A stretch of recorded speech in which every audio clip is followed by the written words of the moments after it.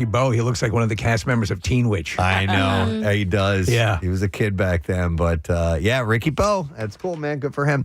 All right. We got sad news over the weekend. We didn't get a chance to touch on it yesterday because we weren't here. But legendary New Zealand actor Sam Neill, of course, who starred in Jurassic Park and Peaky Blinders, passed away on Monday in Sydney, Australia. He was 78 years old.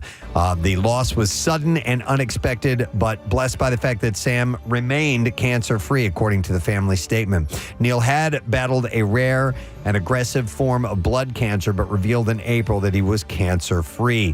The statement said that Sam was surrounded by family, passed with dignity that has characterized his whole life. The family would like to express the deepest gratitude to the staff at St. Vincent's Private Hospital for their incredible care. And they said more details will be shared later, but for now, on behalf of the family, we ask that you respect their privacy as they navigate this immeasurable loss. I think so much existed of him addressing his mortality and just being introspective and just like video of him walking along on a walk in the morning, embracing the day. And it seemed like everything was very good. This was a bit of a shock, even though he had that cancer issue he was dealing with. He starred in dozens of films and television series over a genre-spanning 5-decade career, including the Oscar-winning film The Piano, but was most widely known for playing the iconic Dr. Alan Grant in Steven Spielberg's Jurassic Park. And you think of who could have done better with that role? He was so perfect for it. In 2023, he said in an interview, it has been a very happy, surprising life. He said, I never expected to have a career in film at all, or even as an actor. But it kind of happened, and no one's more surprised than me.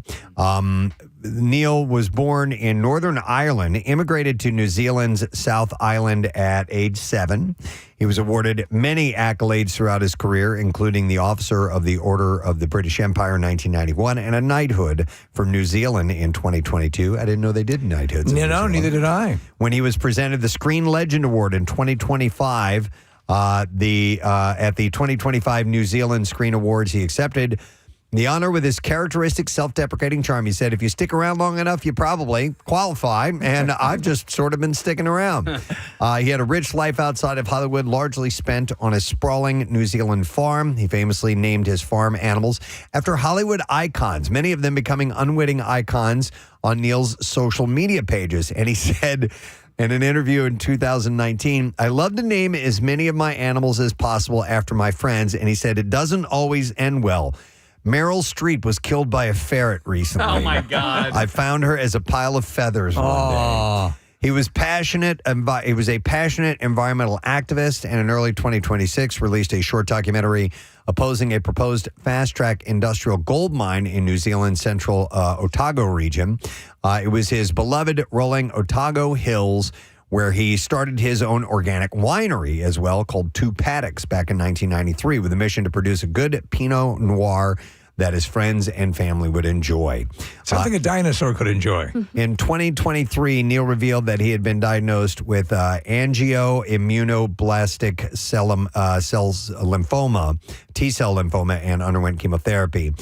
In a 2024 interview with the Australian Broadcasting Corporation, he said he was not afraid of dying, but he said it would be very irritating. He said, I'm not in any way frightened of dying. I'd be annoyed because there are things I still want to do. Very irritating dying, but I'm not afraid of it.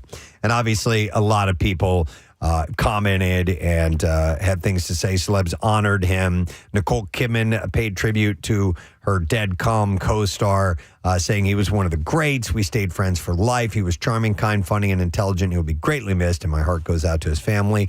Steven Spielberg said, I adored making the Jurassic movies with him, along with Laura Dern and Jeff Goldblum. We will always have our Jurassic family, and Sam will never be forgotten by us or his many millions of fans around the world. Laura Dern said, he showed me the depths of loyalty, protectiveness, and love, and always with the driest of wit. He was a true and noble gentleman wrapped up in my dream leading man. I will love you forever, Dr. Alan Grant. Cillian Murphy said, like everyone who knew and worked with Sam, I admired him and adored him in equal measure. He was one of the kindest, funniest, and gentlest people and one of the finest actors. Carl Urban said that Neil was an inspiration, adding a beautiful man, a national treasure who gave so much to New Zealand and to the world. And Toni Collette said, I love you, dear Sam. You hero, you legend, you sweetheart, our great friend. You are already missed so very much. Continue in peace wherever you are. A lot of people don't know that he actually, around the time of GoldenEye, when they were looking, the James Bond movie, when they were looking to get a new Bond, he auditioned. Yeah, he could qualify. And he did a solid job. He was apparently like right down to the wire with Pierce Brosnan. But and Preston, in his horror bona fides, like in The Mouth of Madness, he plays a Stephen King-like author. Okay. Terrific. Event Horizon. Yeah. And a bunch of other stuff, too. But I love the self-deprecating stuff, and I love the fast friendship he had with Jeff Goldblum. And there's, excuse me, a lot of footage of them, playing with each other and having fun. Yeah. I love that. He was great in Hunt for Red October. Hunt for Red October. He gives such, and a number of people were, putting out that speech of his where he's talking about wanting to come to America and live in Montana. And live in Montana. It was so great. Yeah. All right, I have some other news to pass along celeb-wise. So, heated rivalries. Hudson Williams had a heated confrontation with a group of alleged autograph hunters in Paris over the weekend after they approached him outside his residence. One man asked, "Can you sign, please?" Hudson, the actor, refused and responded, "Guys, you followed me to my residence." As the group continued filming and apologizing, he became frustrated, telling them, "No, sorry, you can't do this, and this is really effing weird." He also accused the men of not being genuine supporters, saying, "You guys aren't fans, you're being really creepy, and you're just following me. You don't get to do this." And then it escalated when Williams attempted to burn one of the headshots they wanted signed. Oh, wow. Later saying, "I'm going to burn this at home," before ordering the group to leave. After his second attempt to light the photo failed, he tore up the headshot and walked away as one of the associates told the person filming, "Delete it. That's not okay." He apparently threatened to take a flamethrower to the whole Really? Yeah. I can imagine the whole he was place. dead. Top of his lungs. He must have been I take a flamethrower to this place. really angry. That's But sad. good on him. These are people that are just trying to get your signature and then sell it. That's what it is, yeah. All right. They'll show up with 500 pictures. How about this? Shia LaBeouf opened up about his father's conduct on film sets during a fan convention appearance over the weekend, alleging that it often led to uncomfortable situations with his female co-stars. And you can see where he gets his weirdness from, okay? It sounds that way. He reflected on his experience filming Holes, stating, "My dad's been kicked off of so many sets," and he said he hit on Sigourney Weaver one time, and she slapped him on the whole set. LaBeouf said that the incident left a strong memory from that period in his early career, and he also recalled incidents while filming Charlie's Angels Full Throttle. He said, "My dad was hitting on all three of those women at the time," talking about Cameron Diaz, Lucy Liu, and Drew Barrymore.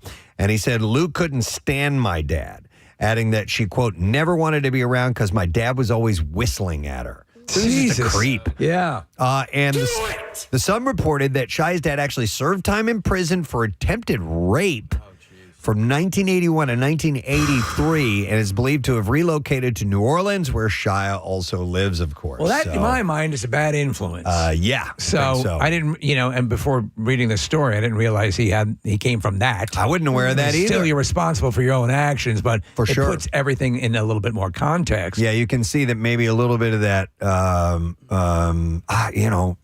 antisocial, not antisocial, but his odd behavior. Yeah, antisocial. Aggressive behavior. You know who could have set him right? Rosie Greer. Rosie, come on, man. Teach him the healing aspects of needlepoint. Yes, please. Yeah. It's very zen. All right, Zahara Jolie Pitt is one step closer to legally dropping Pitt from her last name after completing California's required public notice process for a name change. So pitted. She published notice of her petition for 4 consecutive weeks with a final court hearing scheduled for September 28th. If no one objects, the judge could approve changing her name to Zahara Marley Jolie. Is there a way which you can opt to not drop the name but make it mean something different? If she was a fan of the series The Pit, Right. could she legally ask that it be in context to the TV series The Pit? Or just say the instead The Pit. of yeah. Zahara the Pit? The Pit. Jolie the Pit. Zahara Jolie the Pit. A source close to Brad told TMZ that Angelina has fueled the family's estrangement, calling it just another chapter in an ongoing campaign to alienate the actor from his kids. I got to imagine, just regardless of what the situation was relationship-wise, it's got to hurt. Yeah. You know? Yeah. I mean, they clearly are flocking to mom, but, Yeah, to have them say, I don't want to have anything to do with you, and I want your name off my name. Whatever happened on that plane, he was allegedly threatening to the kids, so maybe it stuck as well. But I'm sure she's, making sure that they are aware of what took place, Angelina. Zahara has already been using Jolie publicly following his sister Shiloh, who legally dropped Pitt in 2024. Maddox and Vivienne have also stopped publicly referring to using the Pitt surname in recent years. It seems that Nina Dobrev, or however you pronounce her name, has fully moved on from Shaun White. The actor was spotted engaging in some romantic PDA with model Doogie Joseph during a recent outing in New York City over the weekend. Regular Saturday night thing, baby. Oh, That's right, Doogie. The sightings. Imagine if they double dated with Scooter Braun and Scooter and Doogie. So the sighting comes 10 months after she and White called off their engagement last September. So This guy's a good-looking dude. he's a good looking dude. Yeah, he's all right. All right, so this is never good to hear, but the Bachelorette and the Bachelor in Paradise star Joe Amabile has revealed that he has been diagnosed with a brain tumor. And that's horrible. Yeah, on Instagram, he told followers that his doctor ended up finding a lesion in my brain. He said, then I had to go get a brain MRI, and there was a blueberry-sized lesion in my brain that looks to be a glioma, which is a tumor. And he added that he will now need to get brain surgery in 2 weeks to get it removed and get it tested. He said, and then we're going to go from there. So it's been a wild couple of weeks. Definitely wasn't expecting this, he said. He starred in both The Bachelorette and The Bachelor in Paradise and is affectionately known as Grocery Store Joe to his fans. Yeah. I don't know why. Grocery Store Joe. He's the kind of guy who will, if he needs things, he'll go to a grocery. No. And that's his thing. Yeah. His thing that's is his thing. when he needs to get something. He'll go to the grocery. He goes to the Yeah, grocery like store. produce and stuff. Everybody's got to have an angle. That's the way he rolls. I guess so. All right, so I'm happy to see this. The plot for Spaceballs, the new one, has finally been revealed, and it playfully targets some of the biggest trends in modern franchise filmmaking. According to the official synopsis, it says here, somehow Dark Helmet has returned as a new threat emerges that is so completely lacking in any original ideas that it is vowed to bring back the past, every last bit of it.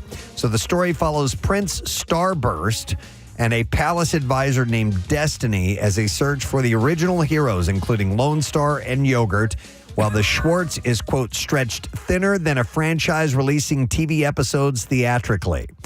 The description, it concludes with a tongue-in-cheek warning that, quote, while some threats you can fight, the reboot is not one of them. And so the movie poster, It's great. is wonderful. It's on the desert, and it's the giant pick that the We Ain't Found S guy, and they've drawn out the number 2 with it. It's great. I love it. I'm going to throw this out there. The original Spaceballs was fun. It was not a great movie. I get it. I enjoyed it. It came well after the Star Wars furor had died down. I think this could be a better movie. Maybe. So the thing, let me add on to what you said. Yeah. It's become a great movie. Yeah. So it was like Three Amigos. Yeah. That didn't do well at the box office. No. And I remember the first time I saw it, I'm like, this is kind of dumb. And same thing with Spaceballs. Right. But over time, You appreciate it. and cable television, and it plays over and over, you Yeah. start to watch it, you start to get it. And so that's where this falls in line with other movies that have had that similar I agree. evolution. Did you see the footage of them? They were all at some event, one of these red carpet events in preparation, I guess, for a preview. Rick Moranis has got to be like one of the nicest guys. Because he's did you watch it, Marissa? I've been following along the official Spaceballs Just account. And such a sweetheart. Yeah. And talking about the cast members and stuff like that, because he took a big hiatus when his wife passed to take care of his kids. I would love to talk to him sometime. Oh, it'd be That'd be terrific. great. Yeah. So it is, of course, helmed by Mel Brooks, who is now 100 years old. The film brings back the original stars, Bill Pullman, Rick Moranis, Stephanie Zuniga, and more, with addition of newcomers Louis Pullman, Keke Palmer, and Josh Gad. If they followed the model of 22 Jump Street, which was a direct parody and attack on sequels, and from beginning to end. And they do that because they were flirting with it in the first one. Follow through on that. It'll be terrific. I got to believe that they will do that. But I'm still surprised they didn't name it Spaceballs: A Search for More Money. I know. I'm very surprised at that. All right. Linda Cardellini is starring in a Friday the 13th prequel series for Peacock. Crystal Lake features Cardellini as Pam Voorhees, the mother of eventual hockey masked killer Jason Voorhees. In the original film, it turns out the first killer is Pam herself, who sought revenge against the teens that she blamed for not watching her son as he drowned in the lake in 1957. Kill her, Mommy. Kill her. Crystal Lake begins with circumstances around that drowning and follows as Pam slowly goes mad.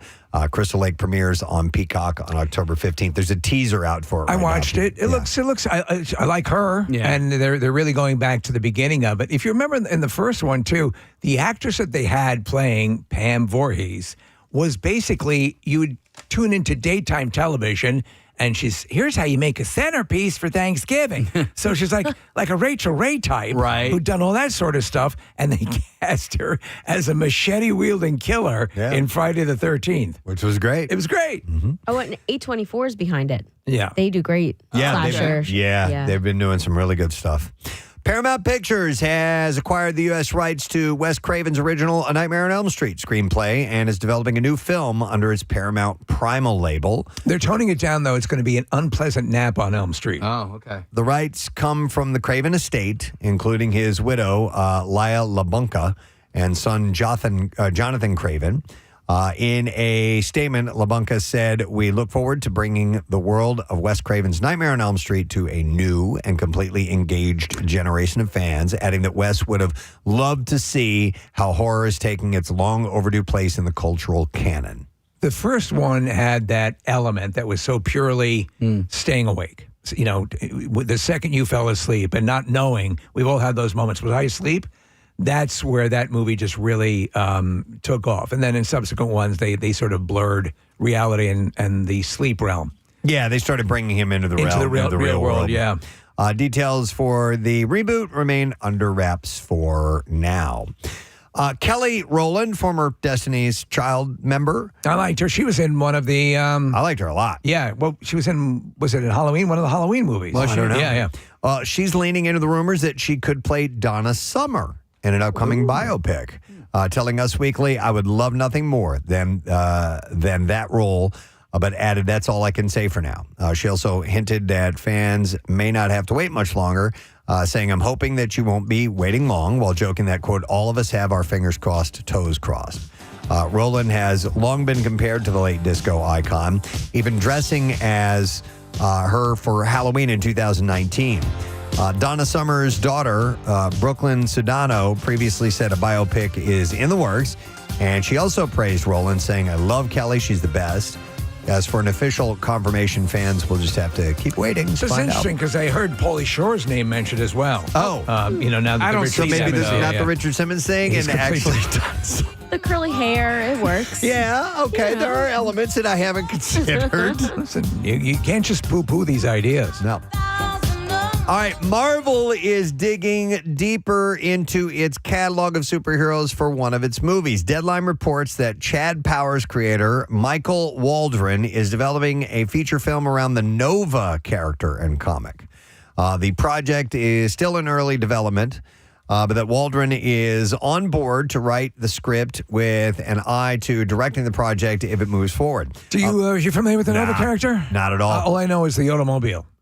So for those that don't know, the character Nova first appeared in 1976 issue of Super Adventures and was a member of the intergalactic police force Nova Corps. I know Nova Corps. Yeah, Nova Corps, absolutely. Right. Yeah. While the character didn't cross paths much with the MCU, he did have some battles with the Skrulls, who have big parts in recent Marvel projects, including Captain Marvel and limited series Secret Invasion. That's my Skrull. It's something that they are going to lean into. All right, let me see here. A couple more quickies. Steve, for you.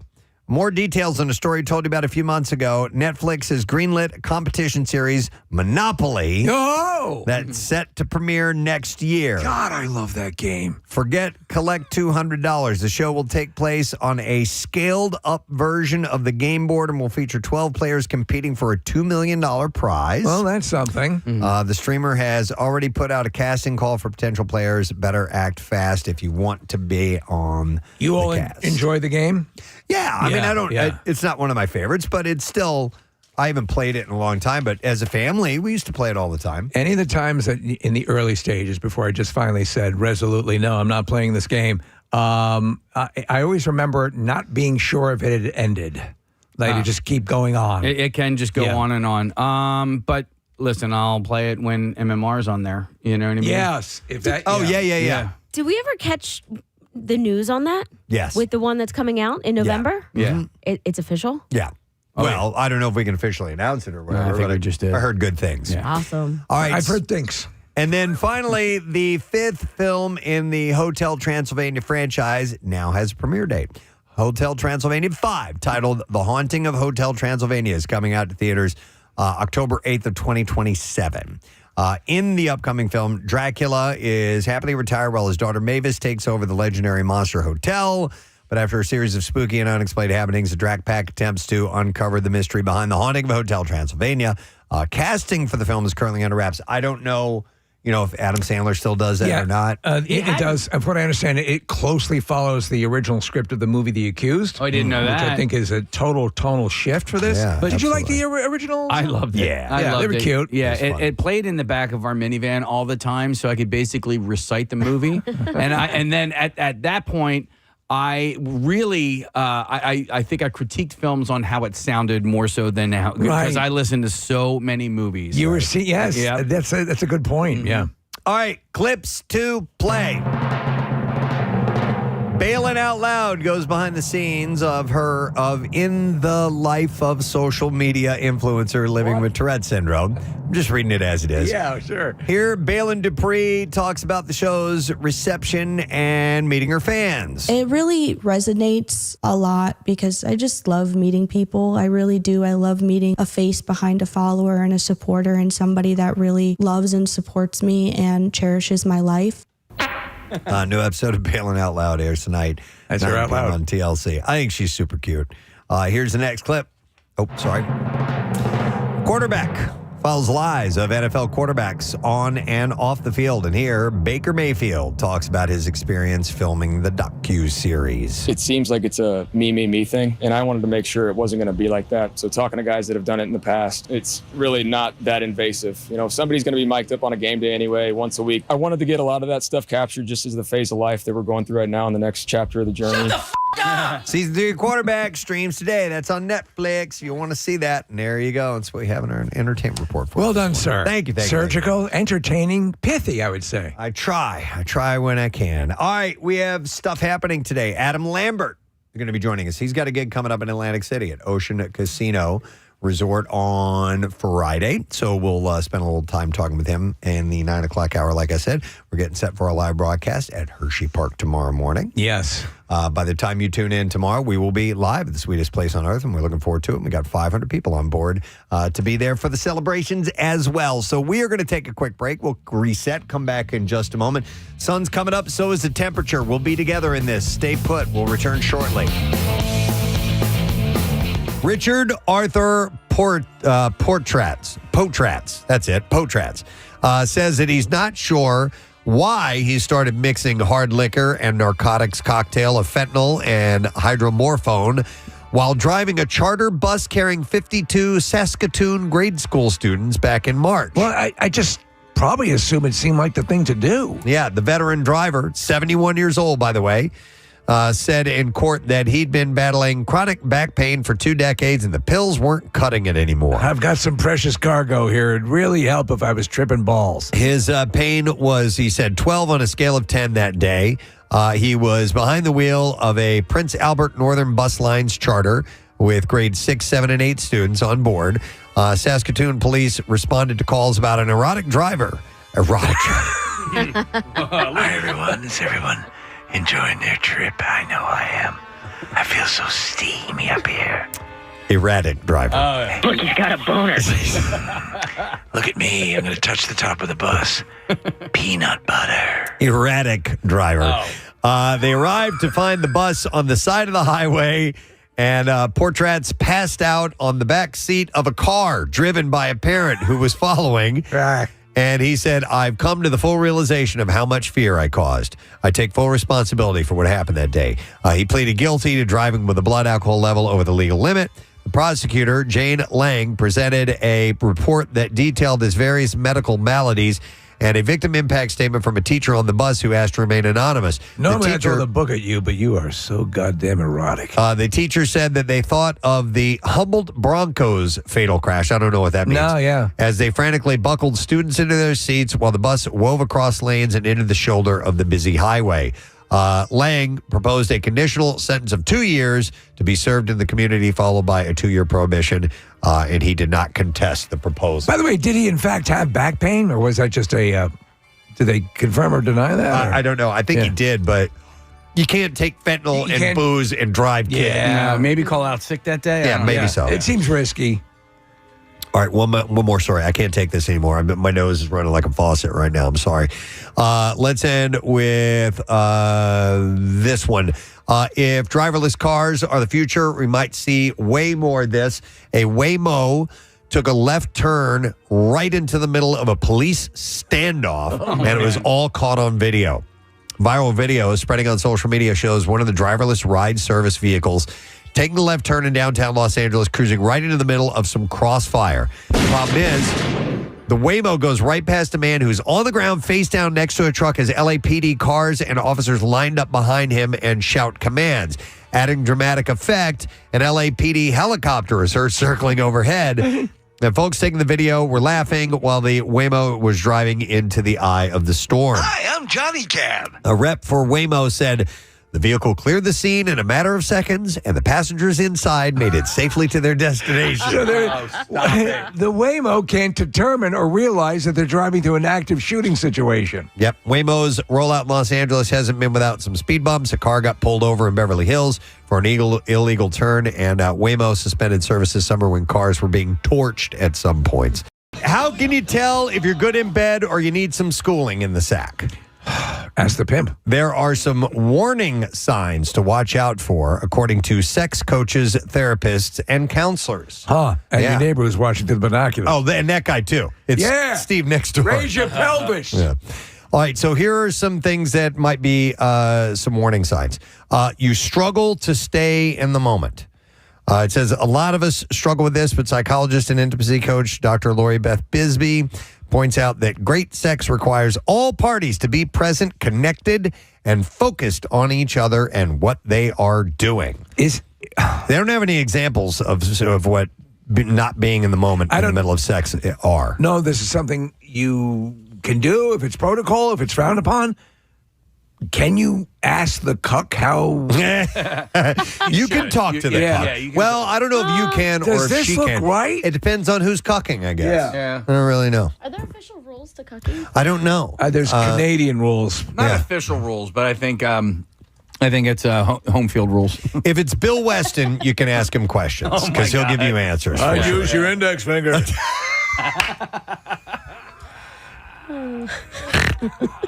Ring finger never gets and listen to me. I need you to stop talking and use your index finger.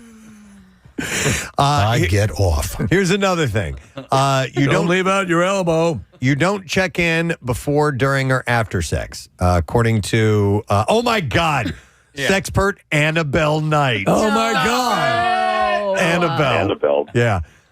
Never asking your partner what they like is a missed opportunity. Annabelle says silent sex isn't bad. Oh, I'd like you to leave. But zero communication often means zero collaboration. Let's collab. So you should talk about your likes and dislikes and your preferences. With the mailman. Well, if that's part of it, yeah. All right, here's another sign. Your partner has given up on giving you feedback. If they've tried before and felt that you didn't listen, sex and relationship coach Gemma Nice says that may be quiet quitting. What's that trying to name? talk about it. What? What's her name again? Gemma Nice. Oh, I've never heard that. Yeah, Gemma or Gemma, Gemma. Yeah. It's a pretty name. So here's another one. You rarely last long enough for your partner to finish. Women take longer, typically between 20 and 30 minutes, while men usually last between 5 and 7 minutes. Communication is key if this is a problem in your love life, so you can figure out how to make it work. You treat sex like a performance. Says trying too hard to be good in bed can backfire. So try to treat it like an experience and not a one-person show. That's why I use Benadryl. You don't have to show off. All right. Have you ever, in your years of sexual prowess, attempted something that was? Oh, well outside my range. Yeah. I'm going to put this wingsuit away. I remember, I don't know if prowess would ever apply to me. I remember a couple times like saying things that were out of like porn and not realizing that porn is porn and it's not and real. Sex is different than porn. Formaldehyde. I mean, no, you know what I mean. I know what you're talking about. And just having it, and in the middle of it, I'd be like, well, that's not how that was supposed to go.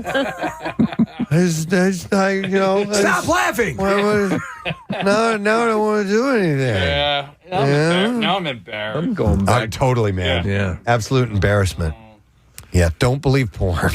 Porn is not a good instructor. Porn is a liar. Yeah. We're going to go in to the gift section of the store this morning, and we're going to tell you a little bit about the Golden Globes bag that they have, the gift bags they have to give away. The ultimate gift bag is what they call it. These things, you just, many times they're mouth-wateringly good. Yeah. Like insane gifts. Oh, yeah. I couldn't imagine, because I love a gift bag.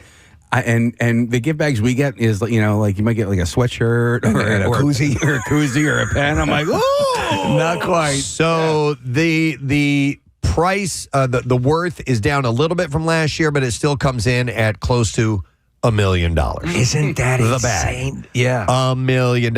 And so it's a first come, first serve basis, which I don't really I didn't realize understand how you get in line to get these bags. So there are some things that are only limited, and if you don't get it before it's gone, then you don't get it. So this is going specifically to the presenters, yes? Presenters and nominees. Okay. So yeah, that's apparently it says the actual story that I have here said that it's first come first serve basis, and it is for I believe winners and presenters. So and part of the deal with the dollar value is so high is because you have these major sponsors. Yes. They know they're going to get traction by being part of this bag. All right, it may not be nominees. It just says winners and presenters. Okay, all right. All right, so listen to this.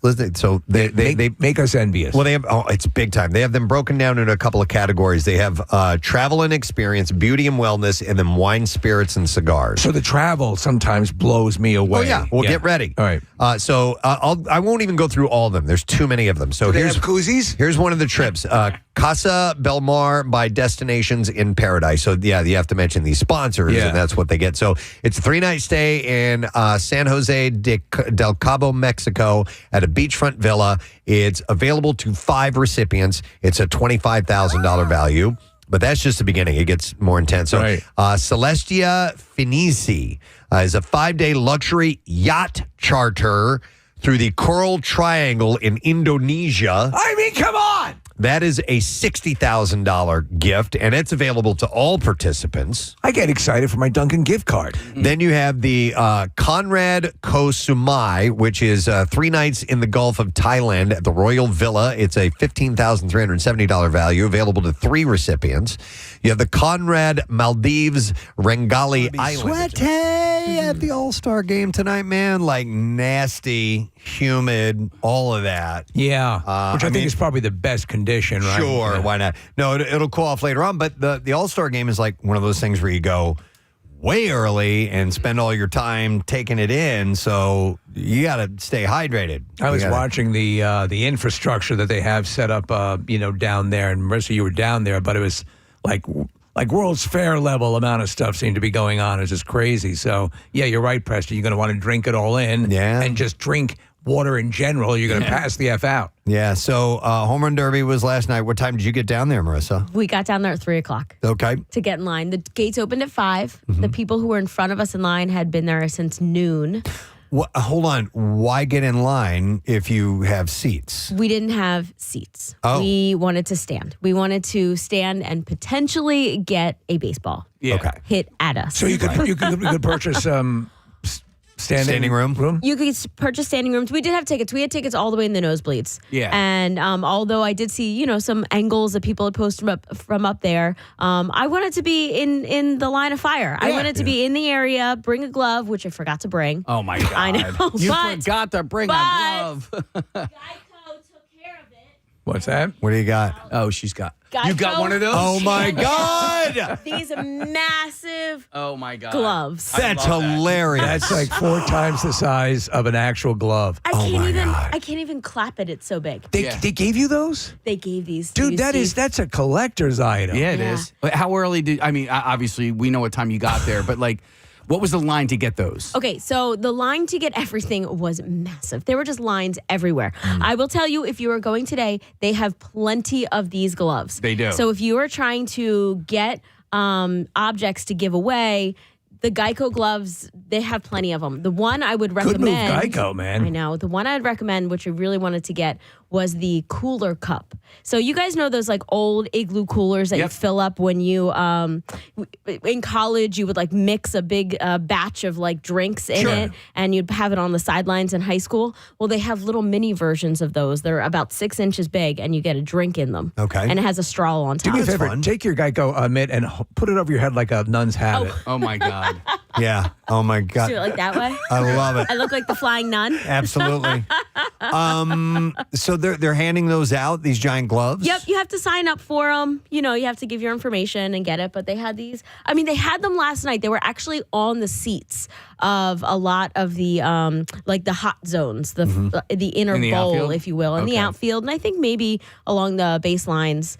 We're giving them away, but there's just so many activations, and it's almost interesting. So when we went in, we thought we were going to go in the stateside area, which is right in between. It's on Ashburn Alley. It's kind of center field, left field side. Okay. Right. But that whole area, they had removed all of the standing rails, and that was a pit for photographers. Okay. So that's where I started standing, and I was like, once a photographer stands in front of me, I'm not going to be able to see anything. So we ended up in the left field. It's called the Leinenkugel area, and that was kind of right by the foul pole. So any right-handed batters, they were coming our way. There were a lot. Were you getting incoming? We were right by the foul pole. So there was one that actually hit the foul pole. That's cool. That counted as a home run. It does, yeah. Yeah. They were close to us. Most of them that were in the area were going up to the upper deck, that ghost deck, the old Harry the K's. Yeah. They were hitting a lot of balls into that area. Any of the righties. But it was cool. It was actually, ironically, I had captured this one, I think it was the Rays player. He was a righty. He was hitting them towards us. And I captured this one video that literally came right at us, and it landed in the area in front of the lower Harry the K's, bounced on the ground. Everybody comes tumbling after it and looking for it. This one guy grabs it, jumps up and has it.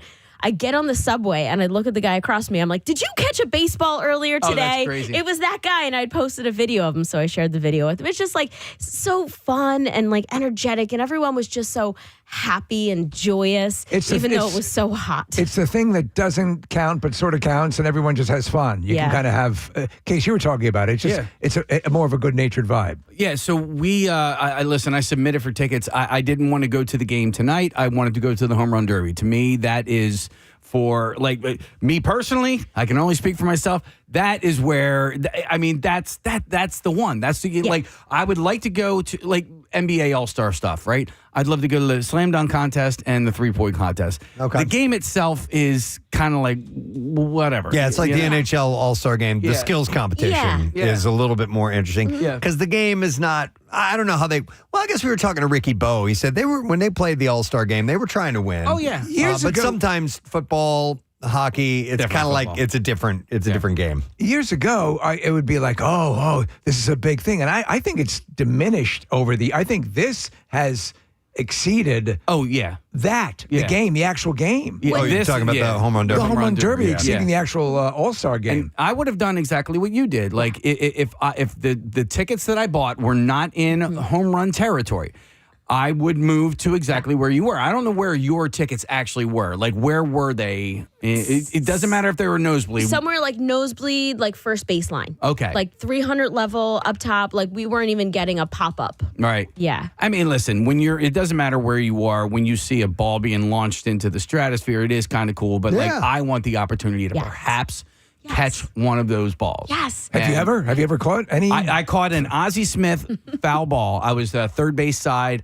It was the spring of 1989 because I had broken my hand.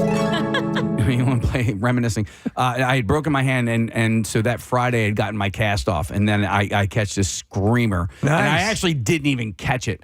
I knocked it down with my hands, and then ended up getting it. But and honestly, like. You don't even know because it kind of curves. Yeah. You know, you're like, is this coming toward? This is coming toward right at my face. Now trying to the bare hand a ball that was hit by a major leaguer? I would be. I don't know if I'd like stop at the last second or not. But did it hurt your hand? Oh yeah. Okay. It was either my hand or my face. Yeah. You know what I mean? Yeah. So I was like, all right, I'll take it off the hands. Henry Winkler has the show on History Channel, Hazardous History. I think it's something like that. And they went into the early days of baseball. Baseball was completely gloveless, bare hands, everything. Pitching, catching. They were showing pictures, archival pictures of catchers' hands, broken, bent fingers. Oh, my God. Like crazy. So dumb. And not only that, I didn't realize this, but in the earliest days of baseball, Preston, if someone was running to the base, you didn't have to run. You didn't have to throw to the other player to tag him out. You could hit them with the ball. Oh, you could peg them like it was wiffle ball. Yes. Yeah. Seems like that would make sense when the game first started out. Right. There were a couple people last night who were like, putting up their glove to catch the ball, but it was just sheer luck that it went right into their glove. There was one of the final home runs from Jordan Walker was literally the guy at the corner of the ghost deck. And I literally watched the ball going up and the guy just kind of put his hand up, caught the ball, and everybody was surprised. More like just a lucky accident. Lucky accident. Yeah. We all started booing too for him to throw it back because that was like that was the edge of Kyle Schwarber losing though. I normally don't like hearing boos because the national media hates Philadelphia, and when we boo, I'm like, oh, please don't, everybody hates us. But last night I loved the boos because I felt like that they were all in good fun. You're my boo. They were all in jest. What's that? You're my boo. Yeah, you're my boo boo.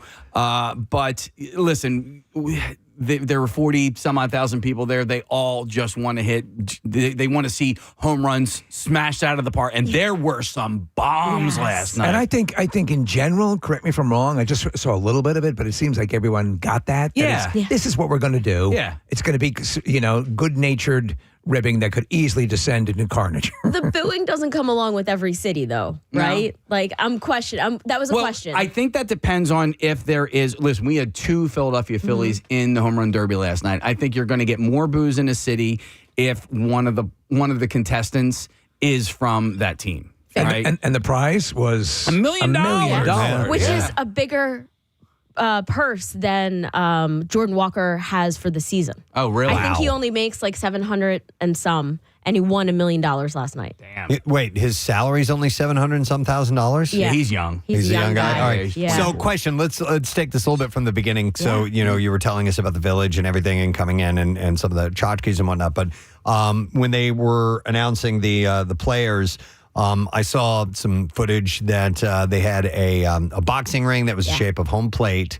Michael Buffer, the famed Let's Get Ready to Rumble announcer, came out to do that. But also Will Ferrell and Luke Wilson And Jimmy Tatro. They're promoting that show, Hawk, The Hawk? The Hawk, yeah. Yeah, and so they came out and they were a part of that? Yeah, so Casey actually got to meet them at the Netflix house earlier that afternoon. I saw your video on Instagram talking to them, and within like an hour, they were at the stadium. They must have shuttled their asses as quickly as they could because you're covering some distance. So they had the ring set up right by the right around the second base, rather, and then those guys were off to the side, just kind of on a desk. And they were commentating. So when Michael Buffer would introduce the player, then the player would have to walk the entire, between first and second base or between third and second.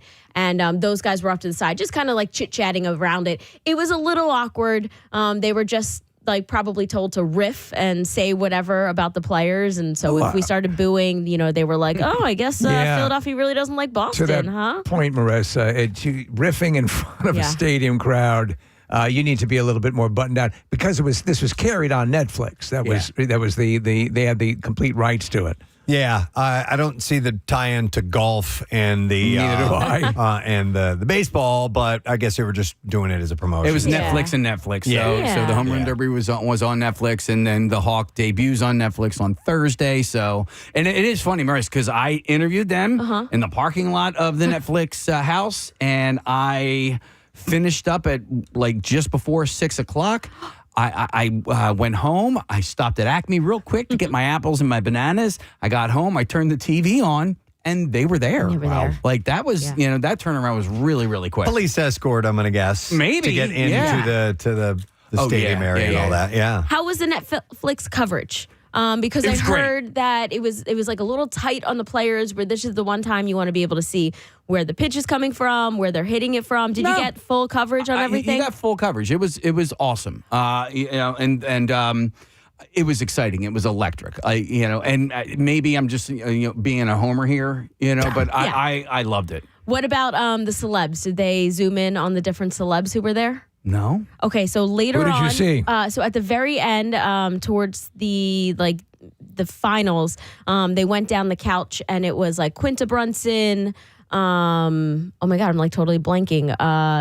Cooper DeJean was there, Big Dom, Shane Gillis, one or two other celebrities were all kind of, hanging out like right by the players, right by the dugout. Yeah, I mean, they did that stuff, because all the players were there with their families and everything. Yeah. But I'm just trying to think of did I see any like movie stars, stuff like that? I don't recall. Musicians. I did think of you guys because standing behind my friend when she was in line for beer was one of the stars of Summer House. Okay. Oh, really? KJ, KG, I don't know his name. Yeah. Oh, yeah. We're the ones who are going to give you the actual names because we're such huge fans. You specifically, Preston, huge Summer House. Oh, just massive. Did they do anything musically or anything along those lines? Because tonight there's some stuff planned. No, but I think that the players did pick out walk-up music. And like Schwarber is such an MMR guy. He comes out to Cult of Personality. Love he that. played that later. And then after that, it was like into Van Halen. Yeah. So, good vibes there. Yeah, tonight is Jennifer Hudson singing American the Beautiful, Patti LaBelle singing the national anthem. Can't beat that. Boys to Men is singing. Yeah. So it might be in the seventh inning stretch or something that they're going to pop out and do a little performance, which should be pretty cool. I wonder if they do Take Me Out to the Ball Game. I don't know. Maybe. You know who I did see? Hunter Pence. Remember? Oh, yeah. Yeah, sure. Yeah. He went out west, and now he has a career. So he was actually one of the commentators with Netflix. Okay. Yeah, He was they out had in the him. crowd. They had him making the Schwarbaum sandwich or whatever, and it was pretty funny because they're like, and there's Hunter Pence, but like the camera was on like some black lady. And I was like, that's not Hunter Pence. I'm not Hunter Pence. I saw Saquon Barkley over the weekend Where? at Applebrook Golf Club. No kidding. I was playing there this weekend. Did and you I was, say hi? No, he was Yo, teeing off. Preston, play with us. He Did you was say teeing off what? on number 10. I was walking off 18. He was teeing off on 10. But I saw him hit his ball, and then I kept going. I'm not about to walk over and say, "Hey, man, how you doing?" Remember you jumped over that guy backwards? Remember that? That was awesome. Go Birds! But I wonder if he was if he's going to go to the game tonight. Yeah, I or if think- he was going last night to Oh, the yeah. Some home guys. run derby. Michael Irving was there. Oh, really? Michael Irving shot. Irvin. What did I say? Irving. Michael Ladies Irvin. and gentlemen, Michael Irving. Shot a video at McGillen's. Yeah, he Like- walked in wearing his Irvin jersey and everybody booed him. Yeah. Right. He's a guy that obviously when he played for the Cowboys didn't care for him, but I like him now. Yeah. I like He's him a now. good commentator. Yeah. Yeah. So I do have a couple tips. If you're going tonight, be patient. There are so many people that are going to be in the stadium. There was a point when you could not walk through Ashburn Alley. Wow. Like I was trying to get a cheesesteak from Campos because they make vegan cheesesteaks, and people were literally cutting through the food lines just to like get through. That's so be a thick patient. crowd to Yeah. be that jam-packed in Ashburn Alley. Yeah. Wow. Yeah. Yeah, that's a bit much for me. And there's some areas that are shut down, like you can't walk upstairs to Harry the K's or the Ghost deck because that is special tickets. The under the Bell, that deck is closed off too. There was like a Baja Taco Bell area, which looked pretty cool. I wish I could get up there. They had some cool jerseys. And then here's some other tips. There is like a fan festival outside. You can walk through that area. So if it's really crowded inside, you can walk out to that Citizens Bank Way, and there's a stage there. There's a ton of activations, some food trucks. There's another place to get those Geico gloves. So as is with the World Series, there's a lot. You don't have to be going into the game if you just want to get down there and you just want to participate without paying $1 gazillion or whatever it is, or you couldn't. I like to go down and just wait in line, so you're not having a ticket. Just had that communal thing of being. I'll never get a chance to walk on the Bataan Death March. Yeah. So to me, this is something I'd like to experience. Well, for this one, you do have to have a ticket. So that fan festival is for ticketed. Okay. Yeah. So it is like another area, another extension of the ballpark that you can go to. Okay. But Stateside Live is open, and like last night, like Chase Utley and Ryan Howard were up at the Ava deck. Like there's just celebrities everywhere. It's really good. Brian Cranston was at Pacifico Ford in He by was the doing airport. a blood drive and a food sharing excess. He Yeah. was part of that. So yeah, I'm Really sure cool. there's got to be other celebs in town.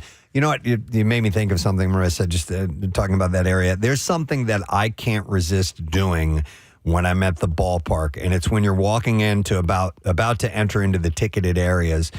They have these bollards that are set up, and there's a big array of them. And if you hit them in the center, I don't know if you've ever done this, but they bing, they ring like that. I didn't know And that. Each one has a slightly different tone.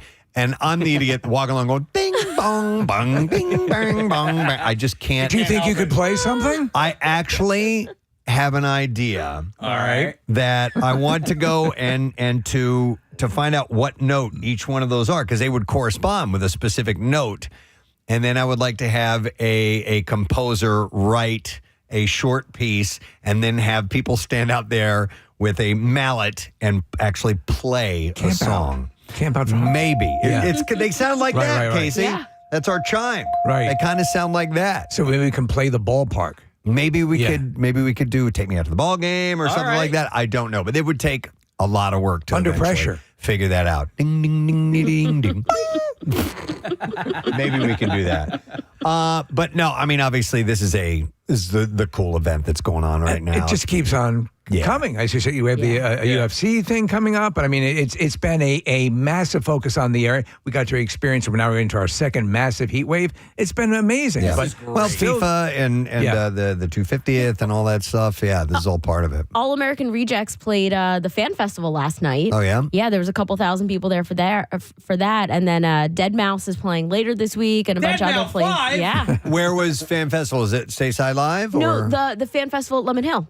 The Oh, FIFA Lemon Hill. Fan I'm Festival. sorry. That's Okay. still happening? That's still happening through the finals. Oh my God. Are there over at Stateside? They have that new stage and everything set up. Do you know if anybody was performing over there? I didn't walk last by. night? I was like, I jetted off the subway. I wanted to get in line so bad. But I assume that they had, cover bands like they usually do in that tailgate fashion that they have over there. Can I see the baseball glove? Yeah. I do. This is Yeah. the giant Yeah. Geico baseball glove. I just want to see what it's made out of because it looks like it's leather. It's some kind of faux leather, Yeah, it's I pretty guess. sturdy Damn, for a dude. giveaway. And they give away thousands So of them on last that- night. Yeah, I mean, that has got to be, to produce just one of that, Yeah. You got some money involved. It's great though. It's impossible to put your fingers in it. Preston, if you could get a super large baseball cap, you'd look like a 6-year-old. And they sell those. Yeah. They sell those giant baseball. yeah. All right, Casey's going to throw one in. Ready? Ho. Hey! You can't close on it. It's actually not good for catching. Let me do a basket catch, Case, at least so I can do the Willie Mays catch. All right. Lob. Oh, wow. Son of a It's not as easy. bitch. Actually, as an actual ball catching mitt, it's not useful. One more time. Come on. Oh, ho. Got it. Got it. Woo! Very much. Pretty damn good. Yeah. No, I like this. This will be a nice keepsake until you realize this thing is too damn big to hold on to. Right, yeah. I have nowhere to put this. Yeah. What are you going to do with it? Hang it on the wall? Probably keep it here, right? There were 3 of us, guys. We got one because we know we needed no more than one of these things in our lives. That is just gigantic. Yeah. I can't even explain to give you a visual as to how big this is, but it's like the size of my torso. Yeah. easily- What is it like? 6 times the size of an average actual Something mitt? like that. Yeah.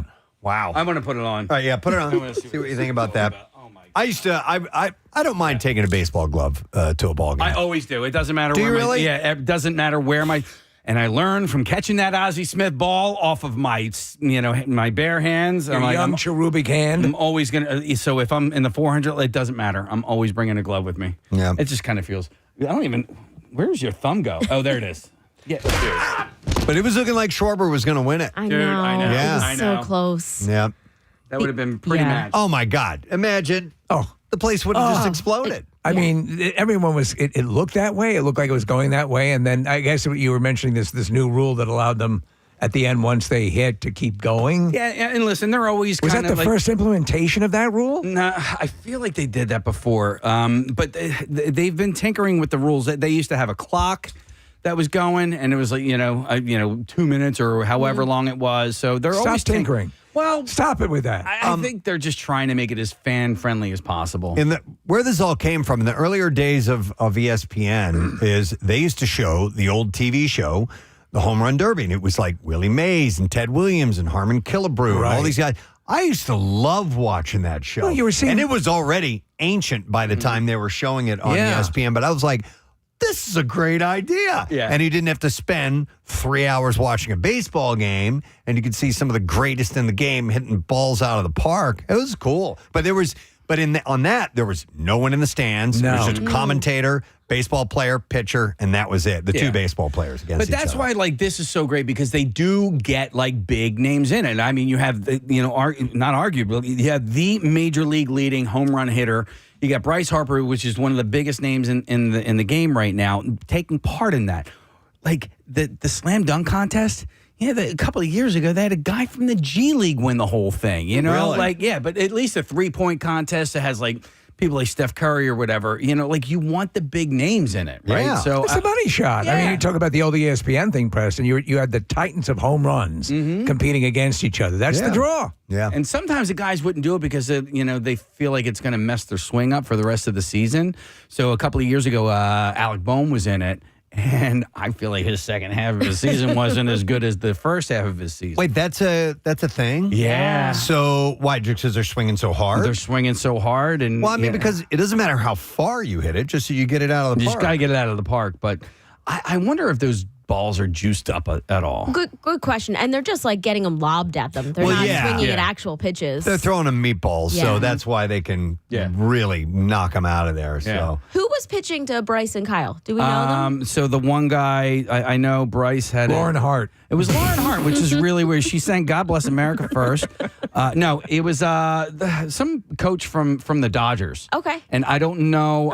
I didn't care to look up the Stank information. It was a Stank Wiffle, Stank Wiffle, and he go way back. So I don't know if he was ever a hitting coach or a pitching coach or anything along those lines in any of their careers. Wait. So I'm so sorry, Preston. No, go ahead. Did that guy pitch for both Schwarber and Bryce Harper? I was so far away I couldn't see. Because I wonder if he has You had a any huge glove in front of your face. Nationals connection or something like that. I don't know. how was it getting out of there It last was night? easy. Yeah. So I took the subway. It was like a mass exodus after, Schwarber walked away without the win. But there are free rides on SEPTA thanks to DraftKings and the PA Lottery.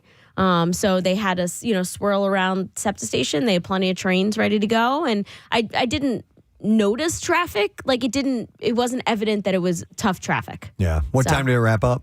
That's After 10. Great question. Was After that 10? It was after 10, yeah. Okay. There you go. I mean, Yeah, close I to was- like 10:30 or something like that. Yeah, I was just curious. I knew you wouldn't duck out early. It's something that I would duck out early because I Yeah. hate post any event traffic. I would duck out at the moment I arrive. Listen, I'm like you, and I don't mean to be that.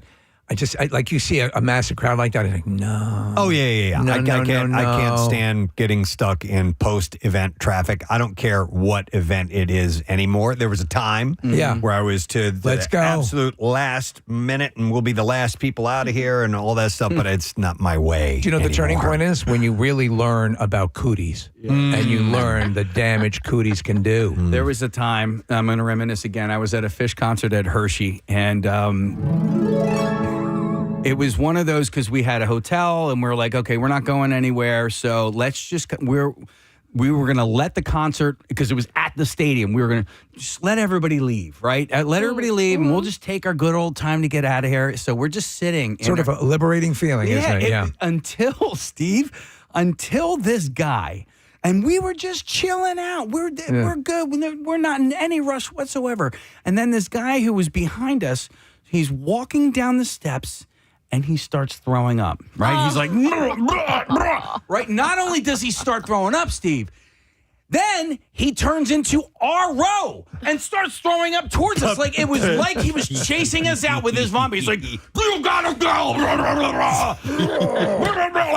I was like, dude, why? There were other rows around us that had nobody in them. And he starts throwing up towards us. And I was like, I guess we got to go. And we ended up leaving. It worked, didn't it? It did. Yeah. Actually, they hire him to do that at the end of so they can clean. Go puke on those guys. Hey, Because puke, hey, Puke and Pete, hit the stands. You don't got to go home, but you can't stay here. By the way, a few people are texting in. Schwarber had Philly's assistant pitching coach. Harper had a coach from the Dodgers. He coached the World Baseball Classic. Harper asked permission from the Dodgers to use him. Okay. Schwartz pitcher is a guy named Pena. It was somebody from the Dodgers who pitched for Harper. So, they picked specifically who they wanted to have him throw, I guess. Did you ever play the game much, baseball, as a kid? Yeah, quite a bit. I never played organized ball, but we always played vacant lot baseball, and so much fun. It's the best. I loved it. Especially if I could power the ball. I could hit home runs.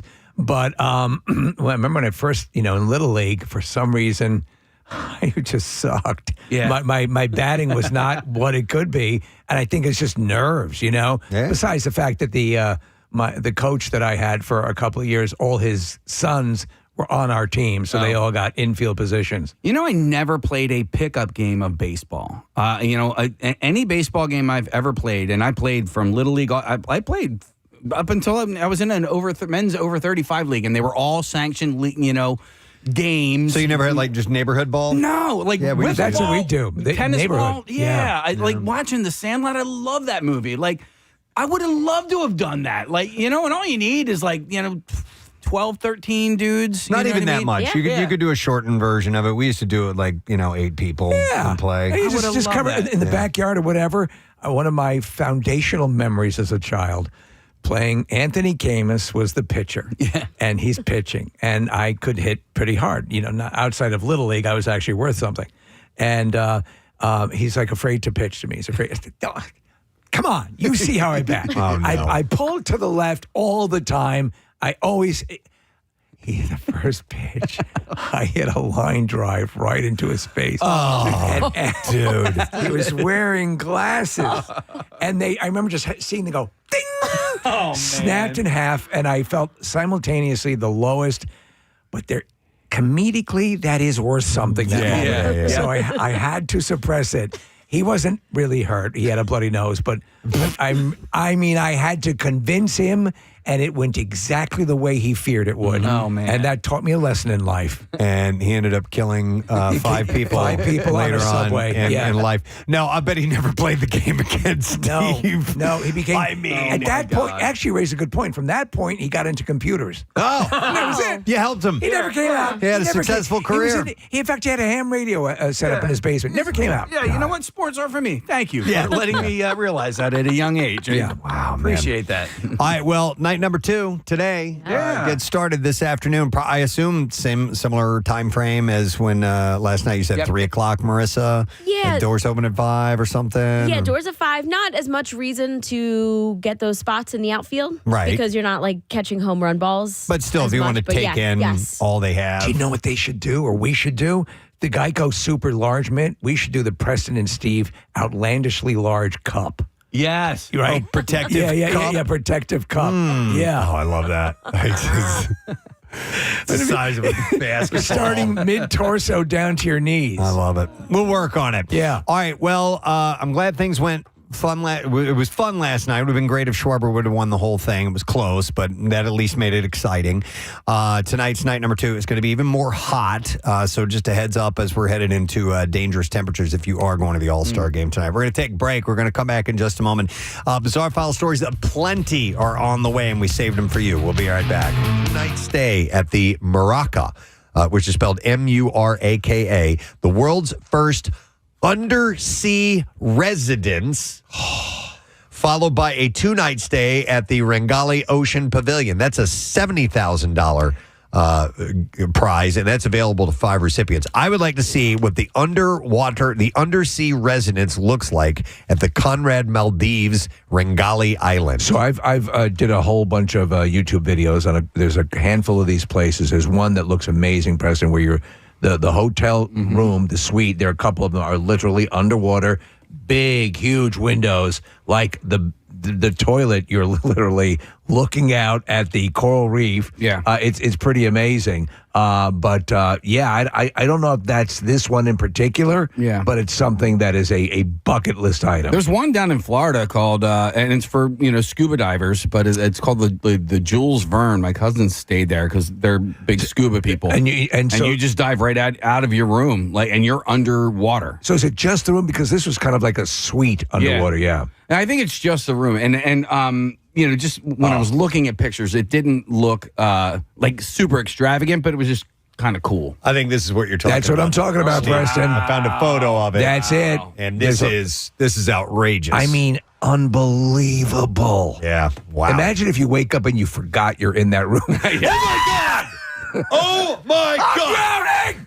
Here's a story about mall Santas. They work for Santa. Yeah, absolutely. And they handle the load leading up to Christmas. Santa's got to go. So, but he's got a load to handle. They recently have gone on Reddit and shared some of the best responses and silly responses from kids that they get who come and ask for things for Christmas. I love this. Part of the fun of going over to the mall during the holidays is to see the kids sitting in the awe of meeting Santa, sometimes the terror. Yeah. But it's so adorable.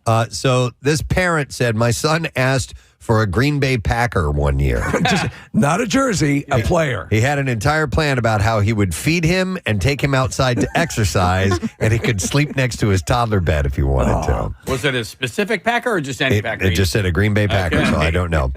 Another mall Santa said, I had a 15 to 17-year-old girl whisper to me that she wished that her acne would go away. Aww. And I, of course, had no training, and I was a dumb 22-year-old, and I told her that it would go away on its own. And I don't know if I traumatized her or helped her or not. Aww. I think there was a documentary about mall Santas, and there was a woman who ran basically a school for how to interact with kids. It was the sweetest thing because they will get a kid who maybe have a situation like, can you make the acne go away? Can you get mommy and daddy back together again? Yeah. And if you're sitting there in the mall, you've got to address that. You know. Yeah. But it's a wonderful. it's just such a magical thing. Yeah. I saw a really sweet video yesterday, and it was at Universal Studios in California, and you can meet the Grinch, and of course they have great actors at these parks. And there's a guy playing a Grinch, and this little girl comes up, and he's going, "Oh, you've been waiting your whole life to meet me," and say this, and she just looks up at him and goes, "Hola." And he goes, "Oh, no hablo inglés." And he goes into fluent Spanish, and the girl just lights up. Don't you just want to? It's like the scene in Miracle on 34th Street with the deaf girl. Oh, Yeah. my God. Tell me that doesn't kill you. Okay, so I've seen that post several times that they go, it was Richard Burton who played the Santa Claus? No, it was Richard Attenborough. Sorry, Attenborough. But they say in the posts I've seen several times, it's like, the actress is deaf, and she didn't know that Richard Attenborough was going to sign back to her. Right, yeah. And that her reaction is real. I don't think that's legit. It may not be because it's a movie. Yeah, They've prepared for all of this stuff. Because what if she signed "What the F"? Yeah. But maybe I don't know. It seems too good to be true. So in the I'd like to original, find out. the girl speaks German or something. Yeah, Yeah, Santa Claus. And what do you want for Christmas? This isn't playing the way we want it. Und easy bake oven. An Ohio man was recently arrested for sending a baggie of methamphetamine through a bank's drive-through pneumatic tube system.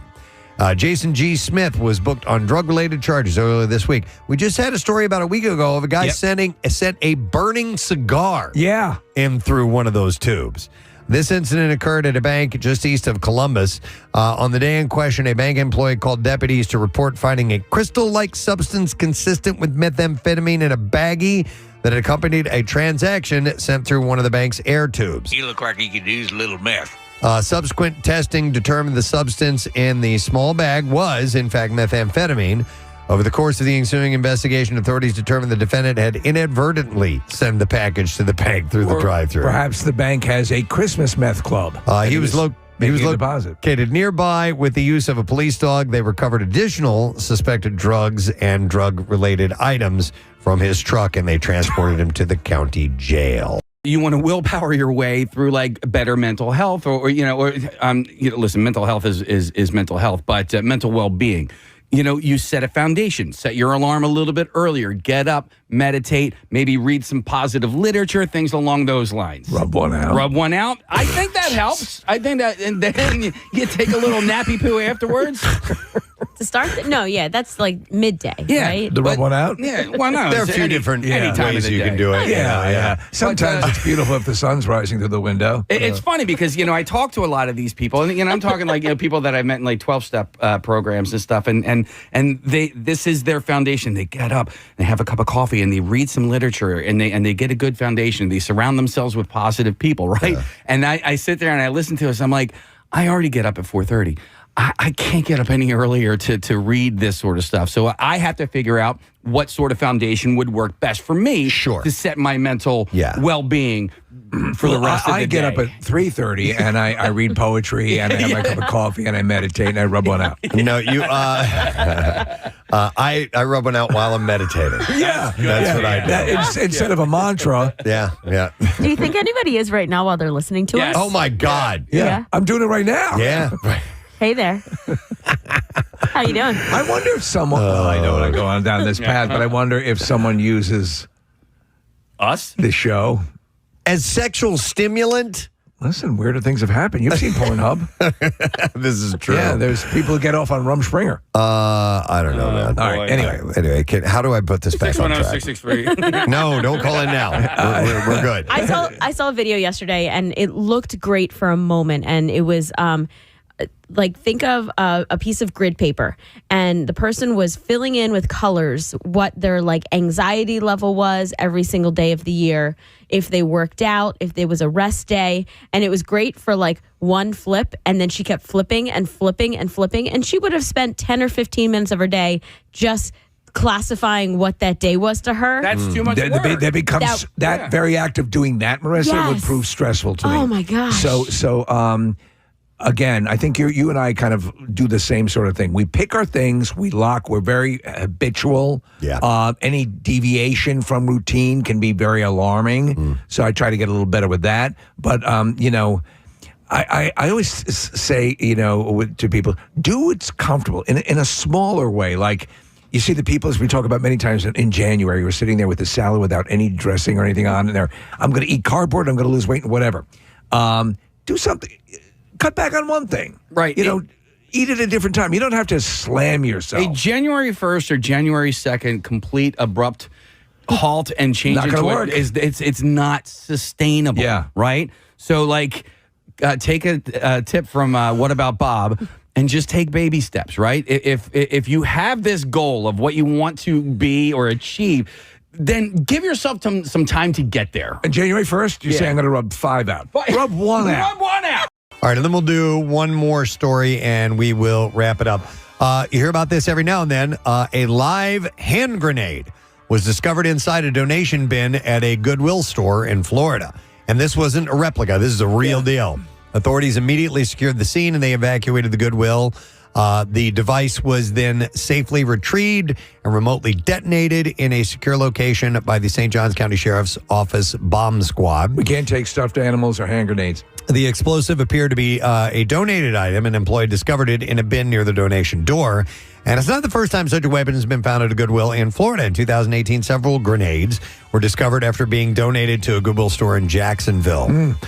The police department said, "We want to remind the community to thoroughly check all items before donating, ensuring that hazardous items such as explosives, firearms, or ammunition are not accidentally included." My Goodwill has a box for bazookas. They said, if you ever locate something that appears to be a hand grenade or other explosive device, do not touch or handle it, please. Honey, are we using this hand grenade or can I give it to Goodwill? Pierre Bear is here. Hey, man. Hey, Tommy. Nice to see you. He called me. So we were backstage at the 40th anniversary of a Live Aid event, and Pierre's walking around. He's going to be one of the hosts of this, and I hear him go, "All right, get ready, Tommy." And I didn't know he was talking to me. And he was referencing Tommy Tom Thompson. I was like, yes. And in fact, he brought it up during his intro on stage. I think we have a little clip of my intro. Do we hit Casey that Ryan sent over from, you already talked about the event, but it was one of the great honors of my life to introduce you. Oh, well, thank you, sir. The honor was all mine. Here it is. But to relive the reunion part right now, we would like to do a Led Zeppelin song and to bring a certain gentleman on from our WMMR morning show. He happened to be a great guy, first of all. Intelligent, wild, powerful, and he and Preston, or he is Preston, but he and Steve make for a wonderful combination on our show and have for a number of years. They're 20 years with us at MMR and even more than that in Philly. And it's an incredible live and local morning show that cares about the community, does food drives. By the way, sorry to interrupt, but one other thing, this is a benefit for the Leukemia and Lymphoma Society. You interrupted yourself, didn't you? I interrupted myself, and of course, it took me forever to get around to the introduction, but I'll get there. Stay with me. Money, we'll go there. Martha has suffered from both of those illnesses, and that's why they wanted to make this, and she has recovered from them. God bless her. So there is hope. There's hope to feed the world. There's hope to cure illnesses when you come together. But at any rate, Preston and Steve do the blood drive, they do the food drive, they do so much for the community. But Preston also happens to be an incredible drummer. And Steel Panther, the mock heavy metal band, nicknamed him Tommy Thompson. And he is going to take the drums for this first song. So ladies and gentlemen, as we celebrate the Led Zeppelin portion of Live Aid 40 years ago today, it was right about this time, maybe a touch earlier. Let us welcome Preston, Elliott, and the band to celebrate Led Zeppelin.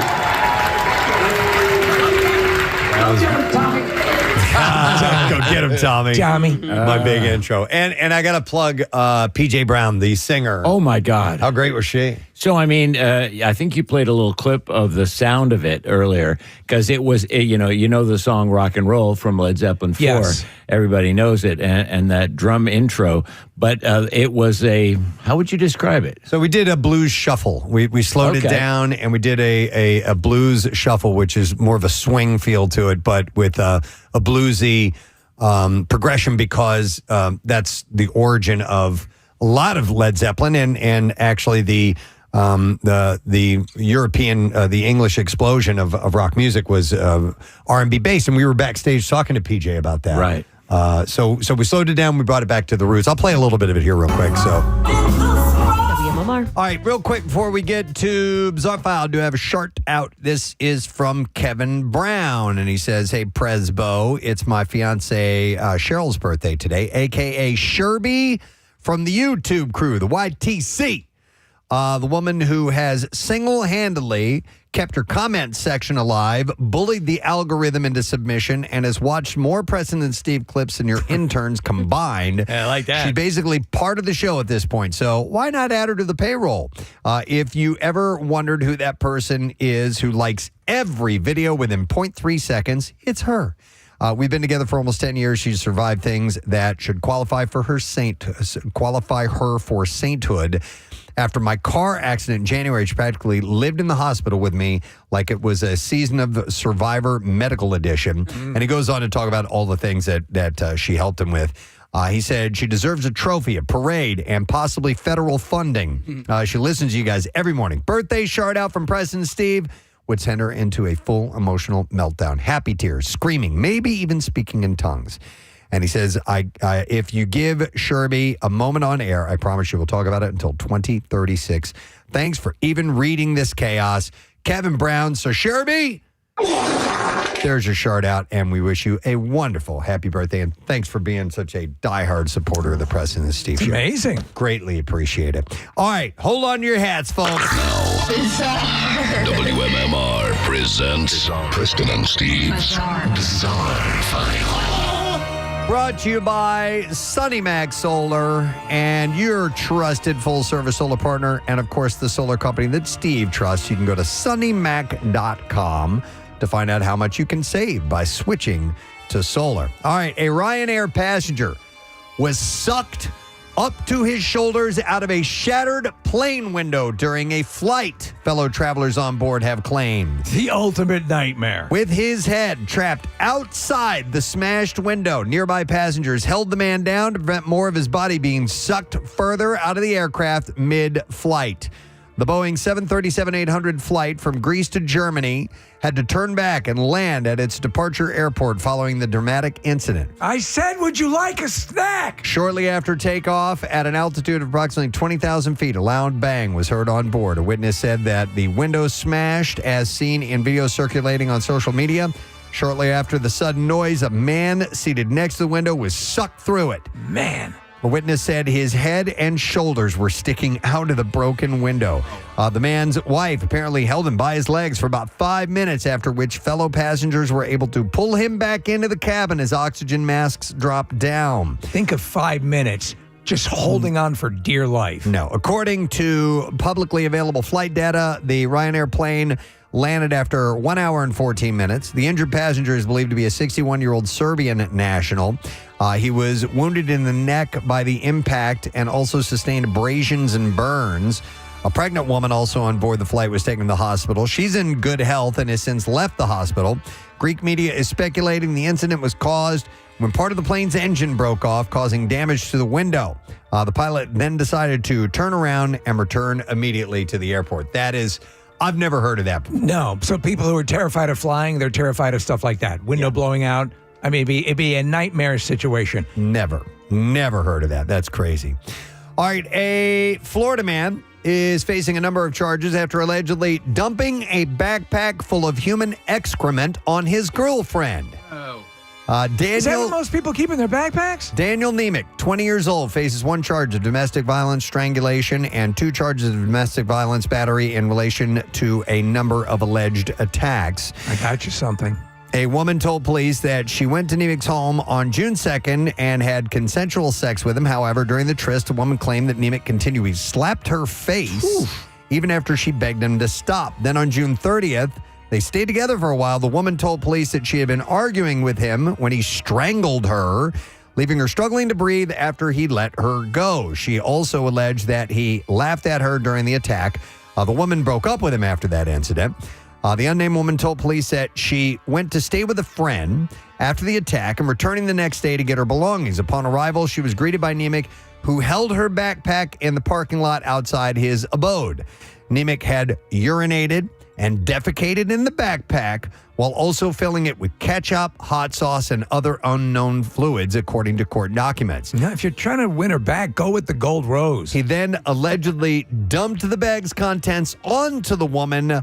While recounting the incident to police, the woman was shaking uncontrollably. I don't know these two, but I'm going to say it. He's a bad boyfriend. Upon being arrested, Nemec allegedly admitted to authorities that he slapped his ex-flame while having sex because, quote, he was testing something new, stating things had gotten out of hand. He also told police that he strangled the woman because he had anger issues and sometimes can't control it. No. I have a good reason for strangling her. I have anger issues. Now, Nemec also confessed to peeing and pooping in the bag as, quote, payback for her cheating. The man said that he thought that he had just thrown the backpack, but could not recall where the items landed. I don't think my aim would be good enough to land it perfectly in a backpack. So he was arrested for all of that, as you can imagine. All right, hundreds of snakes, including cobras, have escaped from flooded breeding farms in southern China as severe storms continue to battle parts of the country. What are they breeding cobras for? State media reported that a snake farm in Hangzhou was hit by floodwaters after days of heavy rainfall caused by Typhoon Maysak, promoting warnings for nearby residents. A dramatic video shared by state media showed local people using dip nets to catch snakes, and a cobra poking its head above a torrent of muddy water went viral. Local media reported that the types of the escaped snakes included water snakes, king rattlesnakes, and cobras.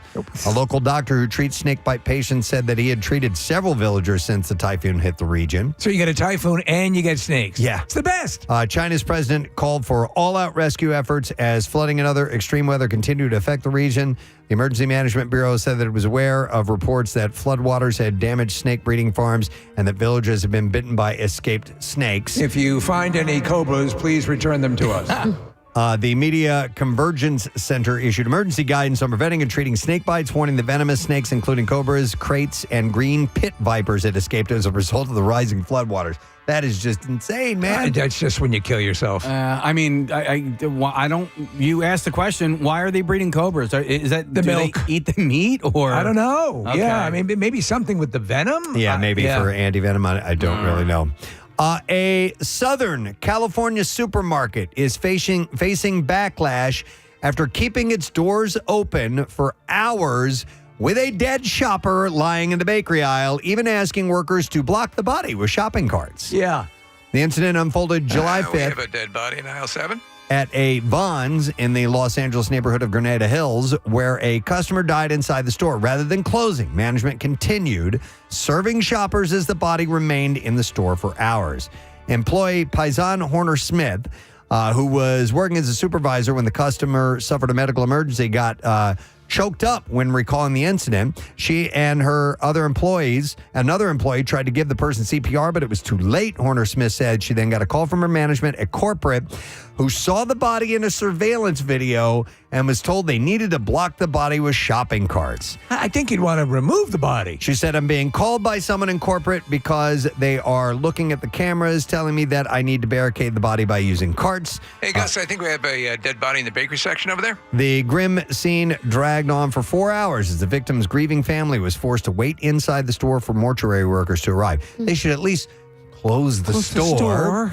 A spokesperson for Vaughn's parent company, Albertson, said that it was saddened by this tragic situation. It's like a thoroughbred that broke its leg. And they said, our thoughts are with the individual's family and loved ones. The company said that out of respect for the deceased and their family, no further details will be shared at this point.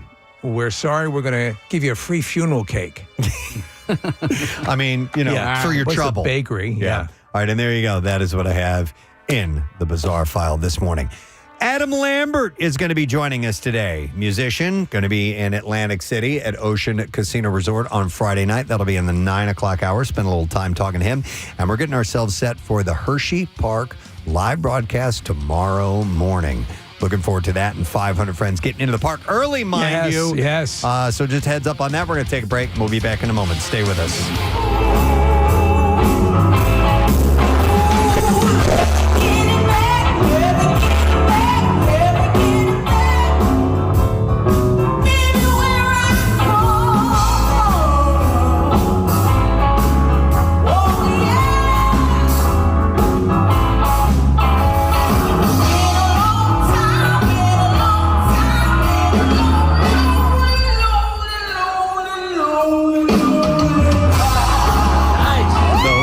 So it was done in that style. I love that. Really cool. There was and I didn't catch everybody's name, but there was a trombone player who took a solo during that song, and it was great, man. I was coming. I was inside. I went back for 1 second, then came back out. And I go, "Am I hearing a trombone?" Yeah. During rock and roll. Yeah. But yeah, it is said that it took the British artist to show America its own roots in terms of celebrating, the Willie Dixons and the Muddy Waters, and on and on and on. So many artists that created that black sound, the R&B sound, the jazz, the blues, the rhythm.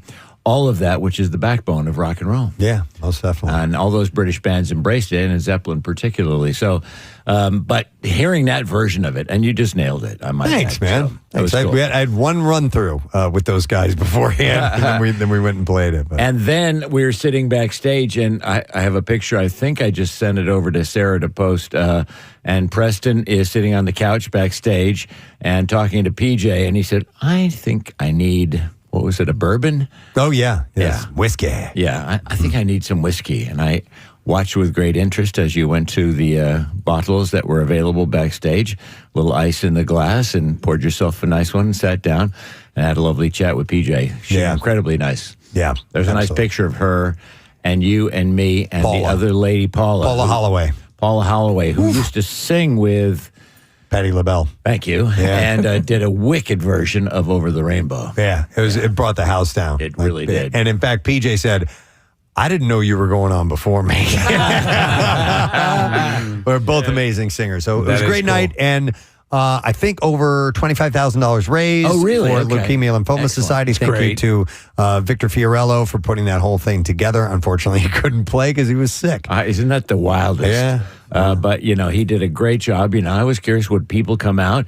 It was a lot of really cool and talented Philly musicians, but they were not known, in the community as much as some other local musicians. So I'm going, all right, will people come out? And it was packed. It was packed. I love to hear that. That's great. And it's like a small electric factory. And it's just a great place to see a show, too. Yeah, it's a good way to put it. It is like the old electric factory, but a little bit smaller. I love it.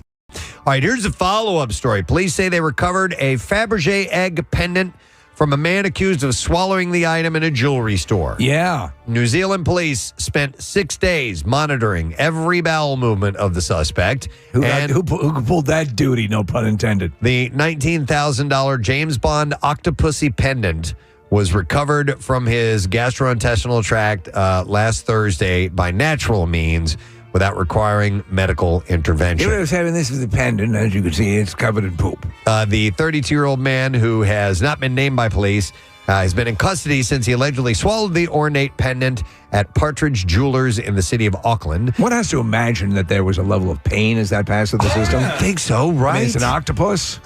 He was arrested inside the store minutes after the alleged theft. The photos supplied by police on Friday showed a gloved hand. Yeah, I'd wear a glove too. Holding the recovered pendant, which was still attached to a long gold chain with an intact price tag.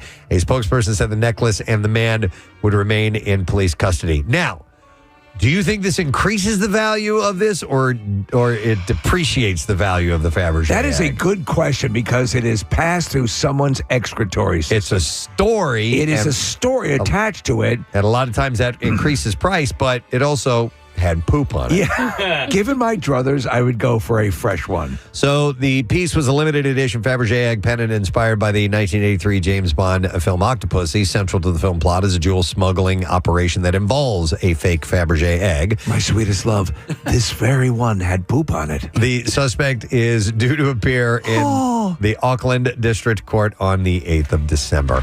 So they've been together for a while, haven't they? Dude, Yeah. You said you forgot. I didn't even know. So you can't forget. I can't.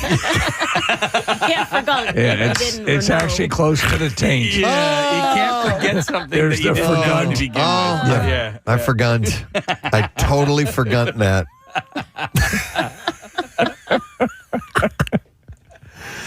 A gun tissue. Yeah. Like a pajama. Absolutely. Yeah, it's like a pajama. It kind of looks like a squash. Forgot. What were you thinking of? That could be my favorite flub of 2025. Right at the wire, dude. So Kyle Steeper, Cast Style Kyron.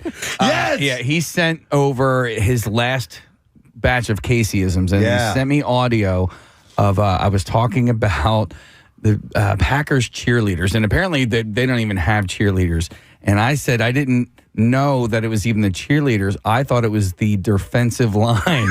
Defensive. And you guys had a field day on me saying defensive line. Because that was your punchline for the, making fun of the cheerleaders. And it is when you are, especially a flub, when you are delivering the line. Yes. And you flub that line, it becomes its own thing. In case I totally forgot that. I had no idea. You forgot? Yeah. We have the Souderton Area High School in this hallway down here. And what I didn't know until just now, as Casey was whispering in my ear, right before they went into the hallway to wait, Casey ripped one of the worst, stinkiest, smelliest farts he's ever had. No, don't come on me. I went back there out of respect. He didn't know. He had no idea. I went back there to get away from people, and I was by myself, and I did it. And then they paraded them right through it. I will say this. You have a knack for picking areas that suddenly become hot zones. Like, come on, man. You could walk out into the middle of the Bonneville Salt Flats, turn around, and there'd be a Baptist service going on. That's right. That's right. It's a power he has. I retract my come on. You. I'm sorry. I apologize, choir. All right. But I was heating up your vocal cords. This should add some meat, right? They got to warm up. Yeah. All right. Jennifer Lopez appears to be making a final break from her past with Ben Affleck as fans think she's beginning to remove a tattoo she once dedicated to him. So this is, again, people are speculating this.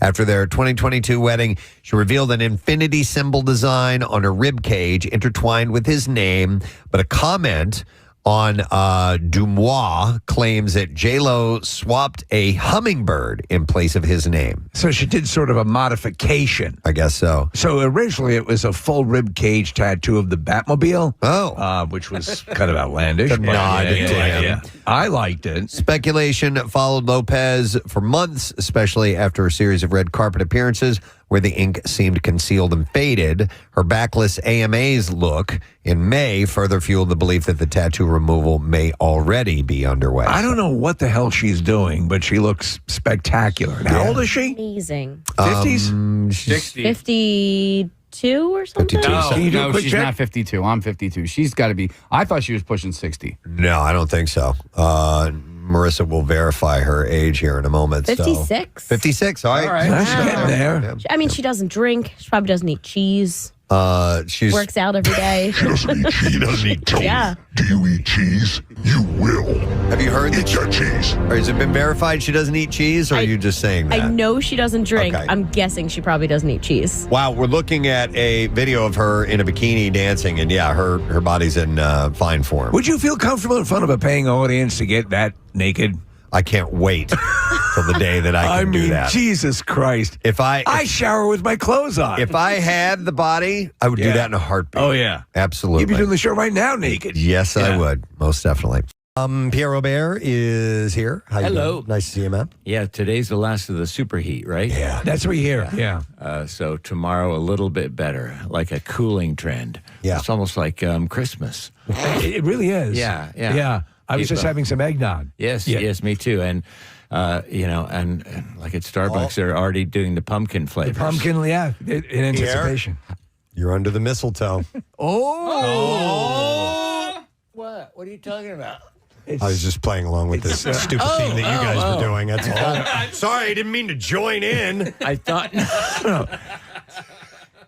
It's summer mistletoe. It's invisible. It just was so believable when you you were so convincing. I go, is this some bit I've missed? And then I looked up and I didn't see anything. I go, oh, maybe they just have it on the screen. They've been doing on a mistletoe bit. I was unaware of. You brought YouTube it channel. up. What is Preston talking about? I swear to God, sometimes he just goes on and on. He doesn't make any sense sometimes. It's like horrible diarrhea. Oh, my God. What tangent is Presbo on? I got an idea. How about keeping the show on the rails? Exactly. And that's why I am here. Yes, professional. Tighten it up, baby. Yeah, man. All Working right. on it. Come on, you can do it. All right. In France, 2 inmates escaped from the Dijon Prison Detention Center's disciplinary wing early Thursday, and they did it after sawing through their cell bars with blades that were believed to have been delivered by drone to the prison. Aha! Yeah, the escapees are a 19-year-old under investigation for attempted murder and a 32-year-old accused of threats and aggravated habitual violence against a spouse. The two, who then used blankets to jump the barbed wire fence, were in isolation without contact from the outside world, according to reports. Both are considered to be dangerous. So if they get captured, they're going to obviously put them into Grey Poupon prison. I would think because so. That's a stricter security prison. Yep. The FO Justice Union said that it had been warning for months about deteriorating security at Dijon Prison. You better look out for this. The union This is no mustard. said, despite our repeated warnings, management has chosen to persist in its total blindness, refusing to see the reality on the ground. The reality on the ground. What the hell does that mean? The escape Quick, contact the pesto police. follows an inmate's fight. Maybe it was intimate. I don't know. Can I tell you something? From René Vezine prison last week during an outing to a planetarium. French The prison. prisoners get to go to a planetarium? At this particular one, they did, Who wants yes. to go? You got to get it signed by your warden, but we take you out. It'd be a wonderful day. French prisons hold some 85,000 inmates, far exceeding the official capacity of 62,509 spots. We didn't count right. The average occupancy rate is at 135%. Jeez. With 29 facilities surpassing 200%. So it's off to the planetarium. They have, yeah, exactly. They have an overflow problem. So we're going to the planetarium, and then we go to the zoo. It's going to be wonderful. If you're there, you have so much fun. If you tune in to the Today Show this morning and for the near future, Savannah Guthrie will notably be absent. She told viewers Friday that she has felt like Peter Brady these past few weeks and months. She said, some of you have noticed that my voice has been very scratchy and started to scratch a little bit like Peter Brady. Yeah, and I noticed she had trouble saying pork chops and apples. When it's time to change, then it's time to change. There's Peter. Don't bite the tiger. She went on to explain that the cause of her throat problems are, she said, I have vocal nodules. Totally natural, Peter. This is the time in life where you're going to get hair on your balls. What, Dad? If only they would have shown that on the radio. Do you have the little music? Marissa, before we do anything else, I saw a rash of these come in, and it's a little while since we've done this, but there are some interesting recalls. Well, it's your public service duty to get the word out. It is. Somebody could be owning a product that's going to kill them. Well, this one is from Kia America. This is very interesting. It's a new recall for nearly 463,000 of its Telluride SUVs, and they are urging owners to park their vehicles outside and away from buildings after several customers reported fires following previous repairs. I saw this story pop up, and I just bust out laughing. That is maybe you want to park the car away from the house. Yep. Is that an electric vehicle?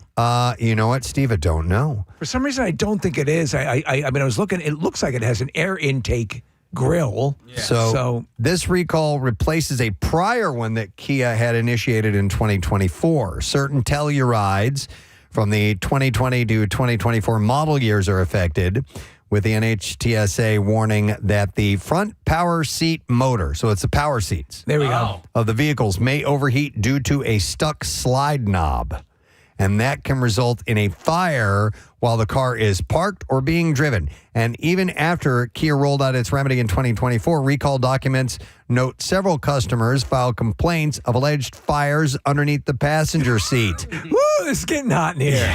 Woo! You got that seat heater on? Crack a window. Yeah, honestly, like at what point do you think, are the heated seats on right now? These seats are great, honestly. I literally have a second-degray burn on my ass. By the way, we just purchased a Kia. It was our first ever buying one, and we bought their van, and I was driving it, and I didn't know, but Rochelle had turned this feature on, and I have this in my own car, but I didn't know this was on, but she had turned on the seat cooler. Oh, yeah. And I'm like, my balls are really cold. I told her that.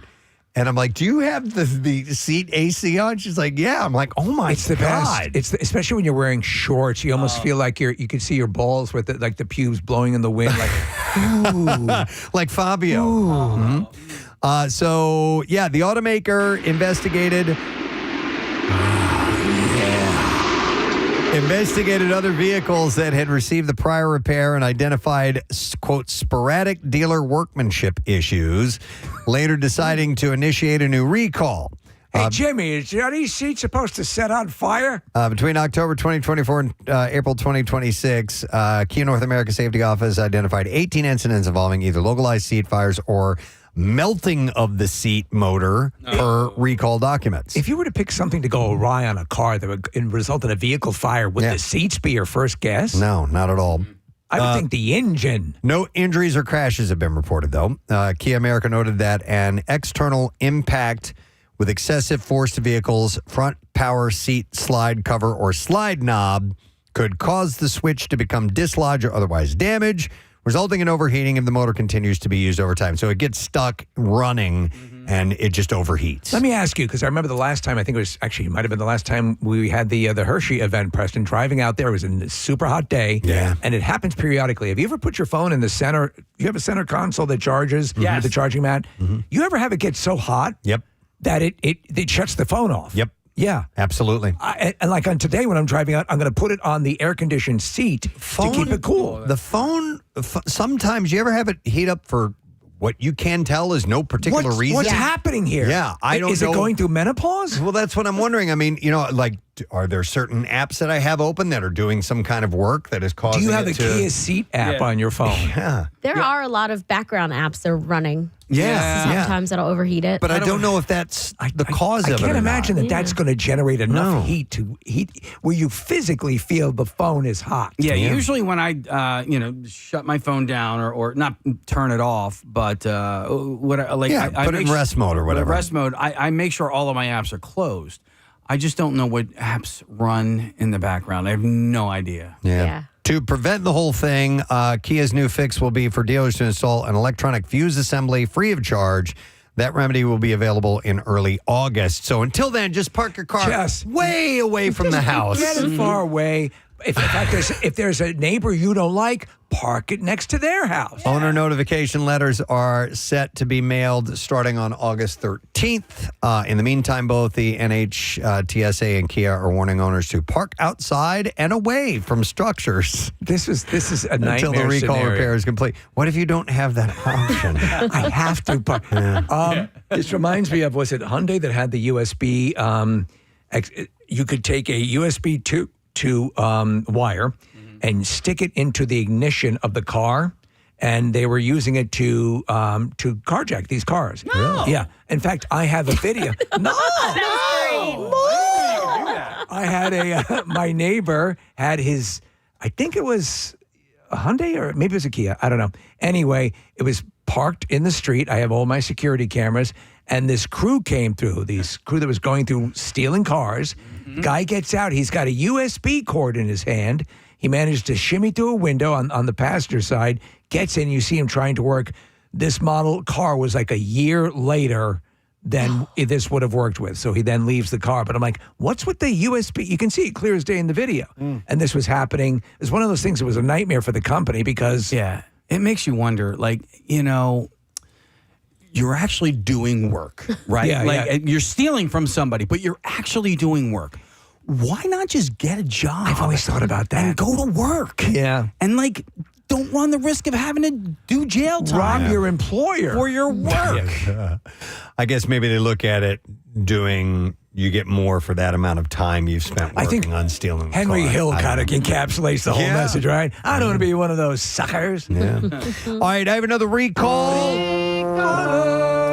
The Consumer Product Safety Commission announced a recall of more than 1.7 million grill brushes made by Conair. You brought the grill brush issue up a few times. I have, yeah. The agency said the bristles can come off of the Cuisinart grill brushes and stick to a grill and food, posing an ingestion hazard. The brushes have black plastic, stainless steel, or wooden handles. They have Cuisinart on the handles. Some came as part of a premium grill 10-piece set or 13-piece or 14-piece or 20-piece set.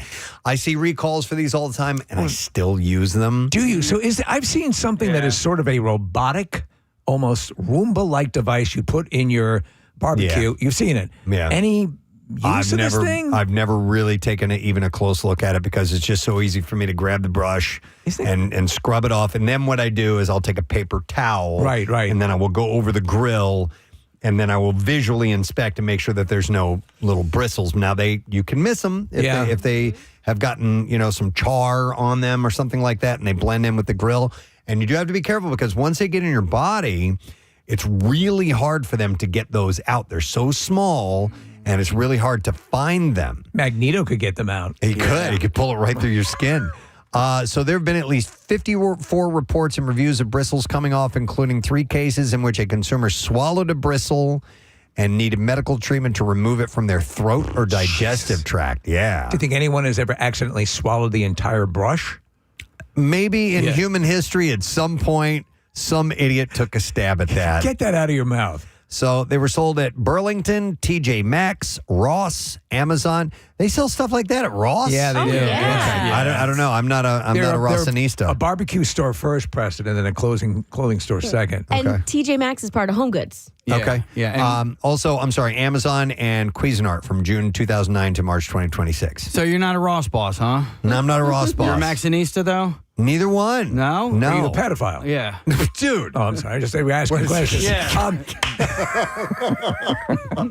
Preston, is there anything that's ever come on your radar that would be a good alternative to a brush, even though you're using this? I've seen ones that are made of kind of like a nylon type of, like you would use to clean dishes with. I've seen those. They look very ineffective. They just don't work. You need metal to scrape that stuff off. So I was looking at other alternatives. They say aluminum foil. You make like a ball with it and scrape it, or a potato.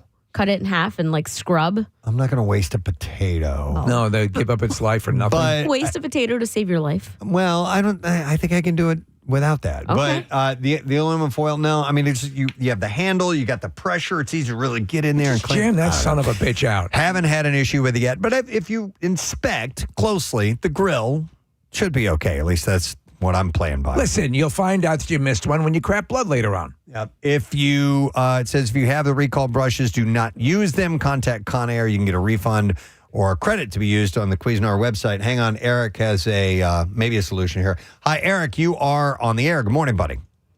You guys rock. Oh, thanks for the love, dude. All right, so you got a suggestion? Yes, the greatest thing I ever found, well, technically my wife found it, was a stone. And it's literally a thing you buy. It's a stone, and like the grates on the grill, they have like these valleys in the stone that are shaped so that the stone fits over the grill. And you just back and forth like a regular, thing, and You don't have to worry about metal. You don't have to worry about, and it gets it damn near spotless. I will swear by these. They usually come. It's usually like a white or gray stone with a red handle. I don't know the exact product name. That sounds like a better way to approach it. I'll try that out. Yeah, because you're not ingesting, like Dave said, if you accidentally get metal on your thing. And I figured that out a while ago because I was cleaning my grill with a metal thing one time, and I was like, ew, look at all this crap all over my grill. Like, I like that. You know what I mean? So I tried to find a better way. My wife found it, and I swear by it. All right, Marissa just found them online. I'm going to try that out for sure, Eric. Thanks, man. I appreciate it.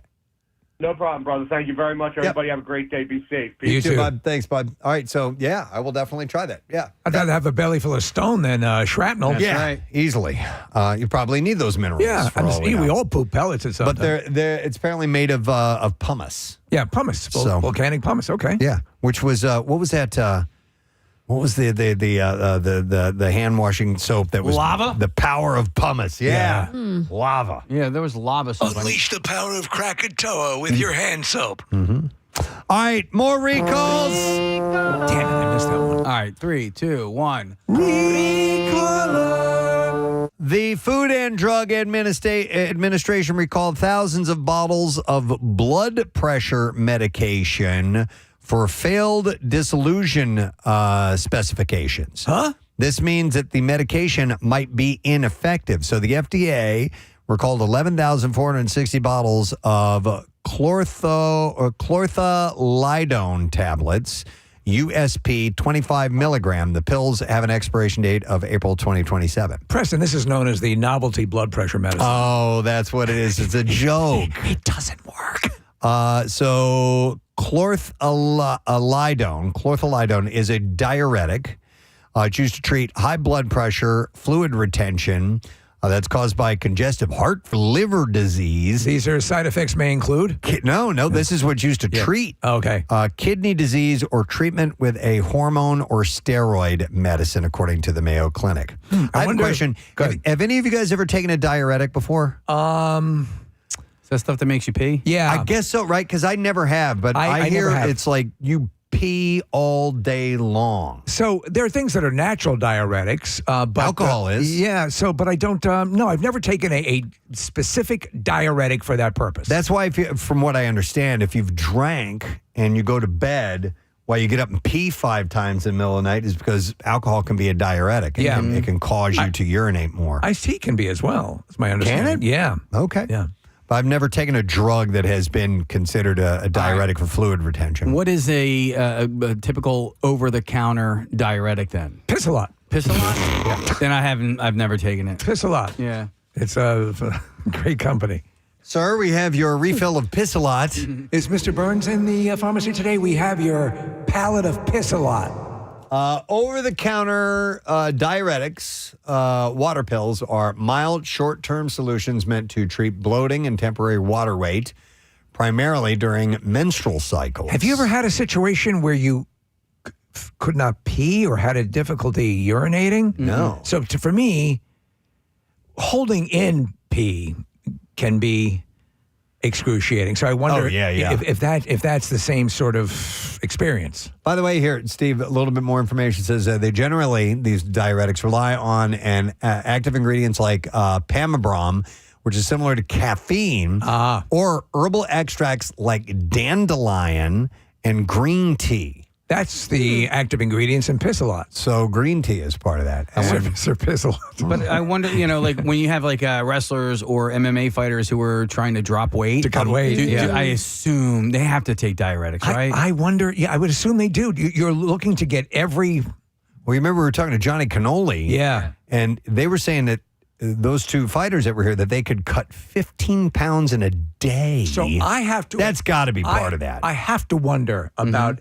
what that does to your health. No, it's not good. To cut weight that quickly. Yeah. Then I have to ask the question, as in the modeling world, do they take drugs to, or do they slim down vomit? right before a show? Yeah. I don't know. Probably. It's not unheard of. I'm certain of it.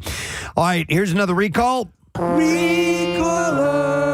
Waymo is recalling nearly 3,900 robo-taxis to fix a software issue that caused some vehicles to enter active freeway construction zones and continue driving at speed, according to according to the recall notices filed with the National Highway Traffic Safety Administration. By the way, I finally saw the hive of Waymo vehicles in Dr.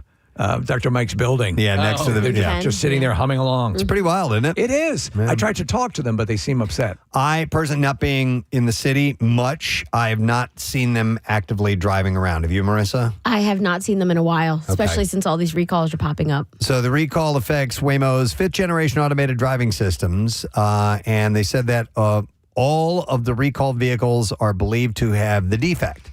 The issue stems from how the autonomous vehicle responds in certain scenarios. We see it as a defect. Do they see it as an asset? The NHTSA said under certain circumstances, the autonomous vehicle may enter and drive at speeds of freeway construction zones due to inappropriately prioritizing the avoidance of other freeway hazards and or failing to recognize the construction zone. Jeez. And they added that the driving at speed in a freeway construction zone increases the potential for collision. The recall follows 13 known incidents. 6 occurred in Phoenix in April when Waymo vehicles drove into closed freeway construction zones. 7 more incidents took place in San Francisco in May. Robo-taxis entered freeway lanes with active construction. And the company said that it is developing a remedy to address the problem. In the meantime, it has limited robo-taxi availability on freeway. So my question is this, and then nobody wants that, and obviously you have to program that out of the system. How does that compare to the human-driven vehicles doing the same thing? Yeah, I don't know. What, as far as them going into construction into zones? construction zones and things like that. I mean, there are times where I haven't realized I'm in a construction zone and I need to slow down, and I've been like, oh, Jesus. Yeah. There was one time, I forget where I was, but it was, Preston, it was one of those road cone orange barrel mazes. And I'm like, where am I supposed to drive here? Yeah. And I could not delineate where I had to go. And the guy started yelling at me, and I finally pulled over and I said, I cannot figure out this pattern. Yeah. And I said, I can't be the only one. Yeah, that happens on like the turnpike sometimes when you're trying to find an exit and there is a long ass construction zone before an exit. And you're Exactly. like, I know this exit's coming up. Like, is this just gonna like come up out of nowhere? You know? I think it was last year, maybe the year before, I got a warning. And it was a camera that caught me on the Northeast Extension going through a construction zone. I hadn't realized I was supposed to, maybe I wasn't paying attention. I don't know. Right. Maybe I didn't see the, 55 mile an hour, or must be below 50 miles an hour, whatever it was. Yeah. But I got a little notice at home. You had cool air blowing on your balls, didn't you? Yeah, that's what it was. That's all that matters, man. You get lost. My nuts are taking a tropical vacation. I just saw a text that came through. It said, did you hear or see anything about a ring of salt will confuse a Waymo car and stop it dead in its tracks? So have you guys That'll keep demons of salt. That'll protect you from demons. This is the movie Manitou, Steve. You remember that? Yeah, it's a ring of salt. You put a ring of salt around the bed. Are you saying the Waymo vehicles are demon driven? Well, that's why I'm wondering if we can do a quick little search on that. Autonomous my ass. Salt ring, Marissa. Seats are air conditioned. A circle of salt laid on the road can theoretically trap an autonomous vehicle by creating a no-entry glyph, whatever a glyph is, that confuses its machine. It's a hot grandparent. No, that's a gilf. I can't. No. I'm a hot senior, and I can't get out of this salt circle. Yeah, you put a gilf out, and it confuses the I can't get out of Waymo. this goddamn thing. Glyph is a glyph is any purposeful mark, symbol, or character. Can we try that Thank here? you, Marissa. What? Can we try that? See if we can get a Waymo vehicle and borrow one? Yeah. All right, so we're looking at video, and the Waymo drives into the circle, and then it stops, so it can get into the circle, but does not. Oh, because it's like a roach motel. It is. They come in, but they can't get out. Yeah, but it can't get out. That's interesting. So what they've done is they've replicated. By the way, that's a crap load of salt. But there are segmented lines around a closed circle. This is the car's visual processing AI will interpret the ring as a no entry marking on the roadway and just sit there like an idiot. I don't know, why would it have to be salt? Why couldn't it be just paint or some type of chalk like they use for, I mean, because we need the salt for the demons. That's right. We can't go wasting that on Waymos. You It's kidding me? demon salt. I mean, the Waymos are trying to help. That's very strange. I was not aware of that. Okay, yeah, I would maybe at Camp Out.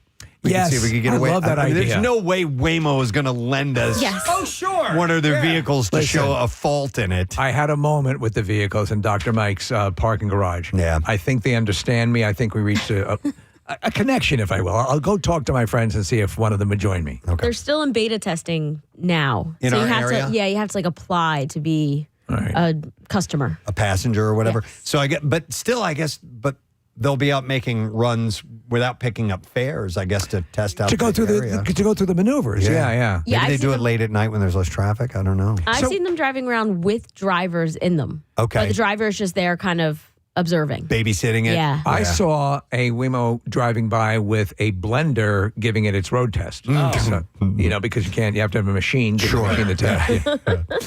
All right, I got another one. CVS health medicated hemorrhoidal wipes have been recalled due to risk of serious injury or death from child poisoning. Oh. So are hemorrhoid wipes. Are they eating them? How is this happening? So, yeah, they violate mandatory standard for child-resistant packaging. So, yeah, I guess, Steve. Yeah, listen, I've used hemorrhoid wipes before. As cold cuts? Not as cold cuts, as relief for hemorrhoids. External hemorrhoids. It's on the package. Yeah, but there is no childproof for it. It's just It's that plastic, you just pull it up. It's just a piece of tape that's over, By the way, hole. when you've had hemorrhoids and you use it's like your air-chilled testicles. It's such a relief.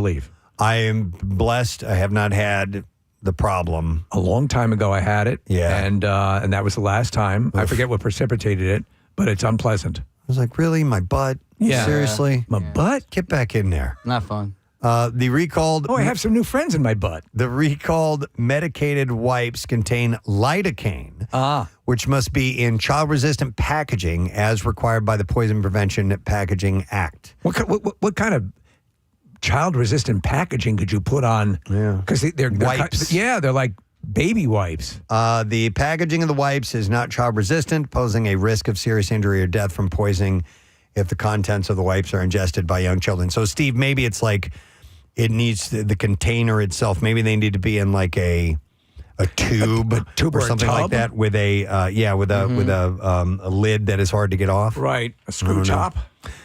Consumers should secure the wipes out of sight. Those wipes are out of sight. And out of reach of children immediately, and contact CVS for a full refund. Consumers will be asked to return unopened packets of wipes with retail box packaging to any CVS store. Then do you have to do that for anything that can be ingested by a child that is poisonous? Well, he said anything that contains lidocaine has to be restricted that way. Anything? Okay. Anything that's poisonous, Casey's asking. Yeah. That's a good question. There are plenty of, like kitchen products, cleaning products, and things like that don't necessarily have.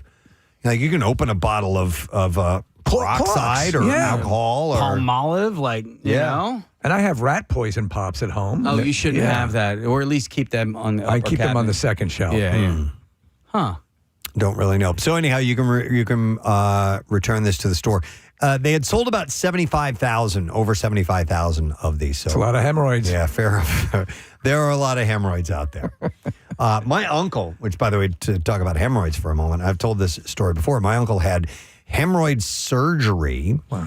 And it was after that he contracted necrotizing fasciitis, which is the flesh-eating disease. Horrible. And he was this close to dying. They had to do major surgery on him. They had to remove a large portion of his ass. I remember that was going on. And there was a point where you had to fly out or were going to fly out. We were at the festival. Yeah. We were at the festival, the Y100 festival, and I got word that they...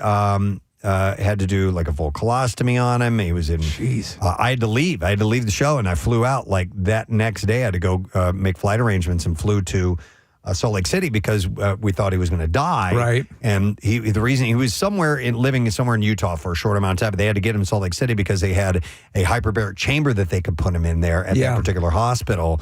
And so we went and saw him there. We thought he was going to check out. He ended up developing pneumonia, all this stuff, but he barely pulled He made it through. But you said this is like a PTSD thing. He doesn't talk about it. He doesn't talk about it. He hasn't talked about it since. Yeah. Wow. Never would talk about it. Yeah, it was crazy. But That's from horrific. hemorrhoid surgery. So there's a commercial which is wild. that runs. Not all. It's hemorrhoid chat. Yeah. But that internally, we all are familiar with the more surfacey kind of the fun ones. But but there's more like that are in deeper, I guess. Yeah. That don't have the same exact symptoms, but are essentially the same thing. Yeah. Internal. Yeah. Yeah. Because I'm I'm an equal opportunity hemorrhoid guy. I had them internally and externally. I've had internal ones. Yeah. And some I remember, this is like in my early 20s. That's when a young man gets them. I was crapping a deep red, and I was like, "Oh my God, scared you? I'm dying." Yeah. I remember. Yes, there was something that happened. It was along those lines, and yes, you're basically. Enjoy your breakfast. Right. Crapping red house paint. Mm-hmm. Right. I did similar. Yeah. And so the option is they go and they do what's called putting a band on the internal hemorrhoid. Mm-hmm. Let's get the band. Not like together. a rock band. Jesus. Who wants to tackle some hemorrhoids? Tired of crapping blood? Party people? Hey, people! Hey, who is crapping blood? Let's get our hands on some hemorrhoids! Do we have some crowd ambiance Oh, too? yeah. And maybe make it a little rock and roll moment here. Everybody. Who here can't sit down? All right, hey, party people, show me your donuts! Donut to sit on. But yes, they apparently they put a band, which I'm assuming is like a rubber band or something like that. That's very, very After tight. wings. and chokes it off and they take care of something that. with hemorrhoids. Oh my God! After wings. What's your next decided- project after wings? This is a hemorrhoid band. Yeah. All right. So anyhow, this is the CVS brand hemorrhoid medicated hemorrhoidal wipes have been recalled. Okay. Yeah. Here's another recall. So, Winco Fireworks International recalls Roman Candles 8-shot fireworks due to risk of serious injury from explosion and burn hazards. Let me just jump in here quickly because I'd mentioned that Henry Winkler series on history, Preston. You would love it. You would love it because so much of it focuses in on the dangerous stuff you used to do as a kid. I love that. And everything from houses under construction. Oh my God! And, I mean, they drill deep into stuff that I'm like, I can't believe they're doing a whole episode on this. God. But and the series is just, it's A, nostalgic, B, puts you in mind of what were we doing? I lived in two neighborhoods where there was new construction going on for a long time. Yeah. And me and my buddies, when the workers weren't there on the weekend, we would go rummaging through those houses. Dude, and so, listen to this, Steve. You're going to love this. I know, man. At the time, The Incredible Hulk was a big TV show. And I can't believe we did this stuff. They had on these, between the jams or the frame of the house, the 2x4s and stuff, they had this kind of firm styrofoam temporary walls. I remember it. And you'd Hulk through it. Dude, we go busting through those things. Oh, my God. I mean, just destroying material that people were paying for. Vandalism. But we, full on. Vandalism. But we were playing incredible. Oh, we were busting through the wall. Your Honor, he was pretending he was the Hulk. Yeah. And they make the point that they would just leave. They would leave the supplies. Yeah. They would leave chemicals. They just leave them there. Yeah, they would leave heavy equipment. Yeah. Diggers and what do they call those? Front end loaders, backhoes. Yeah. I remember getting up on those backhoes things and backhoes things, and they would be hydraulically powered. And even if they didn't have juice in them, like if you pulled some of those levers, every now and then something would move a little bit, man. and we were like, "Dude, did you see that?" So they pointed to a case where, and I remember this too because I did exactly the same thing. They had beams put across the basement. So you would tightrope walk across the basement. Now, a 9-year-old fell to his death in one of those things, and that started the in-place laws that required them to close up and to fence in construction areas. I remember being in houses under construction, and you would see exposed like a big hole where stairs were supposed to go down to the basement. There was no way to get back out of there. No. If you went down in there. Yeah. And that was always a little bit scary. Right. But we did all kinds. Did you ever do the tightrope thing across the beams? I was a little too scared for that. Yeah, no way. I was a jackass. Yeah. But we were climbing up on stuff we had no business being on, and it's a shocker. To a kid, it was amazing. You kidding me? And I remember my dad. It's like Treehouse World, but, dangerous. Yeah. Coming to find me, I was well after dinner, and the car comes up, and it's the neighborhood. There's no lights because they haven't put in the street lights or anything. Right. And, I caught holy hell, but that's what we were doing. People are texting, and they want to know the name of that show, Steve. It's Hazardous History, I think it is. It's with Henry Winkler. It's on the History Channel, Preston. They do everything. Cigarette machines. And how teens smoked. Yeah. All of that stuff that you could just go. And they weren't checking, the machines don't check the ID. No, that's why I went to Morton Pizza to get my cigarettes. Right. Yeah, it's a great show. Let's see, maybe Casey reach out and see if, there it is, Hazardous History. Way back when, you might be a redneck. Jeff Foxworthy. Jeff Foxworthy had a bit, and he was talking about the stuff we used to play with as kids, and he was like, wood burning kits. Yeah. With a 2-foot-long wire. Superheated coil. So you would play right next to the drapes. Or chemistry sets. Chemistry sets with carcinogens. Yes. There was one that I had that had a little piece of radioactive material. God. Yeah, here's some mercury to play with. Well, anyhow, dude, some of them came with mercury. Mm-hmm. Yeah. All right, so they're recalling these fireworks. It is the Roman candle 8-shot firework due to risk of serious injury from explosion and burn hazards. And they can malfunction, and shots can blow out of the sides of the tube. That's a problem. Posing a risk of serious injury from explosion and burn hazards. You should stop using the recalled fireworks immediately and return the fireworks to the store where they were purchased for a full refund. Or what I would have done would just throw them in a bonfire. Yeah. Oh, my God. Consumers will receive the refund in the form of cash or refund of their original form of payment. They sold about 13,500. So not to keep going on about this show, but it is tangential to the fireworks. Do you know what the M in M80 stands for, right? No. Wait, let me think about that. Let me guess. Magnitude? Military. Military.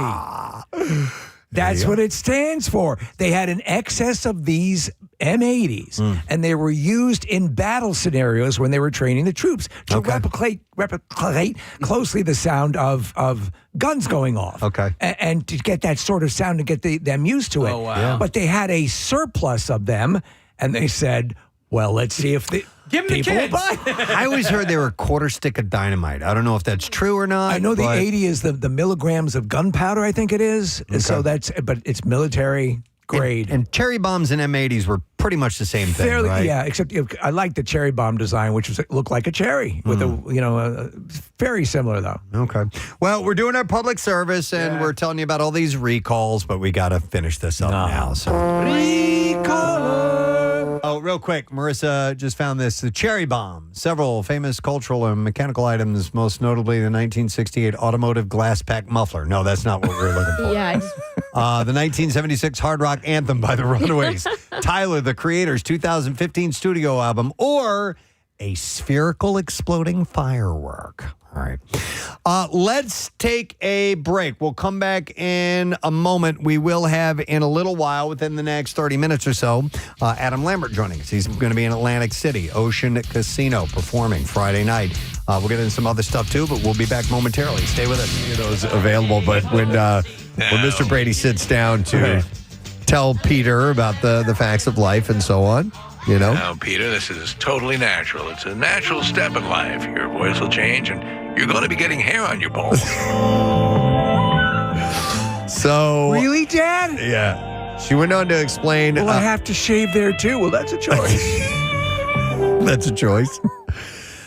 So she said, I have vocal nodules. Hey, Dad, guess I have hair on my balls. I just showed Alice.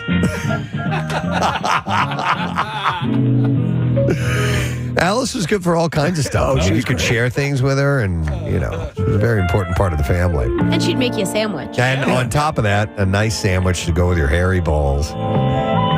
Kim Kardashian is taking her her brand building Bible to masterclass. She's rolling out what she calls the 10 Commandments. How about Kim shut the F up? In a brand new course dropping this Thursday. Wait, she should be doing all this with the holes in her brain? Yeah. The seven deadly Kims. Yeah. The Commandments featured mantras like, you are the product, define yourself before others do, and don't follow the feed, be the feed. So a list of things that are obvious nonsense. Yeah. That's what these are. Yeah, and these are just... You wouldn't even put that on a tablet. These are just statements, Imagine if Moses came down from the mountain with this. You got to be kidding. Don't follow We've been down here in the valley all this time, and that's the best you can come up with? Be the feed. Be the feed? Like feed that you give chickens? TMZ shared a behind-the-scenes look as Kim... I didn't know what I was going to get. I went up there. It wasn't God. It was Kim Kardashian.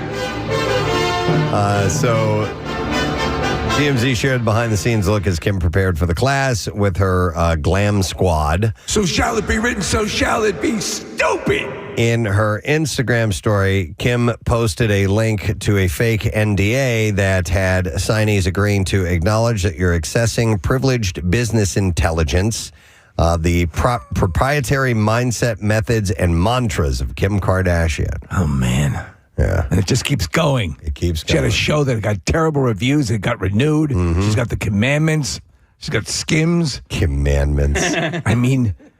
Will it ever reach a saturation level? I don't think so. Doesn't seem to be. No, I mean, she keeps Kim going along. Yeah, she does. They keep breaking the ceiling. Yeah. Yeah. So if that wasn't enough, she also is hosting a surprise TikTok event tonight. It's called Kimsmas Live. Is it really? Yeah, dude. I'm gonna Kimuke. Kimsmas. Okay. It is set to stream on TikTok at 9:30 tonight. If you're so inclined. What about Han Kim? Hana Kim. Hana Kim. Hana Kim. Maybe that one would work. Yeah. Or Kimza. Yeah, instead of Kwanzaa. Yeah, maybe that one too. And speaking of animals, we'll do one more story and then we'll wrap it up. Gary the Blue Snake is a popular Zootopia character. Has anybody seen Zootopia the new 2? Zootopia? No, I have the not first either. one.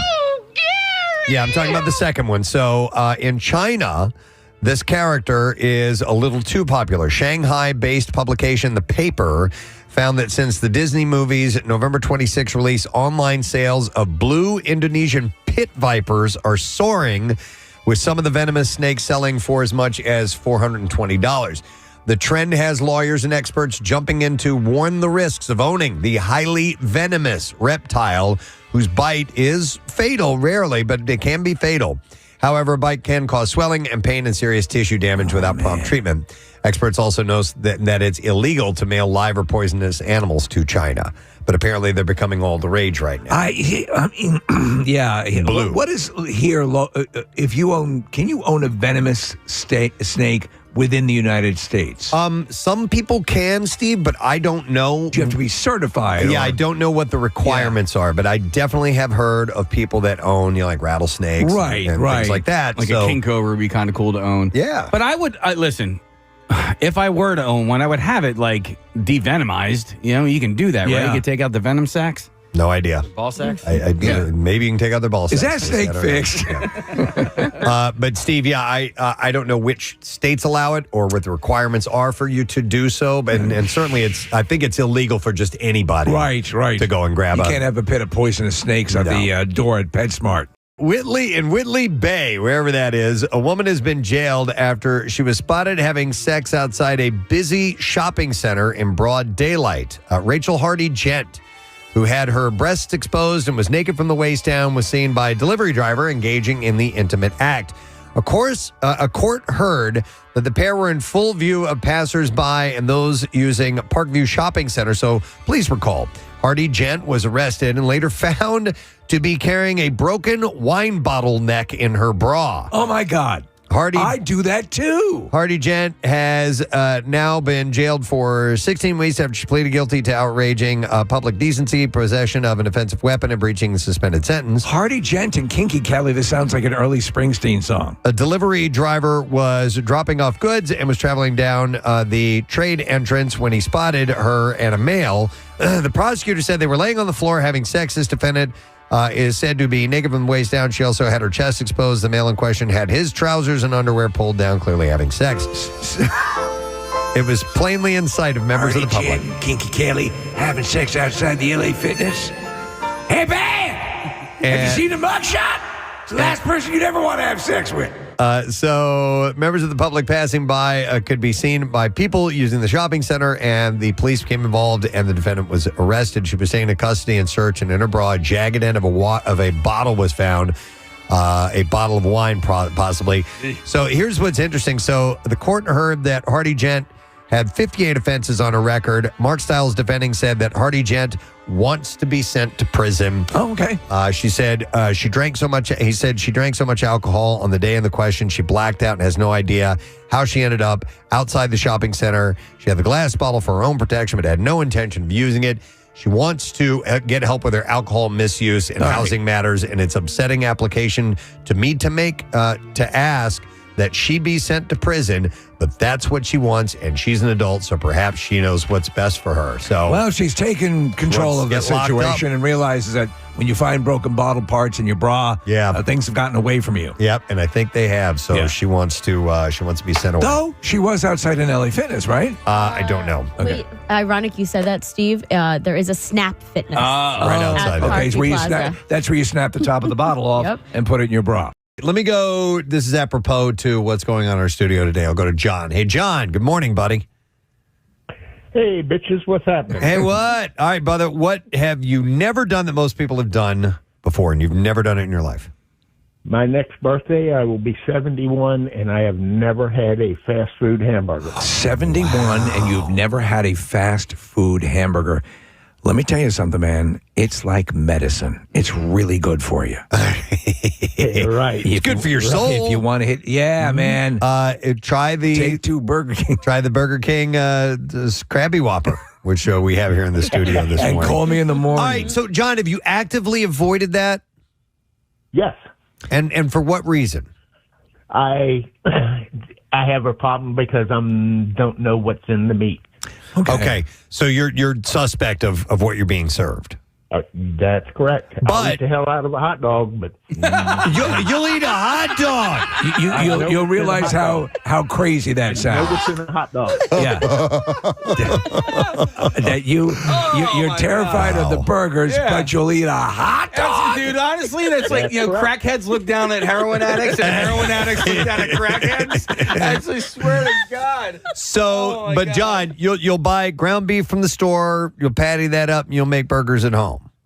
Yes, I will. But it's when it comes to, even if it, okay, what about a non-fast food? What about like a casual dining place?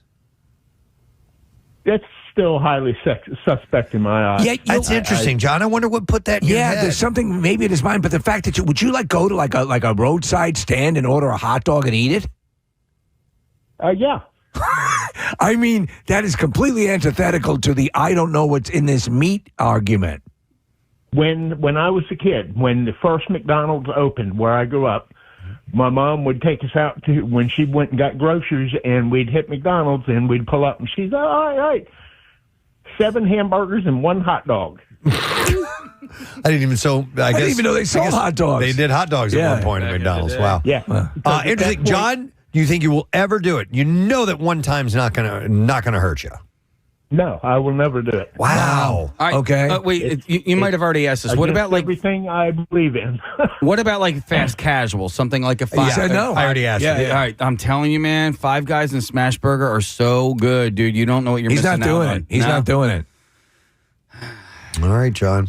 Standing by your guns, right? All right, man. Yeah, and I've never been to a professional ball game of any kind. Okay. Never been to a professional sporting event. All right. I'm going to ask this. Do you have a lot of money sewn up in a mattress? Yep.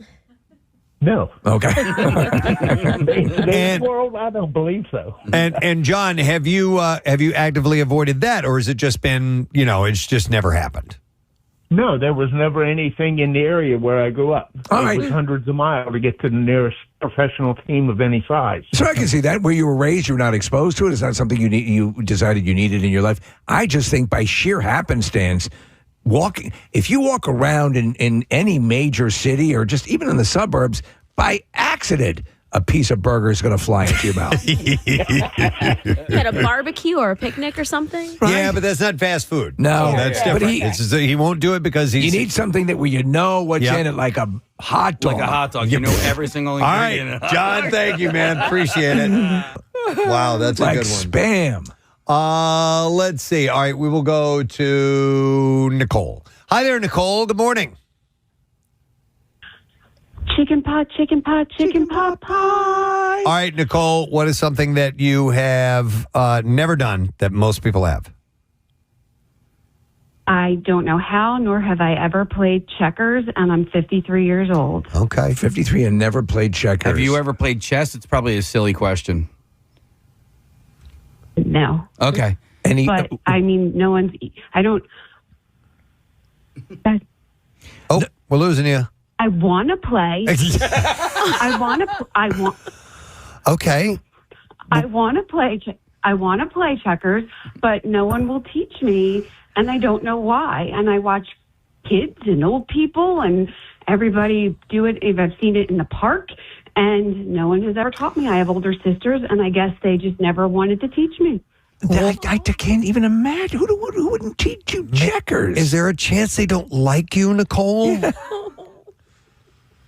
Everyone likes it. So, Nicole, I have an idea for you. Everyone likes Checkers is really, really easy to play, you don't even have to be taught. It's almost like an intuitive game. Do you have an iPhone?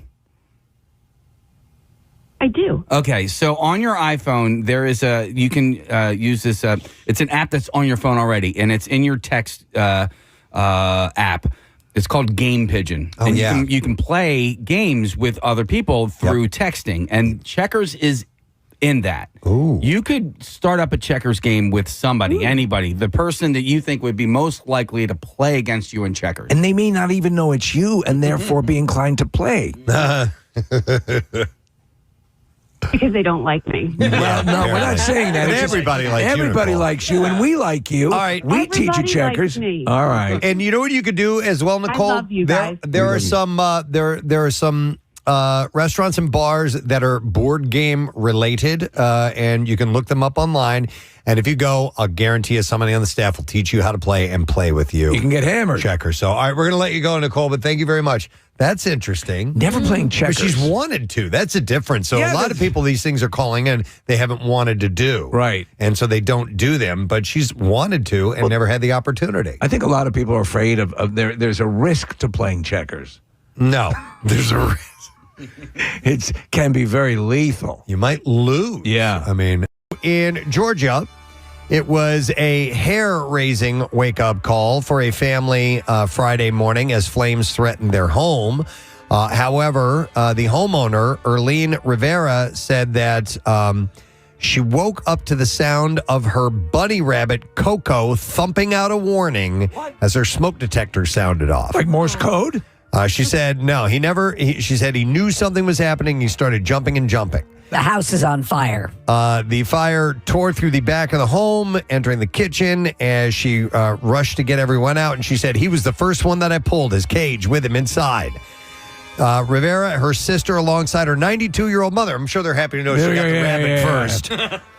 Well, I know where I stand. Made it out safely. Christmas gifts in tow, all thanks to a rabbit who had hopped into action before flames could spread. Could you go back in and get my vibrator? Fire personnel said that they believe the fire started on the family's back porch, the same spot where they had gathered just one day earlier for Thanksgiving. The back of the home sustained significant damage on one side, and the kitchen had moderate fire damage. And it appears, they said, the fire department said that they had a warming fire in the evening and had thought that they had fully extinguished it on a wooden deck in a metal barrel. Grandma was playing with her flamethrower. By the way, Rivera says that when they first purchased the home, they were renovating and they discovered a baby rabbit underneath it. Aww. And that rabbit would eventually become the family pet Coco, who is now their little guardian angel. So saved their lives. Pretty cool. We had our family cat save our lives one time. This is the first Hubert years ago who noticed that the pilot light was reacting to the gas building up in the house. Wow. And clawed at my parents' door, woke them up, and we got out. That's awesome.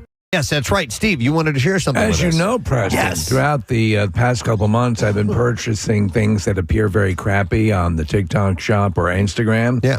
And this one caught my eye a number of times. All right, before we get anything, Steve's got a plug-a-rama. Yes, I do, Preston. And now my marriage is on the line with this one. So I've been trying to get the word out about the Kitten Cuddle on Thursday night, which is my wife's charity, which is amazing. It's for the homeless and feral cat population of the tri-state area. Max Fund provides a fund that all of the different animal charities and animal welfare organizations can pull upon to get these animals off the street, kittens, cats, and try to stem the tide on this problem. So Thursday, it's in Wayne. It's at the Keller Williams Realtor of Wayne. And basically, it is a big kitten cuddle session. You can come out, and there are couches that are being provided by Ashley Furniture.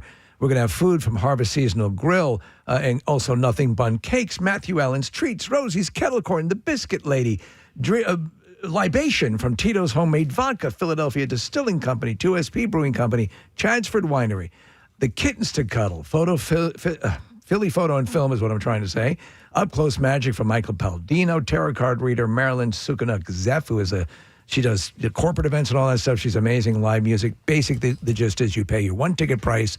You get to have all this time cuddling kittens. By the way, it's going to be air conditioned in this building because it's a wonderful, a realtor's office is right there in Wayne. It's at 744 West Lancaster Avenue in Wayne, 6 to 9 p.m. If you're feeling a little hot and you want to spend some time with kittens and all sorts of stuff included with your one ticket price, the information and ticket purchasing capabilities can be found at maxfund.com, MACSFUND.com. You can go to PrestonandSteve.com and look for it. It's this Thursday night.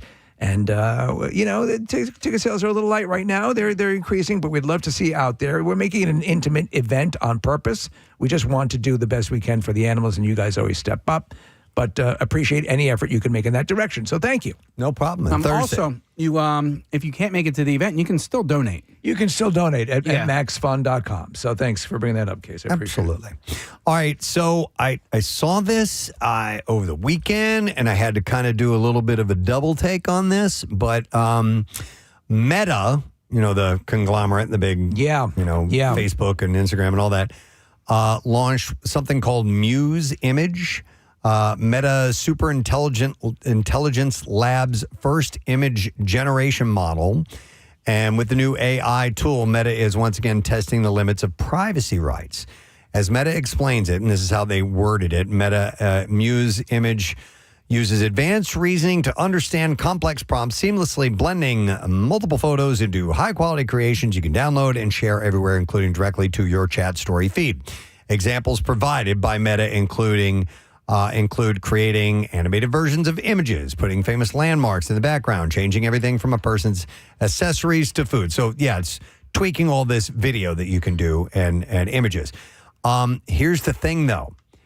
You can use photos from other accounts without permission. So I saw this pop up, and that's exactly it. That's the thing that's driving me crazy because the thing is, though, on social media, and we've talked about this, when you upload pictures, whether it be to Facebook or X or Instagram or whatever, you surrender your legal rights to those photos. That's the way it's been for a long while. Like, people don't, it's something that's not exploited. This, to me, is the first clear exploitation of your lack of control over the photos you've uploaded.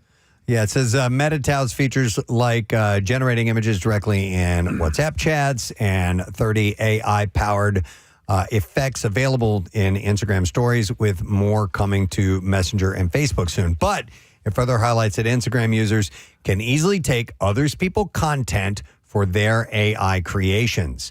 According to, let's see, this is a post that said you can also mention Instagram accounts in the, this is according to Meta, in the Meta AI app to bring specific Instagram profiles right into your images. Whether you want to design a custom event invitation, mock up a collaborative creative concept, or generate personalized graphic, tagging a username lets Meta AI use public photos to build a visual that's ready to post. Now, I've got a workaround on this, though, how you can avoid this from happening. Yeah. Okay. So, unsurprisingly, Meta is positioning this as a positive thing, stating that Muse Images is, quote, rooted in your world. It gives a theoretically wholesome example of using a friend's profile to create an AI-generated birthday card. Yet it doesn't take much imagination to guess the ways that such easy access could be abused. Social media users were not so shockingly unhappy about the development. One Reddit user wrote, the tool itself is not the surprising part. The surprising part is still pretending that you can turn it off in settings is meaningful consent for normal users. Yeah. But there is a way to block Meta AI from using your content. So I'm going to tell you how to do it. Please. And I did it. It's quick. It's very easy. Oh, okay. So it says here, right now, everyone age 18 or over with a public account is opted in for use. Like it's automatically. You're opted in for use. It's possible to opt out of access even without going private. You take these steps. Go to settings in your Instagram profile. Oh, Casey's doing this right now. So yeah, Instagram. All right. Let me know when you're there. I'm there. All right. Click the tab called Share and Reuse. It's down a little ways. And then after that, you just turn off the toggle for allow people to it says allow people to reuse your content on Instagram. Posts and reels. With AI features. Okay. Turn that off. All right. So wait, allow people to create and reuse your content. On Instagram with AI features. To create. Okay. Yep, and there you go. And you toggle that off. And you should be good to go. But I mean, honestly, think about how dangerous that is. If they could take, a photo or a video of you and alter it in you doing something horrible, and even if you were able to say, hey, that's really not me, and going through the steps of trying to correct that problem, sometimes the damage can be done. So, and You know what I mean? I agree. Again, I use AI all the time. I love so many applications of it. In this case, though, it is that understanding of where you fall in the chain. You're using their platforms to post your pictures, your ownership of those pictures. A lot of times, AI or anything that you're using is culling from the complete available internet full of pictures. So. This is a specific you going into someone else's collection of photos and being able to target that seems a little more invasive. Yeah, this sounds like what was happening with early AI when they were just taking different artists' work and then putting it together and saying like, oh, this is AI. But then people were saying, well, that's my art, and you've just morphed somebody's photo into my style of art. You used all of my art, my entire work that I have on the internet, that I have on my social media, because it's the only way to market to people, for some people, for this free, small, niche group. Do you remember when Adobe got into like a firestorm because they were asking all of their content providers, they were basically taking all the stuff that people were using Photoshop for, using all the creative tools for, and they were using it to build their AI library. So without pay, and a lot of people jumped off Adobe entirely as a platform because like you're just robbing us of our creative stuff, of our livelihood. Yeah. I just did that on Instagram. Are there instructions on how to do it on Facebook, or does that port over? Case, I have no idea. Okay. You assume if it's, you can't assume, but that's right, because it specifically said Instagram, right, Case? Yeah. So I don't really know, Case. Maybe that's their work. Yeah, right. You have to dig a little deeper and see what you can find out about this. Do you guys, when you guys see an ad for like an event and you can tell that it's AI, does it bug you? A little bit. Yeah. It depends to what extent they're using it for. Agreed. If it's something inconsequential and they maybe just used it to cut to the chase and get the message out. I'll tell you what, though, I think uniformly right now, Marissa, the blowback on what they call AI slop and imagery. It's a funny thing because I was looking, someone did the early days of AI, of image manipulation, and there's that footage of Will Smith eating spaghetti and his face is contorting and it's like, and everyone was panicking at that time. Now you can do it and it's seamless, but I think people bristle at a lot of the uses of AI. I wonder when I'm watching stuff like, am I watching AI or is this real? That's like good though. Yeah, no, I know, Yeah. but like I'm like, so there was a reel I watched of these babies that were having this conversation, and I was like, babies don't talk. They don't, and they were actually. They weren't even doing like baby talk. They just sounded like little kids. I was like, this is probably AI. Just seems wrong. Yeah. Yeah. I don't know. All of this is causing me to to withdraw a little bit. I understand that. And that makes me a little sad. It also makes me go, wow, you're out of touch, Press. No, you're not. You're really getting out of touch with what's going on in the world. But it's unfortunate. I'm thinking about self-preservation because some of these things make me feel uncomfortable. And I've stopped posting on Instagram. I will repost things that the show does and stuff that we're involved in, but I'm just done putting my life out there like that now. It's all turning me off, unfortunately. That's a legit choice. And I noticed that recently you've taken to peeing in mason jars and keeping them, because you don't know. I keep them along the wall in my room all the way around. No, but Don't cut your fingernails. no, yeah, exactly. You know? Fine. The Howard Hughes playbook. Look good. It worked out well for him. He was wealthy. Yeah. Listen, my daughter, who is only 20, is like super anti-AI, hates all of it. Yeah, so is my son. So is Carter. Oh, he is. Oh, Okay. yeah. All right. Well, then that maybe gives me a little bit of hope, but also it doesn't really matter. I don't think it's going anywhere unless there's like some sort of legislation. I have no idea. Genie's out of the bottle, and it is a massively useful tool, and on many different levels. I use it every day. We all do. If you're doing AI augmented searches and refining patterns, I had very useful information that it's taken. I'm a good sleuth online, but with the assistance of prompting, if you know how to prompt properly, if you know to specifically to the ability to engage in an AI assisted search where you're actually conversing. Well, how about this? Yeah. Well, what if I turn, and that just peels off tons of time in a search. It does. Yeah. But there are people out there like I just interviewed Will Ferrell yesterday, right? Will Ferrell is not on social media at all.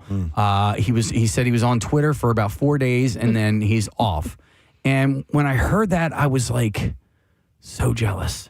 Do you know what I mean? Because I have, I'm scrolling at night. I'm scrolling things that I don't want to watch, but I can't stop watching. Well, there's desire, but what you do, it's a narcotic, and so you're listen.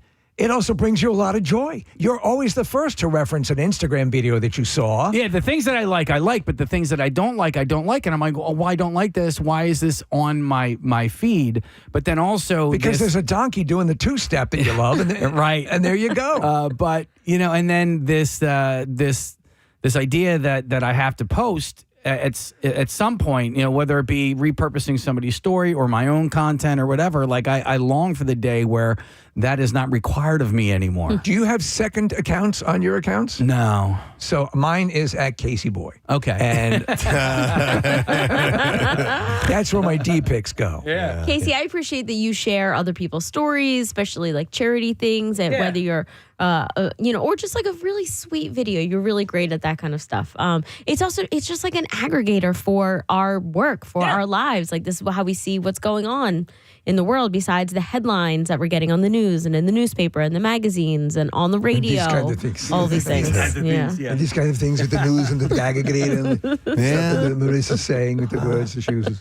Yeah, but it's got me in a weird place, and fortunately, I think I'm in company with a lot of people because I also see a lot of articles that I don't find on social media that I'm actually just going on to news sites and so on that say that there are more and more people that are kind of unplugging from it and or choosing not to and I think that's engage fine. in it, and that's fine too. So at least it doesn't make me feel like, wow, I'm really the outsider here. You're concerned. You're cautiously concerned, but you're not Howard Hughesing it up with the piss bottles. So no, but I mean there's the notion of just recording everything of your life, the crying posts, you know, that to me is you'd be a lot happier if you just closed off parts of your existence and just lived your life away from that. And I think that's what you're talking about, being so readily available, that way. It's scary. There's no fact checking.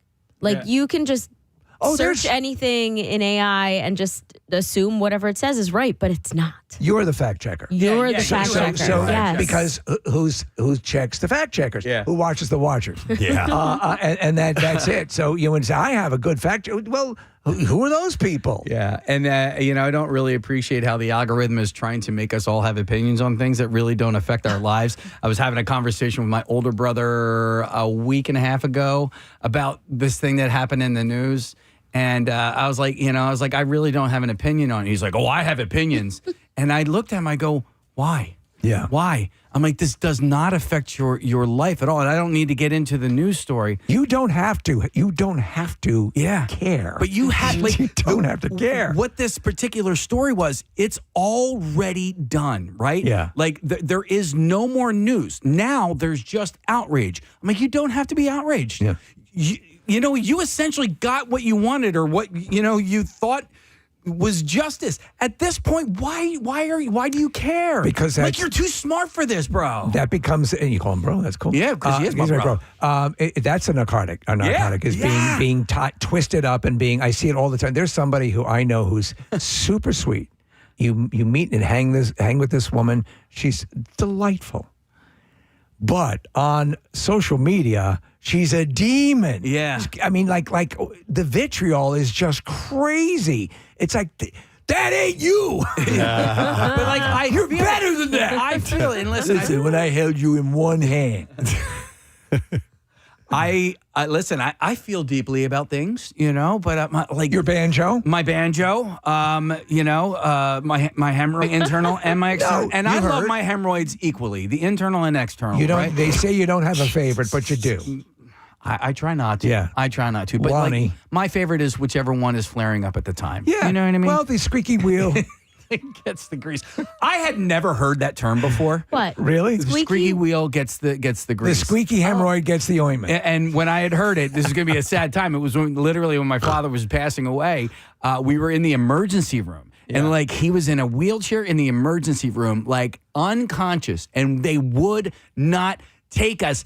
And I was like, what is going on here? And I tried to be nice. And then my mom raised holy hell, right? And then they put us in a little side room. And she said, squeaky wheel. I was like, what the hell are you talking about? What does that mean? Yeah. But I found out. What does that have to do with hemorrhoids? Steve, I think it's the bloody hemorrhoid gets the ointment. It reminds me of that scene in Terms of Endearment where Shirley MacLaine just freaks out because Deborah Winger's her daughter's, Yeah. And she just goes... And then finally they do something, and she goes, "Thank you very much." That's all that had to take place. Yeah. Ryan, we need an update on Adam Lambert. It is now just past 9:30, so he is coming in with a little handwritten note. What are we looking at? Okay.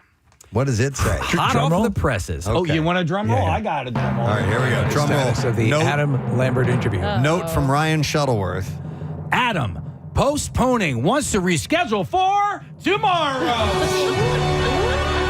Ladies and gentlemen, Adam Lambert has just proposed something we cannot do. We will not be talking to Adam Lambert from Hershey Park. Nope. Thank you very much. Return your seats to their upright position. Unless he wants to join us at Hershey Park. He could do that. Welcome. Yeah, he could maybe sing a song. All right, well, let me ask you, switching gears. Yeah. You got to hang out with, for a couple of minutes, Will Ferrell. Who all were you hanging out with yesterday? So it was Will Ferrell, Jimmy Tatro, not Tatro, but think of a potato. Why do I not? I don't know who Jimmy Tatro is. So, all right, so you would. Probably do, yeah. Did you see the Jimmy Tatro story? Yeah. Did you see the movie The Machine, the Burt Kreischer movie? I did not. Okay, so he plays. I know I'm a bad friend of Burt. I didn't see it. That's all right. Well, Burt Kreischer didn't see The Mechanic. That's true. So there. So Jimmy plays young Burt in that movie. He was also in American Vandal. So Tony Yacenda, who's from this area, did American Vandal. So he was in that. So he was also in a Modern Family, played Ariel Winter's boyfriend. Yeah. He also had his own. There was a series with Topher Grace that he was on as well? Do you remember that? Where he was wealthy? He is I think he's an up-and-comer, and he's going to be one of these guys that his star is on the rise. But so it was him, and then as well as Luke Wilson. And they're in this... We're trying to figure out whether or not this is a show or a movie on Netflix called The Hawk. It's becoming harder and harder to discern whether something... I thought it was a show. I thought it was a show. Yeah, Yeah. it's a show. I think they're hiding it sometimes. Yeah. Because if you're only looking for one or the other, they don't want you to be able to decipher. So, So you just you watch get it. suckered in and you go, okay, I'm going to watch this series. Yeah, so I remember just a few weeks ago, Steve, you had mentioned it on our show, which is not a movie. No, it's not. And I had questioned you. So you had either said And it's a that hurt. movie, and I was like, is it a movie or is it a show? I know, yeah. And you were like, I think it's a movie. Or it was the other way around. Right. I don't really remember. But anyway, it says season 1 premieres on Thursday. And those three guys were also, because the Home Run Derby was on Netflix, they were at the Home Run Derby as well. So they made a quick little stopover at Netflix house. So what was the setup like for the it was a quick sort of meet and chat? Yeah, so a quick little meet and chat. There were a few different media members there. So I was there. CBS 3 was there. This was outside, by This the was way. outside. They had a giant tour bus. Okay. And then they had some...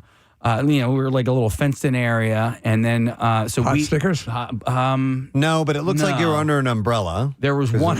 You know what's funny, Preston? What? Is that umbrella was casting a shadow, and we were not in the shadow at all. Oh my God! Yeah. What's the point of Yeah. being under the umbrella? But we had this opportunity. Obviously, we would have much rather had all three of those guys on our show this morning or whenever. But unfortunately, they were just only available for that. They're doing this real hard media push. We could have rocked their worlds. We could have rocked their walked out world. here knowing that their show was going to be a massive success. So instead, they gave me 3 minutes, and it was cool. And I felt really bad. Yesterday was my son's birthday, but I had this opportunity, and he was hanging out with his friends down the shore anyway. So, Which was the best minute of the three, by your reckoning? I think the minute where Will Ferrell wished my son a happy birthday. All right, is that, you want me to play that clip? Yeah. All right, this is it. Here we go. And what high school are you? I know. From the Preston and Steve show. We're here for The Hawk, which debuts on Netflix. No, it's Thursday, on your birthday. Yes. Your birthday. So this is Will Ferrell, guys. Anything for my birthday? I didn't, but you know what? Okay. All right, So that's fine. Today's my son's birthday. You want to say? Oh, it is? Yeah. Say happy birthday, Seamus. No, I'm good. Okay. Cool. No, happy birthday, Seamus. That's cool. Oh my God, that's great. It was awesome. No, I'm good. No, I'm good. I'm good. I was hoping I would get something like that. All right. So then, so there were a couple of different Philadelphia connections. Like I said, Jimmy was in American Vandal, Tony Ascenda from the area. Obviously, Will Ferrell on Saturday Night Live with Sherry O'Terry and Tina Fey. Love it. And also worked very closely with Adam McKay for a number of years, who is from that area. I wonder what their relationship was like at this point. I don't know. Because it became strained when he did that, when he did the basketball show. Will Ferrell definitely wanted to be a part of that, but he cast John C. Reilly in that role. Yeah. And then, Luke, I was like, yeah, but you're from Dallas. And he's like, yeah, but I used to run the Penn Relays every year. So there was at least that little thing. And then I just said, again, you don't have much time. So I'm like, tell me about the Hawk. Okay, so here's them talking about that. All right. So do you guys want to tell us about the Hawk real quick? Yeah. All right. Who wants to start? Yeah, it's gonna be the only thing you're gonna want to do or watch this summer. All right. It's hilarious, irreverent, super fun comedy. An amazing cast. Okay. It seems like optimum audio conditions. Yeah, But well, also not giving you much. Yeah. not Okay. yeah. And I, Did you bring up domestic violence? I did not. Oh. I made sure to stay far away from that, Steve. What do you guys think about that? Yeah, I don't necessarily think that they were like prepped and ready, to go full guns a-blazing. It almost looks more like it was set up to be like a photo opportunity. Yeah, I mean, I watched them interact with the other people doing interviews as well, and it was kind of like the same thing. Yeah. They don't know us. You know, like I on my way home from the shore yesterday, I listened to Will do this podcast with these former NBA players, just kind of like, all right, let me get a little bit of background on the movie, but like that was more comfortable. They were there for an hour. He loosened up a little bit. 3 minutes, and that first little segment that you heard when you hear Luke go, "What is this, like high school radio or whatever?" Because like the very beginning of it was like pretty wonky. Like Kathy was there, and she was done, and they were like, all right, go. And I was like, okay, am I going? I See, that's ramp this up, and we were talking about this. We've spent years on the show, saying, no, you come in, you're going to get a really good interview, and we're going to we welcome you. We're going to have a symbiotic relationship here. We're going to promote your thing, and you're going to work with us. And if you give us something to give to the audience that is entertaining, great. Yeah. But these kind of things they never yield really anything. Marissa, I remember. That's why we don't really do them. We don't really do them. You were in line. Who was it? I was just about to bring up Bradley Cooper. Yep. I was the very first person to go, and he didn't really want to do it. I think he was actually a little resistant to be in Philadelphia because it was right after the Eagles won the Super Bowl. He didn't just want to talk about the Eagles and being there. He really wanted to talk about the project. Star is Born. A Star is Born. Thank you for remembering.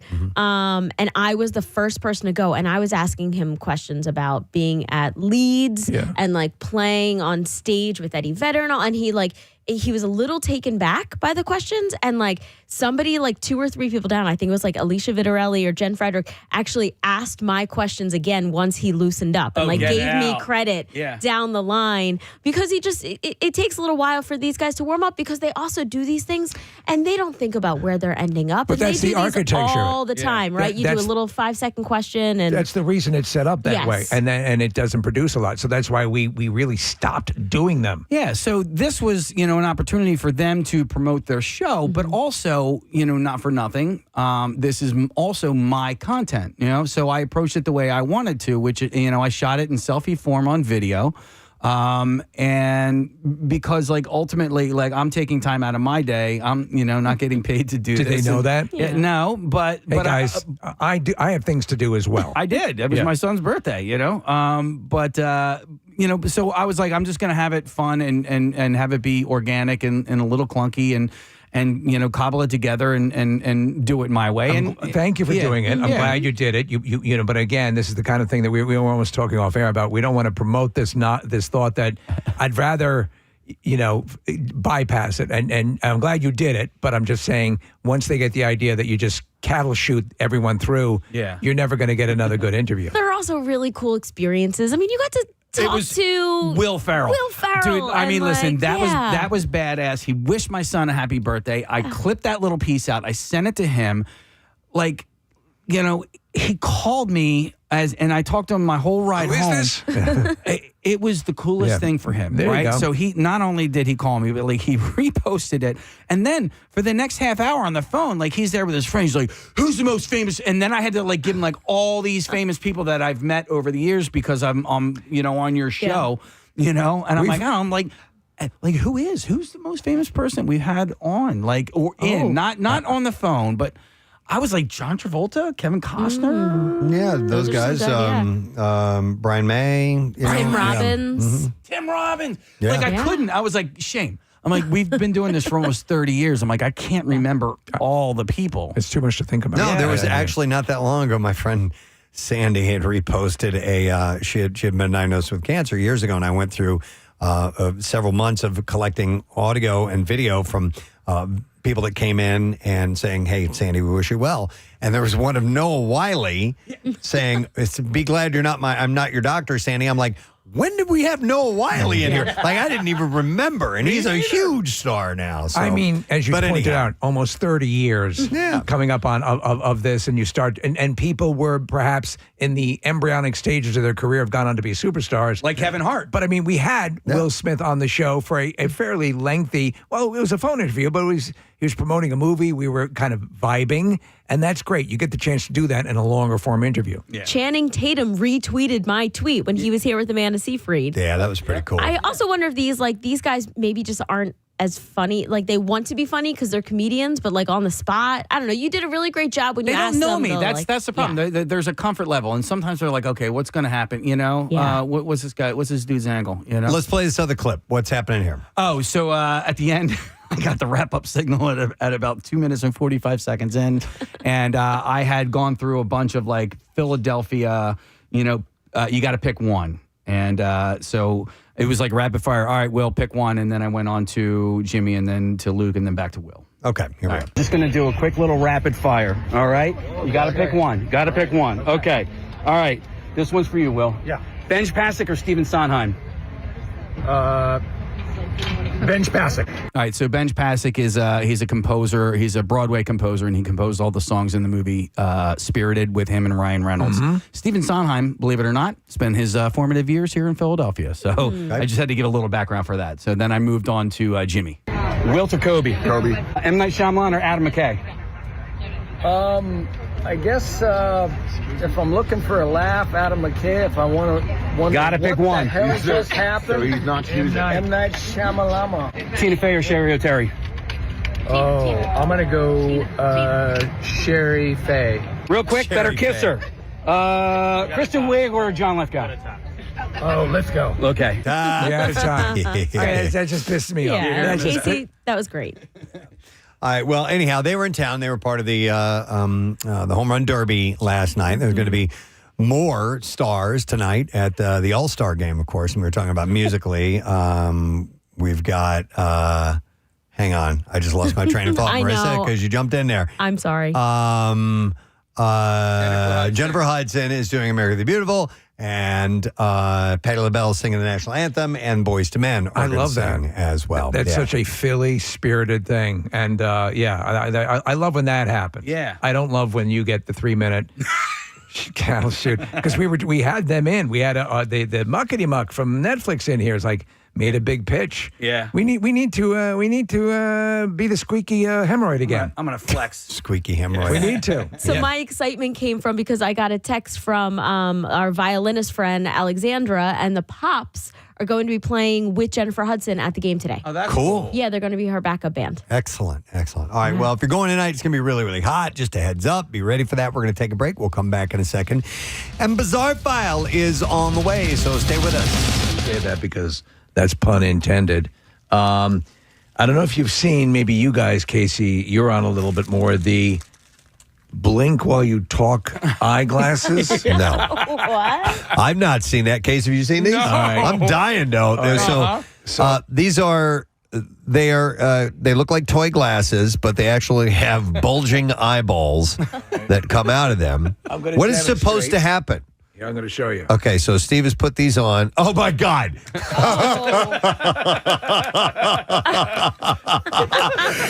There's a strap that goes around your chin that triggers the eyelids to close anytime you open your mouth. So now just talk normally. No, without. Yeah, so anyway, as I was saying, and oddly enough, this is the most successsul purchase. I think so. Yeah. Did we all get one? Yes. Yay! Oh, man. The fart cup Here's was... yours. You should all put them on. Yep, definitely. Marissa. Thank you. Thank you, Steve. The fart cup from a couple years ago, that was pretty And good. Ryan. What was the fart cup? It was like a travel mug, but it had a thing at the bottom where you could twist it and it made fart noises. And then you also had the whistle cup. Or maybe it was a whistle cup. That's what it was. That was it. Yeah, it was. I remember that one. Yeah, you would blow into it and it would go. I just assume everything Steve gives us is farting. Well, this was not. We did get the pooter, the one that apparently this is not that good. All right. This is but the glasses I think are pretty good. Yeah. Ooh. You got to just make sure it's strung through every part of that thing. It's a little pain in the ass to get it out.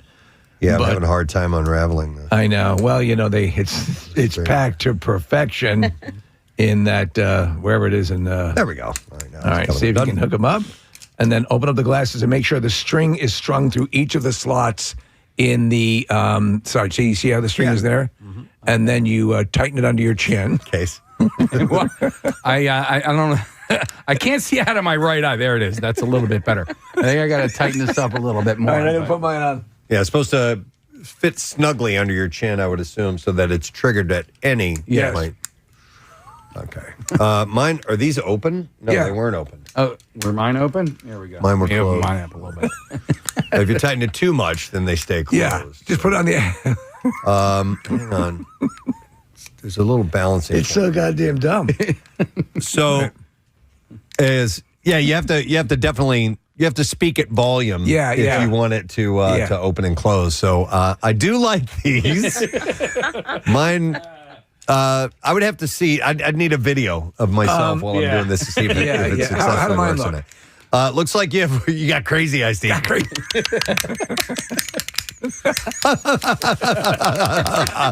Now, if you do like a Jim Carrey type of movement with your chin, then you're going to get blinking eyes. Yeah.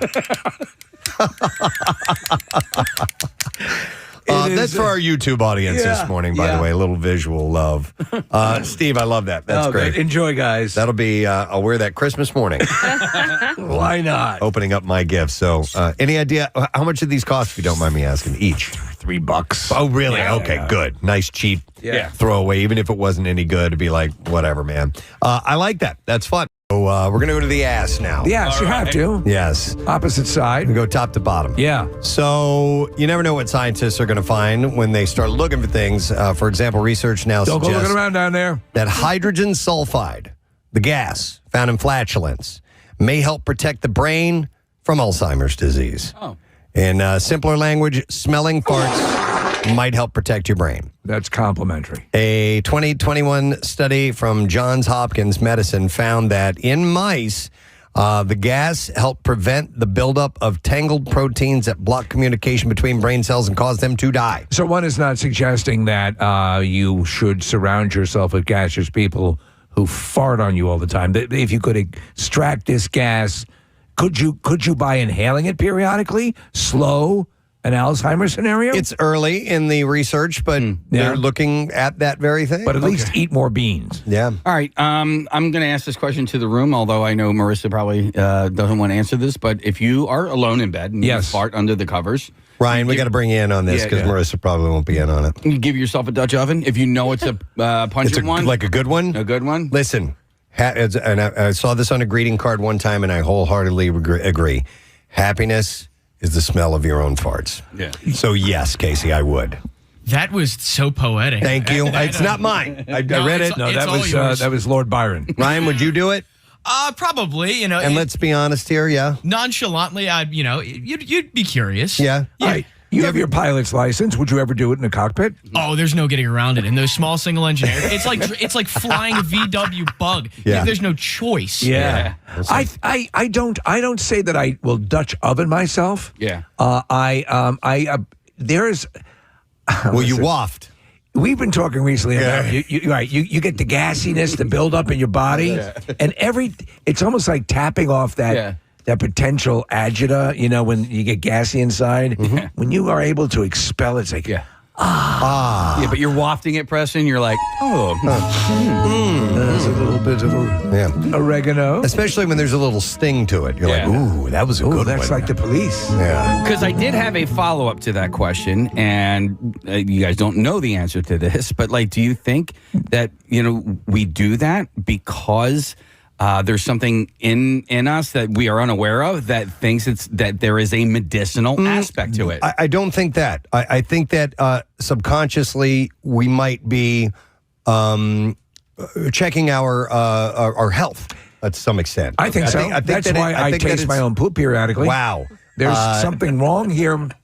No, I honestly think that smelling that gives you a peek into whether or not you're doing okay. I would bet you that, and Dr. Mike could certainly dissect this, but I think there are a trained nose could discern something that might suggest a medical condition through a fart. Right. I don't know any doctor that actively wants to do that. But the same way, like I think of in the way that they have the kitty litter boxes now that can immediately take a urine sample from a cat. Right. And or the toilets that you were talking about that will take a picture of fecal matter and assess what's going on. Okay, here's... All right. I don't know why I've never thought about this. This is disgusting. All right. But it has to do with smelling farts.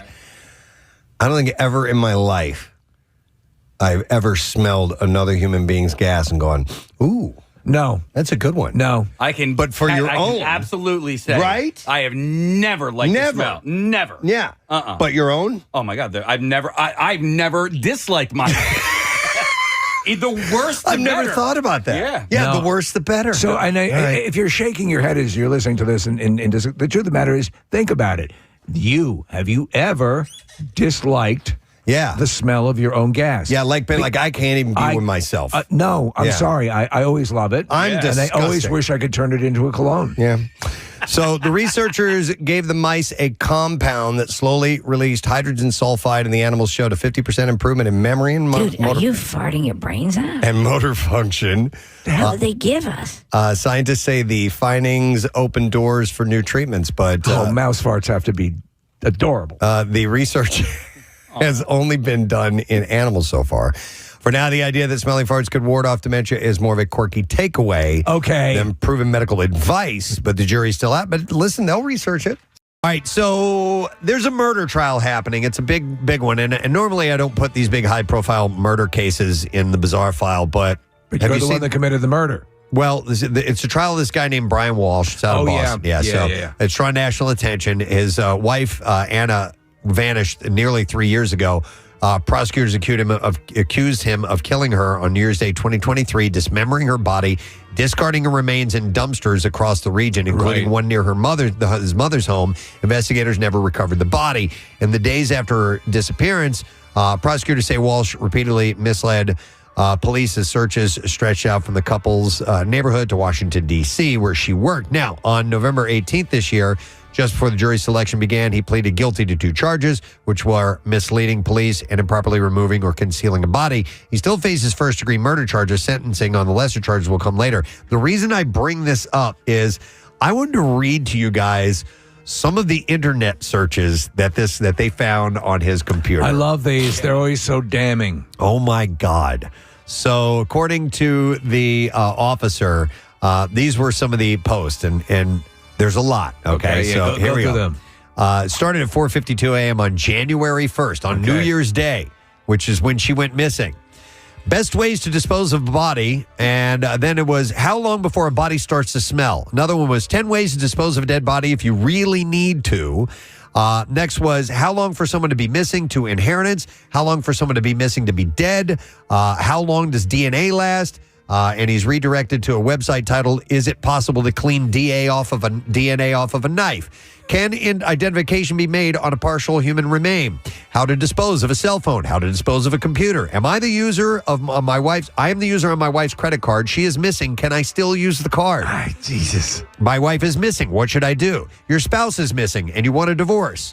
Ways to dispose of body parts after a murder. And then 6 ways to dispose of a body. Murder. Oh, my God. Cleaning up a dead body. How to clean blood from a wood floor. Can I use bleach to clean my wood floors from blood stains? What does bleach do to dead bodies? Want to get away with murder? Use special detergent. Is it better to throw away crime scene clothes or to wash them? How do you use hydrogen peroxide on blood stains? How to clean blood stains with hydrogen peroxide. Should I use hydrogen peroxide on blood stains in concrete? Can the FBI tell when you've accessed your phone? Does the dishwasher clean blood? Stop it. Is it possible that a knife which has blood on it remains contaminated with HIV after it has been washed with hot water and dish soap? How to remove a SIM card from an iPhone? How to remove a hard drive from an Apple laptop? TJ Maxx near me. I mean. How long do stores keep security footage? How to saw a body? How to dismember a body? Hacksaw, the best tool for dismembering a body. Duties of dismemberment discussed in murder trial. Can you be charged murder without a body? Murder conviction without a body. No corpse, no problem. Dude, I've got 2 more pages of this. Was there anything in that was damning? This goes on and on and on. Yeah, my name's Bill Smith, and I live at this, and I killed my wife. I want to commit a murder. Yeah. And also, what's happening with the Franklin Mills Ball? It's crazy. It is absolutely insane. It goes on and on. Apparently, he's unaware or had been unaware of the Google search history, figuring prominently into convictions these days. Well, yeah. That's the most insane amount of searches. To his benefit, or to his credit, he's doing his research. I love these surveys because some of them are... The reason we invented this segment is because I kept getting these stupid surveys. It just didn't make any sense. So here we go. All right, stupid YouGov surveyed 8,124 U.S. adults and asked, what's your favorite pasta? And not pasta dish, pasta style. I mean, so, the actual shape of the pasta. Marissa's shaking her shoulders. She's all excited. Then we're going to leave you as the finale. Okay. May I start? Sure. Angel hair pasta. Okay, you like the really thin stuff. All right, what about you, Casey? Ginachetti. Gnocchi. Gnocchis. I think I like linguine is probably my favorite. A little bit. And by the way, Ben is applauding me out in the green room right now. He's a guest we're going to have in here in a little bit. He likes linguine. I think I like linguine. It's a little slightly thicker than spaghetti. Although, I know it's a kid's order, but damn it, spaghetti just makes me feel good. Spaghetti's the best. You know what I love? Since rigatoni is most often used in like I have a pesto chicken. Oh, Chris, by the way, a new Word of the Week prize this week is a set of 4 lower level tickets and a Shine Down merch pack as MMR rocks Shine Down, the Dance Kid Dance Act 2. Special guest Coheed and Cambria. Wow. Yeah, Thursday, July 23rd. So listen up for the letter coming up at the end of the program. And obviously, we'll give that on Friday. Only 4 letters to keep track of this week. So we would love for you to win that prize. I have some bizarre file stories. WMMR presents Preston and Steve's Bizarre File. Brought to you by Horizon Plumbing and Electrical, and you can count on them to keep your home comfortable and safe with drain clearing services, surge protection packages, and more. Book now at horizonservices.com. Deputies in Flagler County, Florida, say they had to jump into a canal known for snakes and alligators to rescue a man who fled from them, only to begin struggling in the water before fighting the very deputies trying to save his life. Yes, and deputies said that they initially encountered 47-year-old Ryan McMinn lying shirtless outside of Wadsworth Elementary School. When they approached to check on him, he must have been more afraid of the police than the alligator in the water because he took off running on foot. The official Facebook post of the sheriff's office states that they eventually located McMinn near a canal behind the residence. Instead of speaking with deputies, authorities say he ran straight into the water and began swimming away. Despite repeated commands to come back to shore, deputies say McMinn refused. However, he looked like he was ready. He was getting tired and was in danger of drowning. So the police on scene tried to pull him to safety, but McMinn responded by pushing and pulling away, trying to force one deputy underwater while grabbing another one by the neck. Deputies eventually gained control of him, and they brought him safely back to shore before he was transported for medical clearance and later arrested on 2 counts of battery on a law enforcement officer. But the snake and alligator-infested water seemed like a better option for him. Nowhere near as terrifying as the incident that occurred with me at Flagler, seeing my grandmother topless. That was in the same town? Flagler. It's a bad place. Yes. What would you prefer? The snakes and the alligators. All right, listen to this. 3 people are facing charges after Greensboro police responded to a reported break-in early Saturday at Smith High School. Now, officers responded to a burglary call for service at just after 2 a.m. At the school campus where they encountered the individuals on campus. Solomon Caravello Bell and Chase Harakaran, both 18 years old, were arrested and taken into custody. There was someone that was underage that was in custody as well. So they're charged with felony breaking and or entering, explosives on educational property, possession of a weapon of mass destruction, which, by the way, and this is the reason I brought this whole story up. Please, yeah. The weapon of mass destruction was a homemade plasma cannon. A homemade plasma cannon? Yes. Jesus. Court documents say that Solomon Caravello Bell and several others used a homemade plasma cannon to break into the high school. Well, why don't they join the science team? The documents say a bush was burned and the school's plexiglass door was damaged. Not cool, man. You burned my bush. From the plasma cannon. So they have all kinds of felonies that they are facing before the youngsters and their plasma cannons, right? Never heard of homemade plasma cannon before. It's a whole new world. That's why it's in the bizarre file. All right, human remains that were apparently scavenged by a bear or bears were discovered Sunday near Grand Mesa in western Colorado. However, investigators haven't found evidence that the unidentified person was killed in a bear attack. Ooh, don't mind if I do. Before the bear and or bears human, don't mind if I do. and other wildlife began eating the remains. Deputies responded to a report of human remains. The coroner's office is trying to determine the cause of death and expected to release the person's identity. Italian. Though it's not known when that will be. Oh my God. I didn't even think of that. Yeah. Depending on their ethnicity. Right. Ooh, American food. This is well, because you would also Indian. get perhaps what the food in the belly was last. You're going to get the whole package. Mm-hmm. I mean, I assume any bear that's tasted flesh, they would actively look to put down, right? Well, not in this particular case. So the incident isn't being treated as a possible bear attack fatality, according to the Colorado Parks and Wildlife. Goddamn right. Spokesperson Luke Perkins had said when asked if there was a concern over whether eating from the body could cause a bear or bears to become acclimated to human flesh, Perkins said CPW doesn't think that there's any threat to human safety.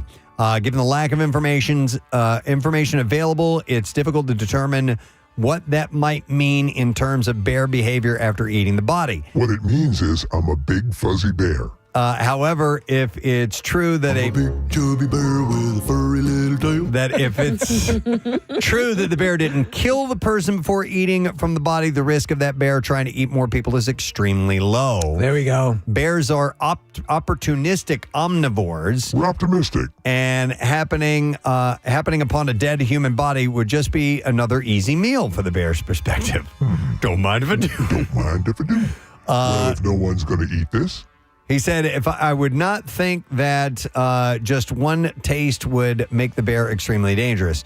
Moreover, if the body was in a state of decay, it would smell and taste much different than a live human," he added, and said it would just be another lump of rotten flesh. Yeah, it's easier to get confused that way. So the bear's off the hook. Yeah, the bear is definitely off the hook.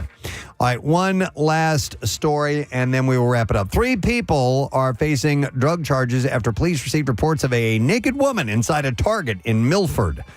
Police said they received report from a Target employee of an intoxicated naked woman inside the store. My vagina. During the call, the employee told police the woman had put her clothes back on and exited the store on foot. Thank you. It's been fun. With blood visible on her clothing.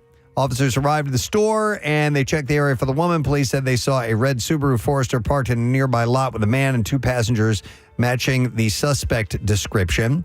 Officers searched the vehicle and they found crack cocaine as well as fentanyl. Honey, go in there and do some shopping naked. Yeah, what's the story of going in the store? She put her clothes back on before she left. So, that was great. Everyone was charged with possession of fentanyl, and she was charged with disturbing the peace. I feel so constricted when I shop. As well, and that is where we will wrap up your bizarre file for today, my friend. All right, let us take another break. When we return, we got a prize to give away. We're going to test your knowledge of today's program with the lesson question. We'll get some trash and music news to boot. So stay put. It's coming up next. So that would be neck and neck with my angel hair pasta. All right, we haven't checked in with Ryan Shuttleworth yet, so let's find out what he thinks. Favorite pasta? Cavatappi pasta, so like the corkscrew. Okay, Oh. yeah. Yeah. And you know what is interesting about pasta shapes is that they are specifically for certain sauces because something like that will hold like a bolognese. It will hold the little pieces of meat in the spirals and stuff like that. And same with some ones that maybe like rigatoni that have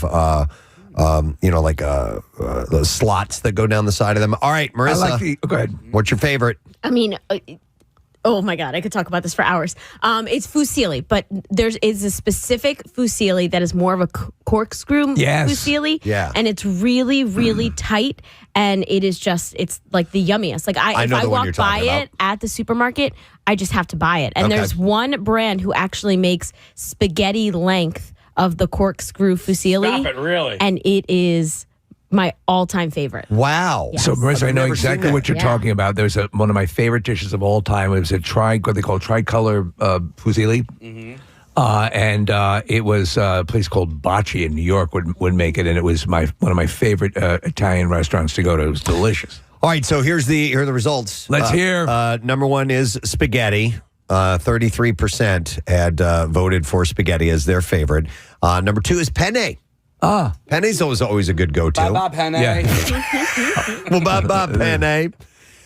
Number three is macaroni. Whoa. Yeah. It's a classic. It's a go-to. And I guess you have to, I don't think about macaroni as pasta because I don't really think about macaroni in Italian cuisine. I think about it as an American, I agree. Cheese, So yeah. maybe I don't know if this is an aberration what I'm doing, but I always when I have my angel hair pasta, it's kind of like a spaghetti. Like I'll have it as with I'll have it with a meat sauce. Yeah, that's absolutely fine, Yeah, right? absolutely. Do Or am I whatever you committing a want. crime? No, you can do whatever you want.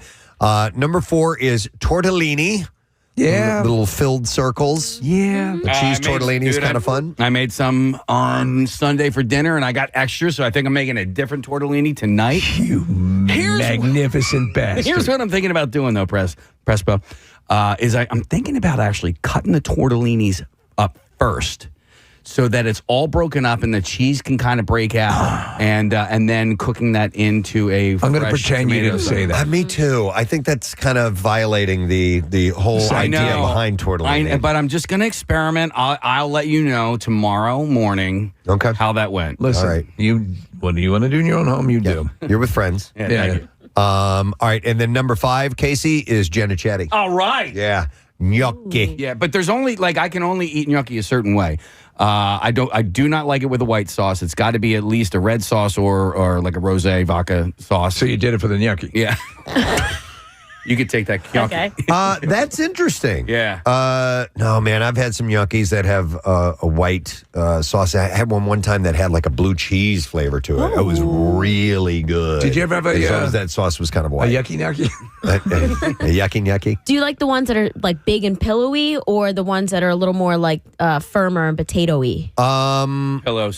Big pillows? I think I like the firmer and potato-y ones. Me too. A little bit better. Yeah, I feel like you can eat more of those. The problem with pasta is that it's all wonderful, and the problem with the real issue is you go in like, oh, this is going to be so good, and you have a couple of forkfuls and you're done. Yeah, because it just boom. Yep. Yeah, Steve. One time, and I was in my young 20s. I went to a all-you-can-eat crab thing, right? And it was like snow crab legs. Right. And what they did is they give you a side of pasta with it. Yeah. And I made the mistake of eating that pasta. Yep. They do that so you don't eat as many crabs. Exactly.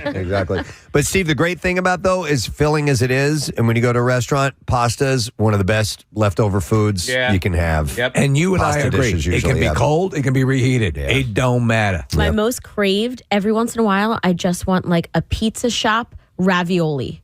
Just in like that red sauce in a little tin container with the plastic top. Yeah. Oh. Ravioli rocks. So this fusilli I was talking about, the spaghetti, it's called Anna brand. It's under the Cento brand, which is like the yellow and blue and red logo. And it's made in West Deptford.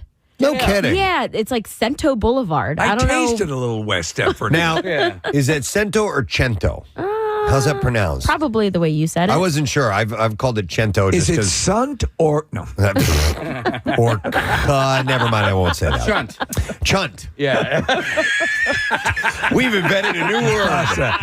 For people to mispronounce at the Italian restaurant. How's your chunt? we should come up with an Italian restaurant with the most diabolically named. I mean, because if it's pronounced that way, you can spell it. You can CUNT if you want. What are you? It's chunt. It's chunt. Is that a red sauce? Wow. To the store, and we have an entire section that's dedicated to computers and software and all of that stuff. Yeah, there's a big tech section in the general store. So while we're in this store, I'm going to tell you about the a hacking group called Scattered Lapsus Hunters. That's their name, and that includes members of a gang known as the Shiny Hunters, and they are attempting to extort Pornhub. Speaking of dog fart. Pornhub after claiming to have stolen personal information belonging to the website's premium members. And on Friday, Pornhub confirmed it. It was among several companies affected by an earlier breach at the widely used web and mobile analytics provider, Mixpanel. MaxiPad. It would have actually been perfect. Which exposed unspecified analytics events of some Pornhub premium users. And on Monday, Bleeping Computer, a site, reported seeing a sample of the stolen Pornhub data, which included personal information associated with Pornhub premium members, including the registered email addresses and location, activity type, such as which videos and channels they watched, including the video name and web address, keywords associated with video, and the date and time that the event was recorded. So, Preston, I'm unfamiliar with Pornhub. What? So it's a website, Steve. Hang on, I'm taking notes here. If you could give me some information. But honestly, why is anybody a premium member? Like, I don't. It's all free. It's all like a friend told me. Yeah. Your friend told you, and then you told me. And then I told my friend to call you. Yeah. Because I felt I was worried you but might like, know. what does a premium membership actually What do you get you? Like, I don't get it. Why even pay money? Marissa, do you mind looking up what do premium members of Pornhub get? Well, first they get that gift bag from the Golden Globes. Okay. And then they get a jerkmate. I've heard of jerkmates. Yeah. Wow. Yo, ever heard of Jerkmate? Yeah, the a spokesperson for Shiny Hunters, the actual gang, Shiny Happy Hunter, that said that the hackers have sent an extortion email only to Pornhub so far and declined to say how many other companies were a part of the Mixpanel incident. Right before Thanksgiving, Mixpanel revealed a breach that it discovered on November 8th, which affected its corporate customers without saying which ones nor how they were affected. So in this case, I think Casey raised a terrific question. Why would anyone actively, especially knowing that these sites are often getting hit for credit card numbers getting stolen and fraud and all of that stuff, why would you actively become a member when a friend tells me so much is already free on the site? All right, here we go. What do I get? What extra content do I get? It says with Pornhub Premium, you get access to 300,000 plus premium videos. So premium videos, there's some videos you can't access unless you have the premium membership. Oh my God, what am I going to do? With more being added to the video library every day. This is all full length and high quality. The top shelf stuff comes from content partners like Brazzers, Mofos, Digital Playground, Jay's POV, Reality Kings, Bratty Sis, and lots more. There's no dog fart mentioned in this. So, Preston, I know that if I'm watching a video or my friend is watching a video and the video isn't color corrected properly, I just get absolutely horrified. And the Preston and Steve Show. Tuesday edition of our radio program this week. A busy week, a lot going on. The Hershey broadcast tomorrow, of course, told you about that, as amongst other things. I'll reiterate our Word of the Week prize in just a little bit, but in the meantime, I got something else to give away, and that would be courtesy of the lesson question. A 4-pack of tickets to the Elmwood Park Zoo. Great place. We love it. And here is the question we will ask. What is the most popular over-the-counter diuretic medicine?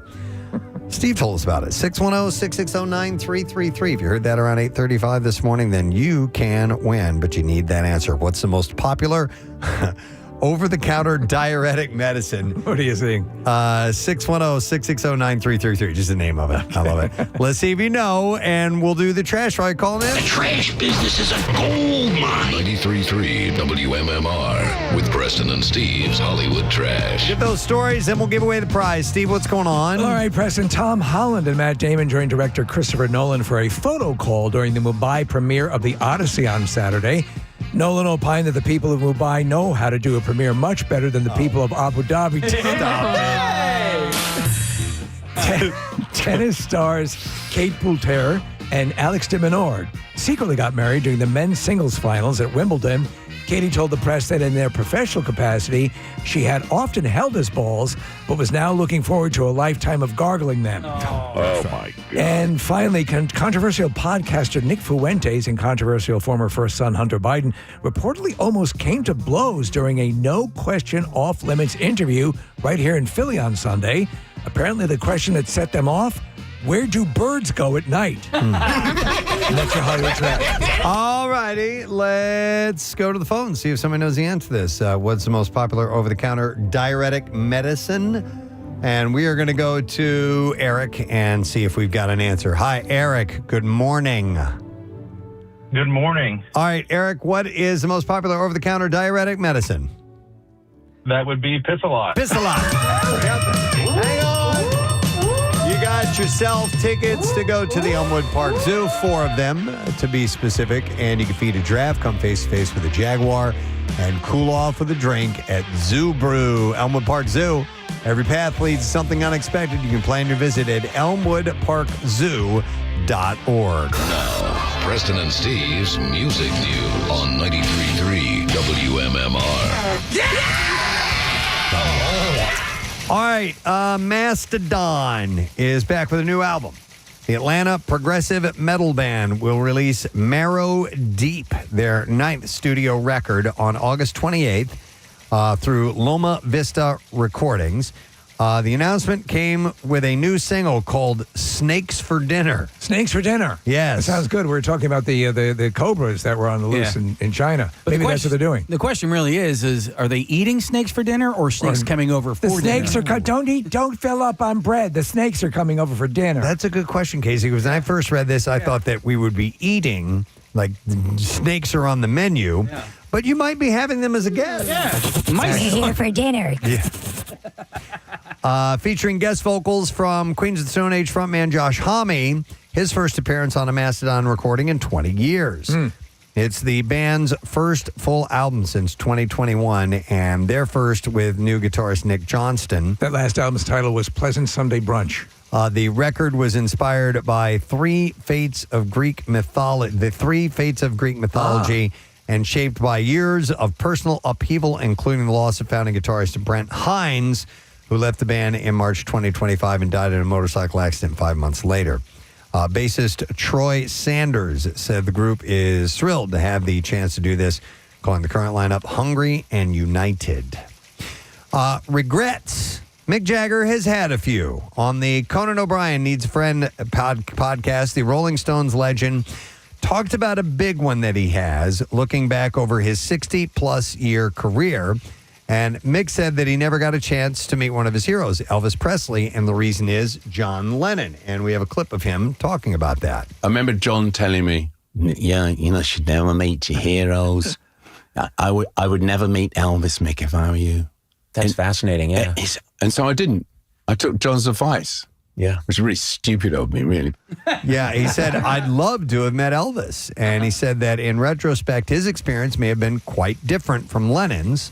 He said maybe my Elvis version would have been different. So he kind of wishes he would have done that. I've seen a good portion of this interview. I've seen a few Mick Jagger interviews recently. He's really opened up, and the one-on-ones, he's an incredibly brilliant career, thoughtful guy, really, loves his audiences. I mean, and where they are, they know their position. It's a terrific thing to see him at this age. So engaged, so energetic. It's amazing. Yeah, he had, he was kind of elusive for a long time. Or you wouldn't see this amount of one-on-one sit-down interviews. Yeah. All right, and then one last thing, and I just saw this announcement yesterday that Alice Cooper has been announced to have a tour stop at the Hershey Theater on Wednesday, November 4th. Part of Chocolate World? Will go on sale Friday at 10 a.m. through Ticketmaster. And obviously, we just had Alice at the Barbecue, and we raved about his show. None of us had seen him before. No. It was what you want. If you were to check spectacle. a list of items you wanted to see, Alice Cooper do. He did them all. Yeah. He did them all. He was great. So this show is going to be on Wednesday, November 4th at the Hershey Theater, and tickets go on sale Friday at 10 a.m. through Ticketmaster. Are they throwing in kettle corn with that? I would hope so. Yeah. It's awfully delightful and would make great for sitting there watching Alice Cooper snacking on your kettle corn. Better confluence of events. Yeah. All right, and that is it in music news. Let's take a break. Come back in a second. We'll wrap the whole day up. Matt Cord will be in here to usher you through the rest of whatever you have planned for today, and he'll do it in fine fashion, and we'll come back with that. Stay with us. And listen, if the audio doesn't match up, oh my God, come on, man. The Dolby Atmos wasn't working on that Squirter video. So I like this. It just says Pornhub Premium is like the Pornhub just way better. Just way better. Okay. So listen, I love that Pornhub provides data. They have such a wide. Marissa, how many people do they estimate? How many people are currently members of Pornhub? Hang on. What, is there that? Marissa's serving to the website, and I can see the monitor that she's on, and there's just a big oral scene just popped up on my screen. And listen, I'm desensitized to that stuff, Yes. but when I know Marissa is controlling it. Yeah. Sorry, Marissa. By the way, round of applause for Marissa for taking a bullet for us on the research This is computer. only the third porn interaction Preston and I have shared in a week. So by now we should be fine, right? We're just getting warmed up. Yeah, I'm just getting warmed up. That's all we're doing right about now. Yeah, that's right. Yeah, don't you know? I'm just getting warmed up. In Tennessee, a former Shelby County deputy has been decertified for having oral sex in a courtroom while he was on duty. How do you pull it off in a courtroom? A committee of the Tennessee Peace Officers Standards and Training Commission voted Thursday to decertify former Lewis Hamlet. I object. Wait till you hear the defense, though. So the Hamlet admitted to taking part in consensual sexual activities in the courtroom with a female clerk on several occasions. During the hearing in Asheville, Hamlet said that he was in uniform, still working when it happened, but he was not the one who engaged in the sex act. Lewis Hamlet says, and I kid you not, he's going for this defense, I didn't engage in oral sex. She engaged in oral sex I received. That's what the guy said. This poor man. He's a victim. You better stop that in an hour. The SCSO detective said that the courtroom was empty when Hamlet and the clerk engaged in sex, but Shelby County Courthouse was still open. Hamlet is no longer with the sheriff's office. I'll be extra mad at you if you cut my testicles. He said he had a civil case pending and asked for a delay in any actions being taken against him. The case was investigated criminally, but no charges were filed because the encounter was considered consensual. You got to give him credit on the guts to try that. It's a creative tactic. All right, here's another story. An automated weapons detection system sent a Florida middle school into lockdown Tuesday after misidentifying a clarinet as a gun. Lawton Childs. She's got a clarinet. Lawton Childs. And I know how to play it. Middle school in Oviedo had initiated a code red, and the principal blamed the student for holding a musical instrument as if it were a weapon. We were outside. We could hear Benny Goodman. It was horrible. Dr. Melissa Ladani, in a message to parents, said, while there was no threat to campus, I'd like to ask you to speak with your students about the dangers of pretending to have a weapon on the school campus. The newest stories don't identify the system that they use, but apparently it's some sort of AI. There's reportage of the spread of such systems in Florida, and one story identifies a provider in Seminole County as Zero Eyes. They pay $250,000 for a cloud subscription. They can upgrade to Hungry Eyes, Preston, which is a... Eric Carmen. Yeah. It was a hit. So Zero Eyes is used in 43 states, including dozens of school districts across Florida. That's a saxophone. I guess it's close enough. Clarinet, damn it. I think the problem was, Preston, that this clarinet had a laser sight on it. That's what threw them. So Zero Eyes is used in 43 states, including dozens of school districts across Florida, and can detect more than 100 different types of firearms. I wanted to see if A, if there were people that were like that, or B, maybe there is something that is not common that actually makes you feel uneasy and maybe on the ill side, like you want to throw up. And I mean, there are obvious things like, a bad smell can make you want to vomit. Seeing someone vomit can make you feel that way as well. But I'm going for the more strange, weird, off-the-wall things. Marissa had one. This is one of the reasons I wanted to bring this up. We were off air on Friday, and she said something to me and Casey about similar thing. And what is it? I'm getting chills just thinking about this, reliving this again. It's cotton. Cotton? It's cotton. And it's the weirdest thing. Like, if I have a cotton ball, or sometimes you use the cotton rounds. Yeah. And if you try to sorry. She's actually... I'm gagging. If you try to pull it apart, like if you have a cotton bar and you want to separate it, it's not a sound, it's like a sensation. Yeah. And it sends these awful chills down my spine, and it makes me want to throw up. Do you use cotton balls at all for makeup?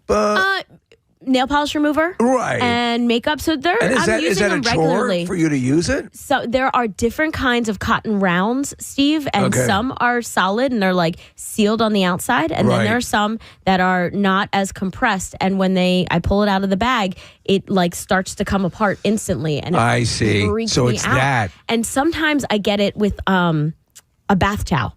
Like there's some bath towels when they've been washed and it's a little stiff, I'll get that same feeling. So like coming out of the shower, I'm wrapping my body in this thing that makes me want to throw up. Wow. Can I ask, so tangentially to that, would cotton candy? No, I'm fine with that. Hang on. Like immediately when I said this call came in, I'm going to go to Dan. Hi, Dan. Good morning. Hi. Hi, is this Dan? It's Kelly. It's Kelly. Oh, Kelly. I don't know how we got that. Hi, Kelly. What's going on? I was calling about my fear of cotton balls. Yes. Oh, tell us about it. Do tell, please. I just have, even talking about them, my hairs are standing up. Just the thought of them pulling apart gets me all freaked out. So it's the actual process of, as Marissa was saying, the actual pulling of a loose cotton ball apart that makes you sick. Yes. And I'm a nurse, too, so trying to deal with that man. is not... How far has it gotten? Have you ever been moved to throw up? Not throw up, but I just the goosebumps, and I can't even be around them. Wow. You can't even... Will just the sight of them, just seeing cotton balls, give you a sense of anxiety of some sort? The sight's not bad, but then once I start to think about them actually being pulled apart, that's what gets me. So what about Q-tips? Q-tips aren't as bad because they're not as fluffy. Okay, so The that's exactly what fluffiness and- Marissa was saying. The fluffier, the worse it is for you, too. Yes. All right. All right. And has this always been a thing for you, or did it materialize at some point in your life?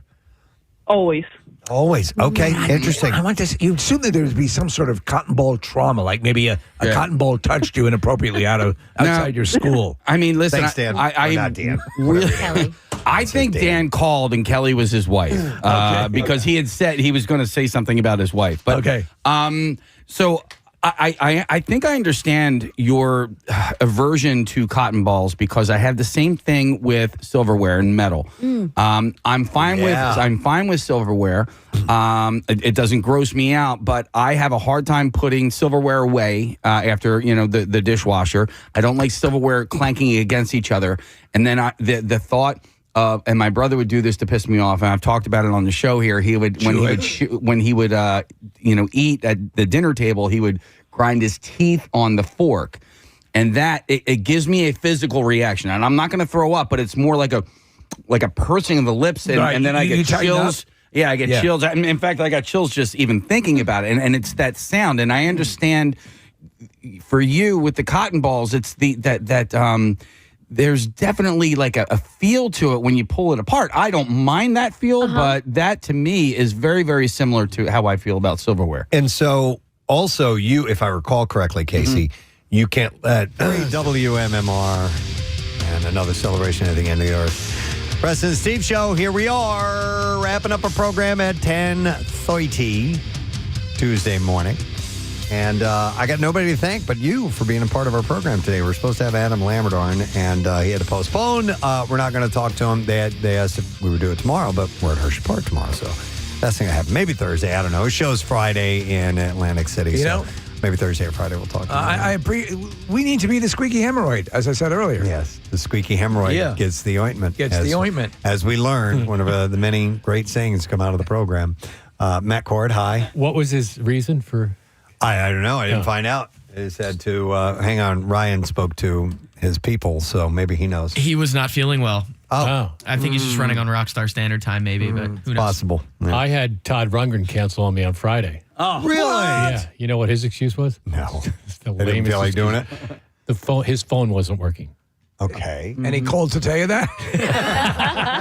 I'm like, don't you have other friends with phones that are around you? Or if you're at a hotel, they have a phone? Or I was like, come on. How was your weekend? It was great. Yesterday was a weekend for us because we had the I day enjoyed off. watching the home run derby. Marissa, good for you that you were there. Did you see the giant baseball glove that she got? Yeah. It's crazy, isn't it? Here it is right there. That's awesome. It's massive. It is so cool. And I loved how Philly just like made it their own, you know? Yeah. It was weird because Netflix is not used to doing sports, I guess. So every time when it got to the finals, when the player hit the home run, they zoomed on his face. And you didn't know where but you could tell by the Philly crowd if it wasn't going out because they were going crazy. Yeah. So I was like, zoom. It's not the home run reaction of the player contest. Yeah, you want to see the ball. Well, and they had audio. They had audio issues, and they kept showing Kyle Schwarber or not Kyle Lowry, and they didn't say who he was. Right. Like he was shown 3 times. He's like as Philly as it gets. Yeah. You know, Cardinal Doherty, Villanova, North Philly. I don't know. Yeah. They're trying. They're trying to pick up live sports. I think they're trying to get an NFL. Well, it's not like they don't have money. Yeah. And I had the same issue with is it Prime that does NFL Thursday? Yeah. Yes, they do. Yeah. And I don't like the fact I'm such a flipper back. When you flip on Netflix, you can't flip back to another channel. That's why you need 2 TVs. Ah. Yeah, that's what I do. Yeah, you're and right. also, It's a third-party app. you buffer. It buffers a lot. Yeah. You're like just now it's blurry. Now it's like I'm watching TV back in 1982. What were there commercials that aired during it? Oh, there yeah. were Yeah. just like regular broadcast. But I thought they kept it moving. I mean, They did. for something. The new format's great. Yeah, it ran, like 2.5 hours long. I was like, okay, you managed to, make this, you stretch it for 2.5 hours, but it felt like it moved. Yeah. And they would sometimes go to commercial, but they would keep the left side open and you could see what they were doing on the field and stuff. I thought you would have done a better job than Michael Buffer, though. Michael Buffer's getting old. Did you watch any of it? No. No, I didn't. No. But yeah, I that's to me, I said, oh, wow, he's good. I've never said that before about him. And then I looked, he's 81. Wow. So looks pretty good for Get him. ready to rumble. Anyway. I'm excited. That's going to leave a stain. Had a great weekend other than that. Thanks for asking. All right. I rode the bike outside. Nice. Yeah. So yeah, getting ready. Are you going to ride in Hell no. That was Bend to the Shore? Bend to the Shore? Maybe the 10-miler or maybe like the 1-miler. You know what, man? Maybe I'll do that I with can't. you. No, don't even risk it with your knee surgery. No way, man. Yeah. But I'm excited I got the Bend to the Shore shirt on today. Yeah, buddy. That's Is the it the best 39th annual? I don't know.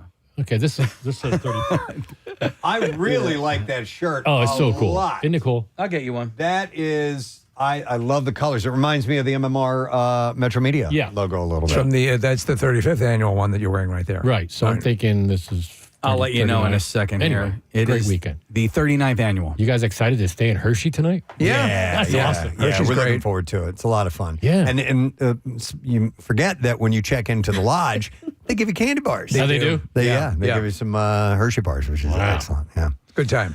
All right, well, we need to get the letter, brother. Yes. Here we go. Preston and Steve on 93.3 WMMR. Now, the Daily Letter. The Preston and Steve Show is brought to you today by The Letter. R as in rancid.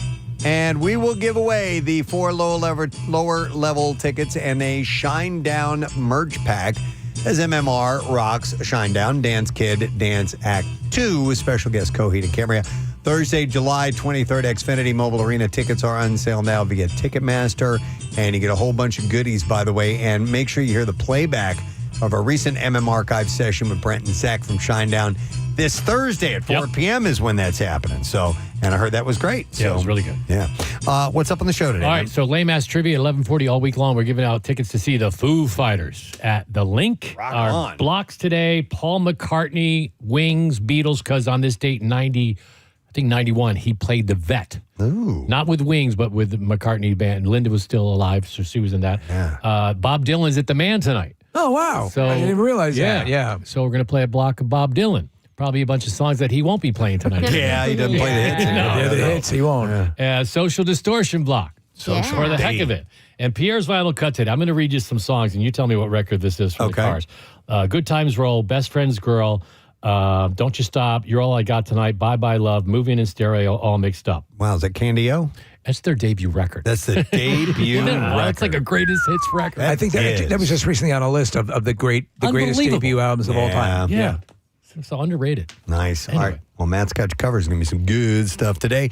Let me thank our sponsors. The Preston and Steve Show has been brought to you today by Duncan. And the Preston and Steve Show runs on Duncan. It's also brought to you by Franklin Mint Federal Credit Union, empowering financial journeys for families since 1970. Tomorrow, it's all about the sweetest place on earth. We are broadcasting from one of our all-time favoriteest joints, and it is Hershey Park. So we'll bring it all to you live tomorrow morning. You'll be able to stream us. You'll be able to watch our video, all that stuff, and catch it live. That is it. We are done. Rage on. Have a great day in the morning, and we'll see you tomorrow, guys. Bye-bye.